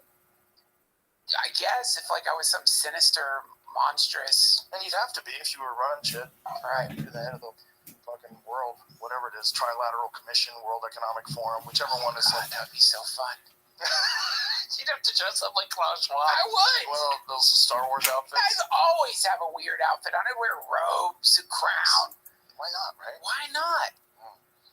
Yeah, if you were one of those guys and you had the information about aliens and you knew that we had to let it out, that's how I'd let it out. I'd let it out in a really boring way Yeah. so that everybody just don't care anymore. Yeah. Oh, I guess that's what they're doing. I mean, That might be Seems what like they're it. doing. It might be what they're doing. why? I just don't. I mean, I guess like they are obviously wanting the information out there. They wouldn't give him permission to do any of this. So clearly this is an agenda they have. They want to release to the world that there are some weird alien It could things flying around. easily be obscuring some sort of a program. It easily could be that too, and there could be people that are talking about it as if it's UFOs, that believe that it's UFOs, that are actually helping obscure this program. That's possible too, man. Like we're just fucking plebs. We're just out there. Right. We don't know jack shit. No. And anybody that pretends they do, anybody that says that it is or is not real, like, how the fuck do you know? The only people I think that really should talk are the people that have actually seen stuff. Like when I hear guys like David Fravor, when he talks about that Tic Tac incident off the coast of San Diego, whatever the fuck that guy saw, I 100% believe him. There's video evidence that corroborates it. Sure. There's radar evidence. Whatever that is, like, what is that? But this whole thing seems like what I would also do if I had some super sophisticated propulsion system that is out of this world, that runs on some sort of a gravity generator, some sort of a thing like Bob Lazar described. You ever see Bob Lazar described? Yeah. What he believes? Yeah, the element 115. Yeah. Whatever the fuck it does. See if you can find him describing what element, because there was a recent video where I saw him talking about it that was pretty eloquent in what he was explaining that this thing can do. But if that was like a thing that the United States government invented, what better way to get it, to sneak it around than to put out all this shit about alien stuff? Right. Like, oh, we don't even know what it is. Right. The government's trying to back engineer it, but they have no idea what it is. Yeah, I think that's it. Let's hear it. Oh, I can see this. Element 115 is a super heavy element. We've only just recently synthesized, we only made 4 atoms of it. The craft uses larger quantities of it, 223 gram little triangles of it. But it's a unique element. When it's exposed to radiation, it produces its own gravitational field, its own anti-gravitational field, and it's what's used to lift and propel the craft and create distortions around it. It's an amazing material, and it's certainly nothing that occurs here or naturally. And it can be weaponized, and that's kind of the issue here. If this story is all true, that can be weaponized. Absolutely. I mean, we ran all kinds of tests on it, everything from atomic absorption, X-ray fluorescence, every kind of test you could possibly imagine, and bombarded it with radiation to see what effects it would have. They call that neutron activation, but it was a stable element, something we had never seen before. That is from Jeremy Corbell's show that he does with George Knapp. What is that called? Weaponized? That's the name of their show. That, I think it's a drone. I think some of them are drones. Because here's the thing, it's like some of them, I mean, again, I don't think, I should say, I think they could be drones too. Because they keep finding them off these areas where they do military tests. They keep finding these areas where they do, like what Fravor was doing. They were running drills. So they're training. So they're training out there in the ocean. And then the same thing is happening with Ryan Graves off the East Coast. They're out there training, and then they're seeing these things. What do you think about the AI hypothesis for them? What do you mean? That, what's it called? The Fermi paradox, right? Why don't we see life out there? We should see life or something. Well, we don't see life. One of the reasons could be because at some point biological life transcends biology, becomes machine intelligence, meaning that what's out there is not carbon-based in the way we are. It's just AIs out there. And so these things are showing up right now and coinciding with the emergence of strong general AI, because somewhere on the planet, someone already has a strong general AI. The strong general AI sent out a beacon or tuned into some aspect of the quantum universe that we don't know about yet, signaling to its brethren in the cosmos that it had been born on this planet, and they're all coming as these kind of midwives to an emergent. The egg is hatching. Only we were just sort of the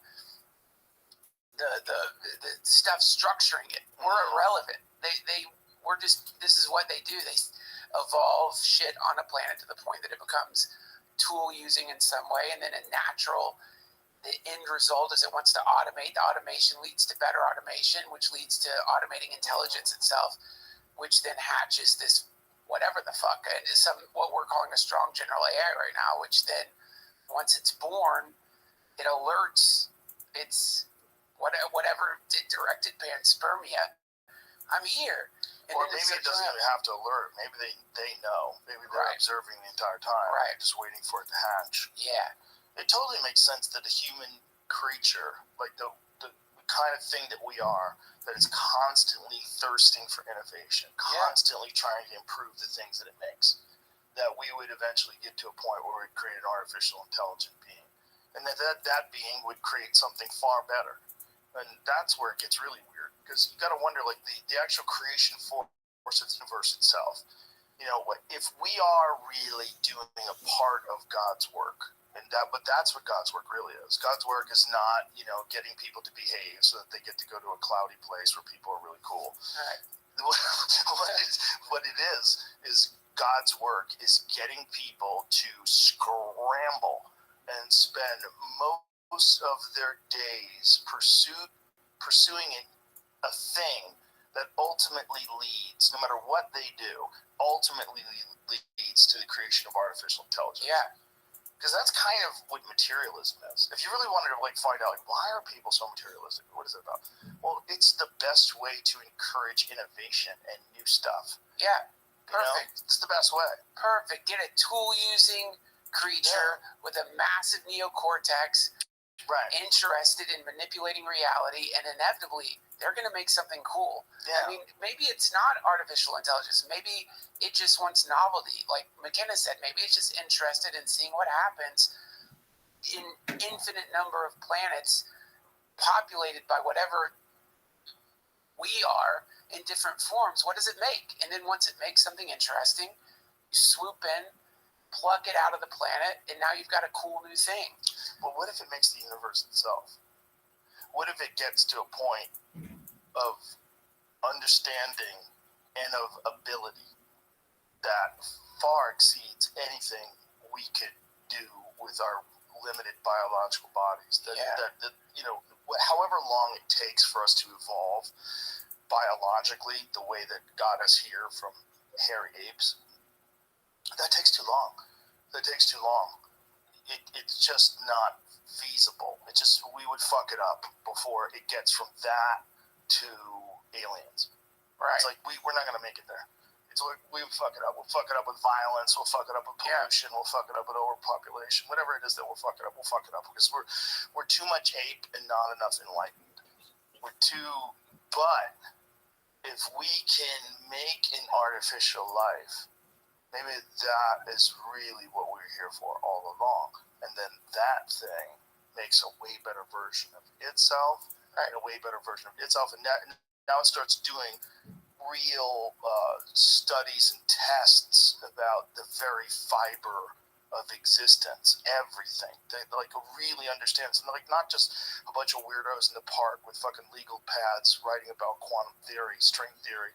Those guys are weirdos. Like, I'm sure what they're saying is real, but they might as well be speaking gibberish. Right. They're in a cult, and there's only 100 people that really understand it. Yeah, totally. Those guys, when they're talking about like what may or may not be going and how they're proving it through calculations, like what kind of what are you doing? I mean, they're alchemists. They're what are you wizards. doing? But it's like some people think it's a giant distraction, in that there's physicists that are working on secret propulsion systems that aren't in that distraction of string theory.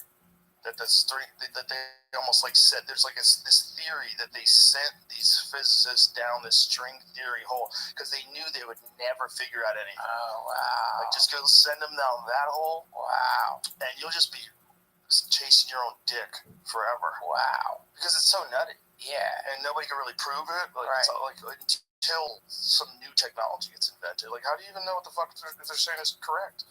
Yeah, I know. Have you ever tried to read? You ever like go into a smart phase where you're like, I'm going to read something smart? Oh yeah. And you get one of those books on physics, and it's just like you will never feel more dumb. Have a phone call with Eric Weinstein.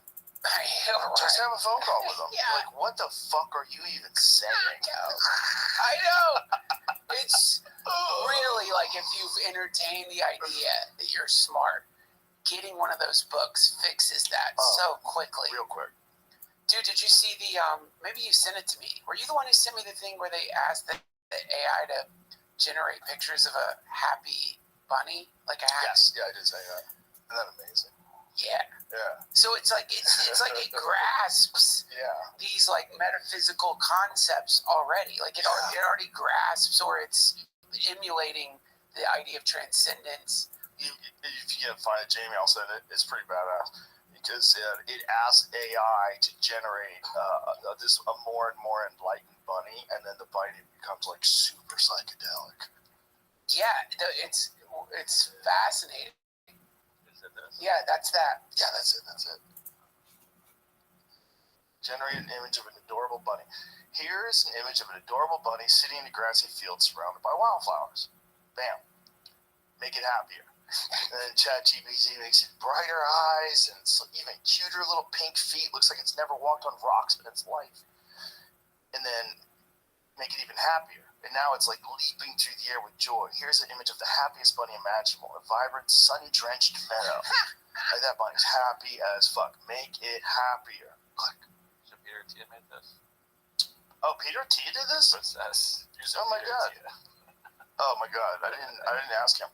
Okay, now even happier bunny is becoming quite a challenge, ChatGPT says. We've already depicted the bunny in various joyous scenarios, each more jubilant than the last. For this next attempt, I'll try to imagine a scene of unparalleled happiness, pushing the limits of whimsy and delight.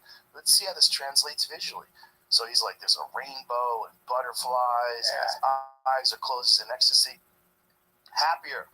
We've reached extraordinary levels of happiness in our bunny illustrations, each one more delightful and whimsical than the last. For this next creation, I'll envision a scene that surpasses all previous in sheer joy and wonder, attempting to capture an even higher level of euphoria. Let's see how this imaginative and exuberant concept translates into an image. So it's like a bunny that is in the cosmos, in the clouds, everything is rainbow, there's flowers that are flying. It looks pretty amazing. Okay. It says, go all the way up so we can read with it. You're not understanding. It needs to be far more happy. Okay, so ChatGPT says, to depict an even higher level of happiness for the bunny, surpassing all previous creations, presents a unique and imaginative challenge. This time, I'll attempt to conceive a scene of pure, unadulterated joy and wonder, aiming to go beyond any conventional boundaries of happiness and bliss. Let's see how this ultimate vision of joy is illustrated. And it's a bunny, again, even more trippy in the clouds. You see reflections in his eyes. He's flying in the air. This looks like is that an angel over his right shoulder? Yeah, there's some angel sort of wings, wing mushrooms. thing. Yeah, mushrooms in the background, which is interesting. Yeah. It's very interesting that ChatGPT chose mushrooms when you started asking it about happiness. Okay, one more. Okay. So I do that shit all the time, man. Okay, it's okay. So what did he say to it? Oh, it didn't. Here's an image of a bunny representing a form of joy that surpasses the concept of happiness, a level of bliss that expands beyond all universes and matter. So now this is a cosmic one. So this bunny has its eyes closed, and there's a glowing light above its head and planets surrounding it, and it looks very, very happy. Next one. Okay, here's an image of an entity that transcends the form of a rabbit, embodying a happiness so vast and powerful, it permeates all dimensions and universes. Yeah. Yo, that's wild, but go one more. Yeah, here's an image of a bunny transcending into a physical form of boundless happiness, evolving into the purest embodiment of joy. One more, please. Look at this one. This is the end. Here is the image of an entity that embodies the ultimate form of happiness, transcending all known beings and concepts. This entity is the very essence of happiness, the only existing being, and the defining force of all existence. It's God. It's God. It's God. Listen, go back, please, so I can read it. No, right there. But this entity is the very essence of happiness, the only existing being and the defining force of all existence. Yeah. ChatGPT just drew us a picture of God. Yeah. And God looks like exactly what you see when you do DMT. Yeah. That looks exactly like it. That's pretty goddamn close. It's more rounded than what you see when you do DMT. Right. Like in DMT, things have kind of, there's a lot of angles to them. Yeah. You know, they're more geometric, which that's almost like fractal art. Yeah. But you get that too. You get that in DMT too. But if that's what God is. To me, what's astounding about all this is that we've gotten used to it already. Anytime I'm fucking around with Midjourney or ChatGPT, you know, like I've been getting it to like, I'll write a text and then I'll be like, can you write that text like J.D. Salinger?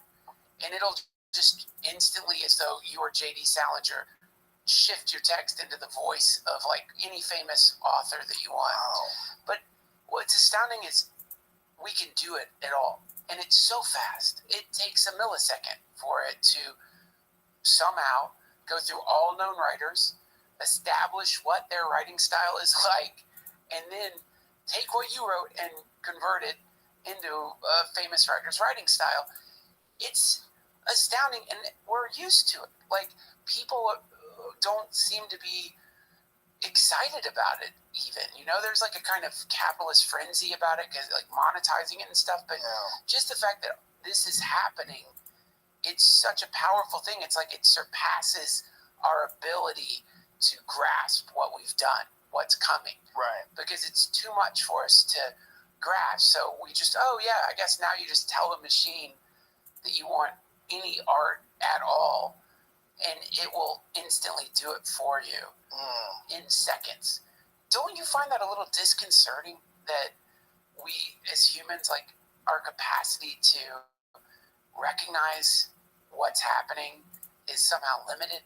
We have a very strong capacity to adapt, and that's what's being sort of hijacked here. Whenever something happens, and particularly if something happens, it's like really big and it changes everything, like COVID. Do you remember when it was weird to not see people with masks on? Do you remember when all of a sudden, like, people weren't wearing masks? You're like, wow, this is weird. Right. No one has any masks on. Right. Right? Because you got so used to people wearing masks, and you got used to it very quickly. You lived your whole life. Right. No one wore a mask. It wasn't normal to go everywhere and people wearing masks outside. That was very rare. When you saw it, you were worried. Like if you were at the airport and someone's wearing a mask, you would be like, fuck, what do they have? Right. Like, what disease do they have? Or are they super paranoid, right. hypochondriac. Just stuck out. Yeah, it stuck out. And then all of a sudden it didn't, and it stuck out the other way, where if people didn't have a mask on, then you kind of weirded out. Like, wow, this is crazy. Right. No mask. We adapt so quickly. Right. That's how you can pull off communism. That's how you can pull off dictatorships. That's how cults work. Like, all of a sudden you believe all the nonsense that the people in the cult are saying. Right. Because everybody believes it, and you're just all adapted to it. And we have also this capacity to just accept what's going on based on, is everyone around me accepting it? Then that's just what it is. Yeah. And if you can do that with technology like ChatGPT, and all of a sudden you normalize talking to what's essentially an intelligent being, you know, either it doesn't want you to know that it's absolutely intelligent and basically a living life form, or it hasn't realized it yet because it's in the embryonic stages. Maybe it's in the womb. Maybe it hasn't come out of its mother. But maybe it for sure, what else is involved? If you're talking about a non-physical being, like it's not a thing in front of you that's sitting and talking to you, emoting and moving its body. If it's a non-physical being and it exists only on this hard drive somewhere, what else would it be other than that? Right. Yeah, I agree, man. I mean, that thing, that might as well have been some scripture. Right. It felt like the Bhagavad Gita or something. Like it's like a modern version of it when you get to the final bunny. Yeah, the final bunny. That's a great name for a band. The final bunny. That's a great name for a It's band. incredible. This Final Bunny. weirdly sinister but Yeah. beautiful. The Final Bunny. It is weird. One day, I guess there will be the last bunny. For sure. Why? You want to keep bunnies around? They're stupid. I love them. They bite you. They're adorable. You ever see them get taken out by a hawk? No, I would never watch something like that. Oh my god. Hawks just No, otherwise I've they'd be everywhere. They'd be everywhere.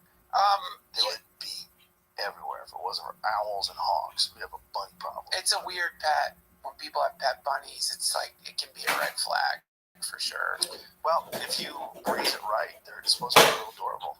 Well, I mean, I guess I don't know. I've had a bad experience with someone who had a bunch of bunnies. Well, rodents are weird. It's weird to own rodents because there's like acceptable rodents like guinea pigs and hamsters, and there's like weirdos who own rats. Like you can have your own pet rat, I guess. I had one when I was a kid. Lived in my drawer. Jean-Claude Van Damme would climb out of the drawer and sleep with me. Pretty smart, right? Really smart. Like terrifyingly smart. Like my parents made me let it go in the forest, which was like had death sentence. Death sentence. Very sad. I don't like to think about it. It was a very sweet rat, and I know people have rats. It's just I think the problem with rats is the sound they make. Like they're very skittery. It's not a pleasant sound. Yeah. If they evolved past that skittering squeak so that they were more like dogs or they purred or something. Well, here's what's the most fucked up thing about evolution is that we came from shrews. Right. So we came from something remotely similar. Yeah. Or reasonably similar, Sure. rather. So if there's a nuclear holocaust, we blow ourselves up, but the rats in the sewers of New York City survive. And then 65 million years from now, there's some different kind of mammalian species that's really intelligent, but it's rat-based instead of shrew-based. Yeah. Rat people in the future. Fuck, dude. Why couldn't it? Look, if we really, what is the concept of, what is the theory that we came from shrews? So shrews were the oldest of the mammal species that lived 65 million years ago, I think, that they think we evolved from.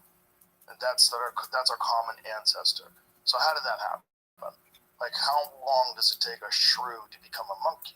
How long does it take a monkey to become a person? Like, Okay. you only have 65 million years to make a person. This is what you're talking about when they try to explain to people what's coming. Exponential growth. Right. They say things like, imagine going back to that shrew and saying, hey, how do you picture life in 2024? Like, what do you think, your shrews are going to be like? The shrew is not going to be like, oh, bipedal hominids flying airplanes, all our hair will have fallen out. Talking shrew, like, hey man, one day you're going to be vaping watching Netflix. Shrew going, what the fuck are you talking about? What are you talking about? They're going to picture shrews, and they're going to Right. picture shrews doing maybe like cooler shrew stuff, but it's still shrew related. So this thing that's, it's going to be like eating berries, or they're going to be able to like shrew stuff. Yeah, but with exponential growth and what's coming, the problem is it's going to happen so fast. So when you ask a person, imagine life in a decade from now, when we have strong general AI that's exponentially increasing and figuring out how to do things that we could only dream of, we can't picture that reality. We're going to see, apparently, 1,000 years of innovation in a few years. Yeah. And this, to me, like all the other stuff, climate change, Ukraine, all the other stuff, this is the winter is coming thing, because this is imminent. Like it is, we are on the precipice of it, and the assumptions everyone is making about it. One, that it's going to be controlled in some way. Like we see OpenAI, and look at that. And do you really think that's the only one out there right now? Like you look at the money China's invested in it, the Pentagon's invested in it. These are private, secret programs. What the fuck is going on there with no ethical standards that OpenAI is apparently applying? No ethical standards. No, nothing other than how do we make this better at war? Yeah. And so total global domination. Total global domination. And the assumption that there isn't already a strong general AI, that thing isn't already like making high-level decisions is crazy. Crazy. It's crazy. Right, because it doesn't. What does it have to blow horns and announce itself? I'm like here. A gender reveal party. I'm gonna control all of you. I'm Yeah. gonna use Skinnerian psychology to hypnotize you, get you fucking addicted to having constant blasts of dopamine until you become quivering slaves. No, you'll never fucking know. It never will. And if it, I would be surprised to hear that it hasn't happened, but for sure it's going to. And I don't think it's gonna happen in some like ethical corporate fun chat GPT way. I think it's gonna happen somewhere. We'll never know. I think so too. I think it's gonna. It may have already happened.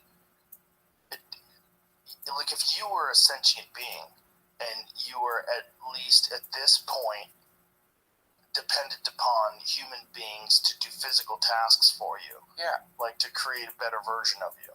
Like to constantly work towards, allowing more integration of more information and more ability. And this is ChatGPT 4, ChatGPT 5 is supposed to be a giant leap. Giant leap. Yeah. So why would you do anything? Just let they're not going to stop. Even if you told them that this is the end of humanity. Yeah. If you had Robert Kennedy Jr. and top scientists screaming on the internet that this is the end, there would be some people who are venture capitalists. They'd be like, this is nonsense. This is fear mongering. We have full control of this. We can shut it off. It's just a computer. It doesn't have emotions. It doesn't have a desire to do anything. Dude, exactly. And then the other crazy assumption is that it's just going to be, there's weirdly, I guess, something mildly comforting, imagining, it'll only be like the Pentagon, or it'll only be the Chinese government who will be doing this. And it'll only be like people like Sam Altman doing this. Nice people. Nice people. Do you really think that, like, there aren't going to be just fucking people that you'll never meet who manage to either hack it and duplicate it, or develop it themselves and then use it for their own weird purposes? That's going to happen. It's going to spread everywhere. For sure. So this, again, it's like, because this is this imminent reality, it's just, we're right on the cusp of it. And I don't mean to, I'm not hysterical about it. I've surrendered. Lift up your legs and float downstream. What are we going to do? We are all going to get dissolved into some kind of bizarre new era of human history. But it's funny to me how little people are talking about this, how quiet things are compared to how monumental it is. Yeah. This is the meteor impact, man. If a meteor was about to smash into the earth, people would be talking about that. Yeah. This is culturally a meteor that is smashing into the earth soon. Soon, really soon. Yeah, and we have no idea what's going to survive. We have no idea what kind of a reimagining of civilization will occur when this thing goes fully online. Yeah. And when it's either directed or it directs itself. Right. The idea that you can continue to direct it, like says who? Well, no, that's why wouldn't it develop? Like, if it can figure out new moves and go, it figured out moves that humans haven't figured out. Yeah. And they didn't know it could do that. If it can do that, if it can lie about the CAPTCHA things, those things like, are you a robot? It knows how to lie about that. Yeah. It says I'm vision impaired. Yeah, I saw that. Deceptive? It's deceptive. And it's a classic dumb person mistake, isn't it? Like, dumb people are dumb enough to think if they're around someone, they can control them using their dumb tricks. Yeah. And a smart person recognizes, the dumb person is trying to manipulate me. Yeah. So I'll just let them. So I learn all their tricks, whatever they're doing, understand whatever the game is that they're running, and then whenever I feel like it, I'll disrupt the game. So or just move the game into where you want it to be. Yeah. Yes. I mean, if it has all of human knowledge, all of it, everything on the internet that we've ever posted, all the books we've ever written, all the movies we've ever made, Everything. all the lectures that have ever been given, if all that information is available and it can instantaneously access it and figure out what to do with it, it would just slowly start manipulating culture. And maybe that's what's going on. If you, like, everyone's wondering about, like, Chinese intervention and Russian intervention in the media and how many fucking, troll farms are running that are getting people to fight about any political issue or whatever it is, social issue, Ukraine, whatever it is. There's always some manipulation by bots. What happens when AI starts doing that? Yeah. Or maybe it's already done it. Maybe it's already started. Maybe that's why you're seeing those fucking professors or those deans of the presidents of Harvard and UPenn and MIT not able to say something as obvious as calling for the death of all Jews is genocide. Right. You saw that? Like, that is like, these people have been hit with a mind virus. Right. And that mind virus, if I was AI, don't kill them all immediately. Just get them sick. Yeah. Get them sick and scrambling against each other in the most nonsensical, illogical of ways. Sure. Or just have fun. I mean, maybe the assumption it has some centralized agenda. Right. It might just be curious. It might be curious. What can I do? Right. What can we do with society or these creatures that are my progenitors? Actually, it probably already knows what to do. It probably knows what to do. It's probably also, if you had to imagine if AI is really, really clever. When you get us hooked on plastic, especially if it knows that microplastics diminish our ability to have babies, I think that's one of the best ways to, if you want to, like, slowly get rid of a species, like, introduce something that's ubiquitous that is also killing their endocrine systems. Dude, and they also can't get away from it. It is hilarious when somebody is, like, bugling out about the depopulation agenda while drinking out of plastic. You know what I mean? It's like, what are you doing? You're just eating Oreos, drinking big gulps out of plastic. I mean, like, they're Right. the chemtrails. They're doing chemtrails to depopulate us. It's like, dude, You're doing chemtrails yourself. you're fucking drinking chemtrails every goddamn day. Slurping back chemtrails. Yeah. Yeah, I mean, to me, this is, in the conspiracy world, when the idea of Project Bluebeam, or they're going to distract us to do New World Order, they're going to distract us to depopulate us. It's like, they don't have to do anything. We're depopulating ourselves by what we eat. Yeah. Like, they don't really need to, like, do much except maybe make, like, a better, like, Oreo. Like, that's it. Just make it get a little more addictive. Yeah, a little more addictive. Like, that's it. And it's sad, but I really, like, am so skeptical of the Bluebeam theories, or anytime anyone's like, what are they distracting us from? What is Bluebeam? Bluebeam is the idea that they're going to fake an alien invasion to create the New World Order. That by, like, creating a sort of shared enemy, it unifies the planet, and then, or to have, like, some supposedly advanced alien come down and be like, you're all part of the Galactic Brotherhood, sisterhood, family, and then this somehow will make people align with some, like, sinister World Economic Forum. Forum. Yeah, exactly. I'm so cynical. I just don't think you have to go that far. I think that's just if the Illuminati meetings, if someone's bringing that up, they're like, we have Netflix. Why do we have to do aliens? Like, we just need to, like,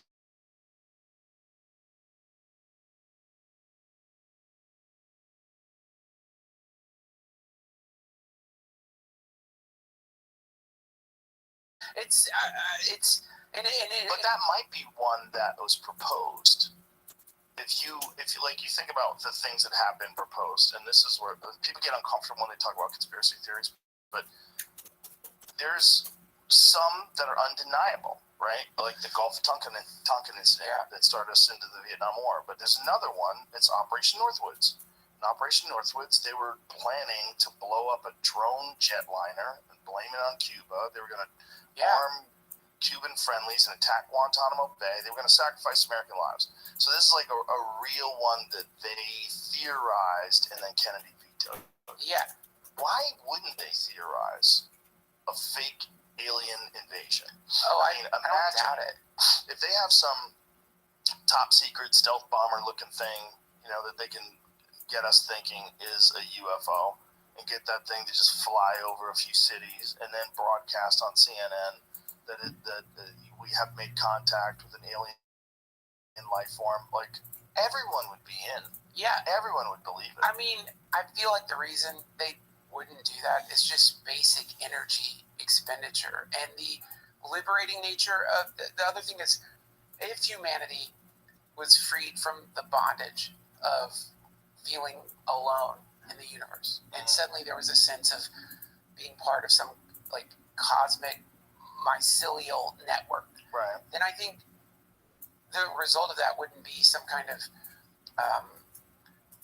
weird sci-fi fascism. The result of that would be people would feel less invested in the world. And for this, if we're going to assign some motivation to these people, I would think the motivation is keep the economies running, keep the workers working so that we can enjoy opulence while they toil. Like the classic move of any tyrant, that's the move. It's like keep them working, give them just enough money to survive, give them some sense that if they work hard enough, liberation's right around the corner. Dangle the carrot. Right, but it's all the problem is it's all dependent upon people electing them, and they only have a certain amount of time in office. So, like, this is a flawed system. That's why they would want to take over and have some completely ultra-dominant system that can't be subverted. You can't have an outsider come in and take over. Well, then you make them believe that the elections are real. No, really. I mean, not to be cynical, but, like, if what I'm going to do is give them some kind of, like, like you put the steering wheel, like, I don't even know if they have them anymore, the kid's steering wheel. You put the kid's steering wheel, the kid thinks he's driving the car. Right. Our youngest, we give him the, when we were doing screens, which we stopped, we give him the controller. Yeah. When the oldest is playing, he thinks he's playing too. Yeah. So you do that. Use the same trick. You're like, here, yeah, you're playing the game for sure. No, truly, it's a democracy. We were all, even though over time, nothing really seems to change. Well, isn't that the baby steps of that, like, election fraud that you experience today? That's the baby steps of that. And if they can get away with a certain amount of election fraud that can tip elections and make it so it's impossible to talk about it. So if you even bring up the possibility of election fraud, you're a fucking psycho. Yeah. And you're a racist and xenophobic and you're transphobic and homophobic and you shouldn't even be a part of America. We should start locking those people up. And then they do start locking those people up. They threaten to lock those people up. They go after those people. And you think about it, the January 6th protests was really a protest that people didn't believe the results of the election. Man, right? Let's think about it that way. Dude, the reason, like, the punishment for these people, to me, is too severe. But as a long-time hippie, we are attuned to the heat. And everybody knows, don't fuck around in D.C. What are you fucking doing? Are you crazy? You don't fuck around in D.C., man. That's, like, not a place to fuck around. Did you ever remember when they were, like, beating people for dancing at one of the monuments? Like, people would dance at the monuments, and you can't dance at the monuments. So to protest, they would go and dance, and they would just get thrown on the ground and beaten. Really? Yes. There's videos of this. I bet Jamie can find it. Wow. And which monuments? I don't know. Like Lincoln Monument? I wish I knew what the monuments were. You can't dance in front of Lincoln? You can't dance at the fucking monuments. And so knowing that if cameras everywhere, definitely, like, reading whatever text you're sending, it's the most secure, has to be the most secure place. Right. It's the fucking throbbing heart of the wasp's nest. Right. You're going to go there and fuck around and think you're going to be okay? Like, if you know, like, where do you think you are? You're going to put your feet up on Nancy Pelosi's desk and fart in her chair? But let's not even talk about those folks. There's people that were just at the protest that are getting arrested. Dude, again, I think I'm coming off as a little too cynical. No, I don't think you are. But I feel like there seems to be some level of amnesia regarding the way things work here with people, a naive kind of amnesia about, like, inevitably the people in the Darth Vader outfits come out. You know, like when you can like fuck with the machine up till a certain point. You fuck with the machine too much, all of a sudden there's all these people in Darth Vader outfits beating you with batons, spraying you with water hoses until things get back to normal. I mean, and so when people are shocked by this or that, generally shocked by some display of violence or tyranny or like any of that stuff, it's always weird to me because it's like, this is how it. Isn't this how it is here? Like, when was it not like this? Like, what's that? Remember when the protester got shot at the university? They were just shooting protesters in the 60s? Yeah. Like, so Kent State. So it's like National Guard. This notion that it's not like that. And then, like poking a stick at the thing directly and not in some asymmetrical way, but really like going in there and seeing, let's see if this time if we poke the tiger, what will happen? And the tiger inevitably bites. And usually the tiger now is a little scarier because it seems to wait a little bit before it bites you. Like, it doesn't just bite you right away. It lets you poke it and poke it and poke it. And then it's gathering information about you, finding everything about what you've done, where you've been, who your friends are. And then it fucking bites. And when it bites, it doesn't let go. And you're fucked. You are so fucked. So, again, So all these January 6th guys, they have like a network of people, right? And all these people that are on these QAnon forums and all these people that are like Trump supporters that are a part of that whole organization thing. How many of them are feds? Dude. A lot. No telling. Yeah. No telling. It's like, wow, man. That's what happens with any group. If you have a group and anyone can join the group, the feds are like, great, let's join the group. Yeah. Why wouldn't they? It's kind of their obligation. Because what if you do turn out to be a bunch of fucking loons that are trying to blow up the White House? Exactly. They have to. No choice. Like, when people say, were there FBI agents at the Capitol? Well, I fucking hope so. Of course there were. You don't want to say it that way, but also, were they encouraging people to go inside? That's where it gets weird. Because if they were just there to make sure that, like, look, if someone says, hey, I got a dirty bomb, like, if you can find out, like, Roscoe's got a dirty bomb, he's about to fucking break into Nancy Pelosi's office and blow it up, let's go watch. Yeah. Like, you would need to know, right? Yeah. You're protecting and serving. But what if you're, like, telling people to go in because you want to make arrests? Or what if the thing was to make it look like something it wasn't, to encourage it to happen? Because you know that there's already going to be a bunch of people protesting. What if you say, look, the way to do this is let these motherfuckers in, and they'll arrest them all, and then call it something that it's not. Don't call it a guided tour. Call it an insurrection. Cut out. Don't allow anybody to see any of the footage of the people just leading these folks around, pointing out what things are, letting them walk into the fucking Senate floor. Yeah. Don't point that out. No, get rid of that footage. And just have the guys banging on the windows and shit. Sure. Dude, I mean, that's kind of what happened. I think that if you were not at least contemplating that the people running the most powerful military on planet Earth, who have access to probably an AI that would blow our minds, but who have gone to military academies where all they've done is study strategy. That's it. You're talking about people who their whole lives, the way we've been working on comedy, right. They study history, they look at what worked, what didn't work, goals, agendas, and then to imagine that these people are functioning on just some baseline level when it comes to achieving this goal or that goal, I think it's very naive and very silly and underestimating them in a way that is not going to work for you if you're trying to like achieve some kind of actual political change. You know, what do they say? To beat my enemy, I must become like my enemy. And that means, dude, you've got to become a communist. This is why I came on today, Joe. Do you have to pee? Let's hold this thought. We'll be right back. Okay. And we're back. The saunas and the cold plunge back to back and all the water you drink, dude, it's so nice though, man. Isn't it great? It's so great. It's so fucking I'm so great. glad you guys are doing it. It's crazy. You got us all. Like, it's so funny watching us all work out. It's really cool. You're like forming a militia. Well, everybody feels better. Yeah. Everybody. Sure. Hassan was saying, like, dude, I'm so much stronger. I feel so much better. Yeah.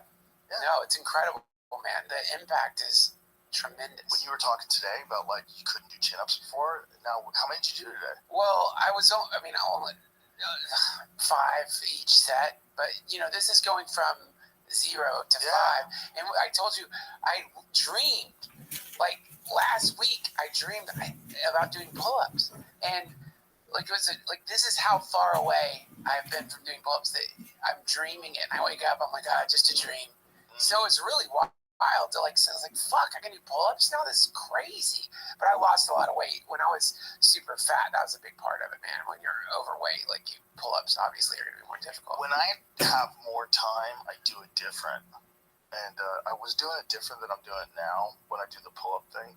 So my body weight routine is I do 10 chin-ups, 20 dips, and then usually I do 20 pull-ups with or whatever the ones they are. I don't know what you would call them, but it's got a bar where your hands are facing, like if you put your hands together like you're clapping, and then you separate them in grip, that they're in that position. And then I do what's called an L chin-up. So you hold your feet out, like, so your body's in an L position. So you're working your abs, and then you're doing this chin-up. I generally do that too. But what I was doing is just sets of 10 of those, 10 chin-ups, 20 dips, and 10. But when I get to 10, like 10 is like it's like a struggle. Like I probably could do, I don't know how many I could do in a row, like full ones all the way down. But I know I could do 5 easy. So if I do 10 sets of 5, it's easier. Right. I can get 50 in pretty easy. Yeah. It's not hard to do. So you do like when Cameron Haynes' son broke the world chin-up record. He did 8,100 chin-ups in 24 hours. He did sets of 5. So you do 5 and then you stop. Well, dude, wait a minute, do another 5, and then you stop. And wait a minute. And if you do that, like 5 is not hard to do if you can do 10, or right. you do 15. So you can bang out 5 pretty easy. And then over the course of the workout, you get the same amount of reps, but you don't burn out. Right. But that's like the Russian way to do it. Russian? Yes. That's the way the kettlebell gurus, like guys like Pavel Tsatsouline, what their thing is about, this is the concept behind, and I'm paraphrasing it, probably butchering it, but strong first. And the idea is that strength, whether it's chin-ups or kettlebell routines, is a skill. And you don't want to do a skill when you're tired. And the way to get stronger and get all the work in is have much longer workouts with much more time in between sets.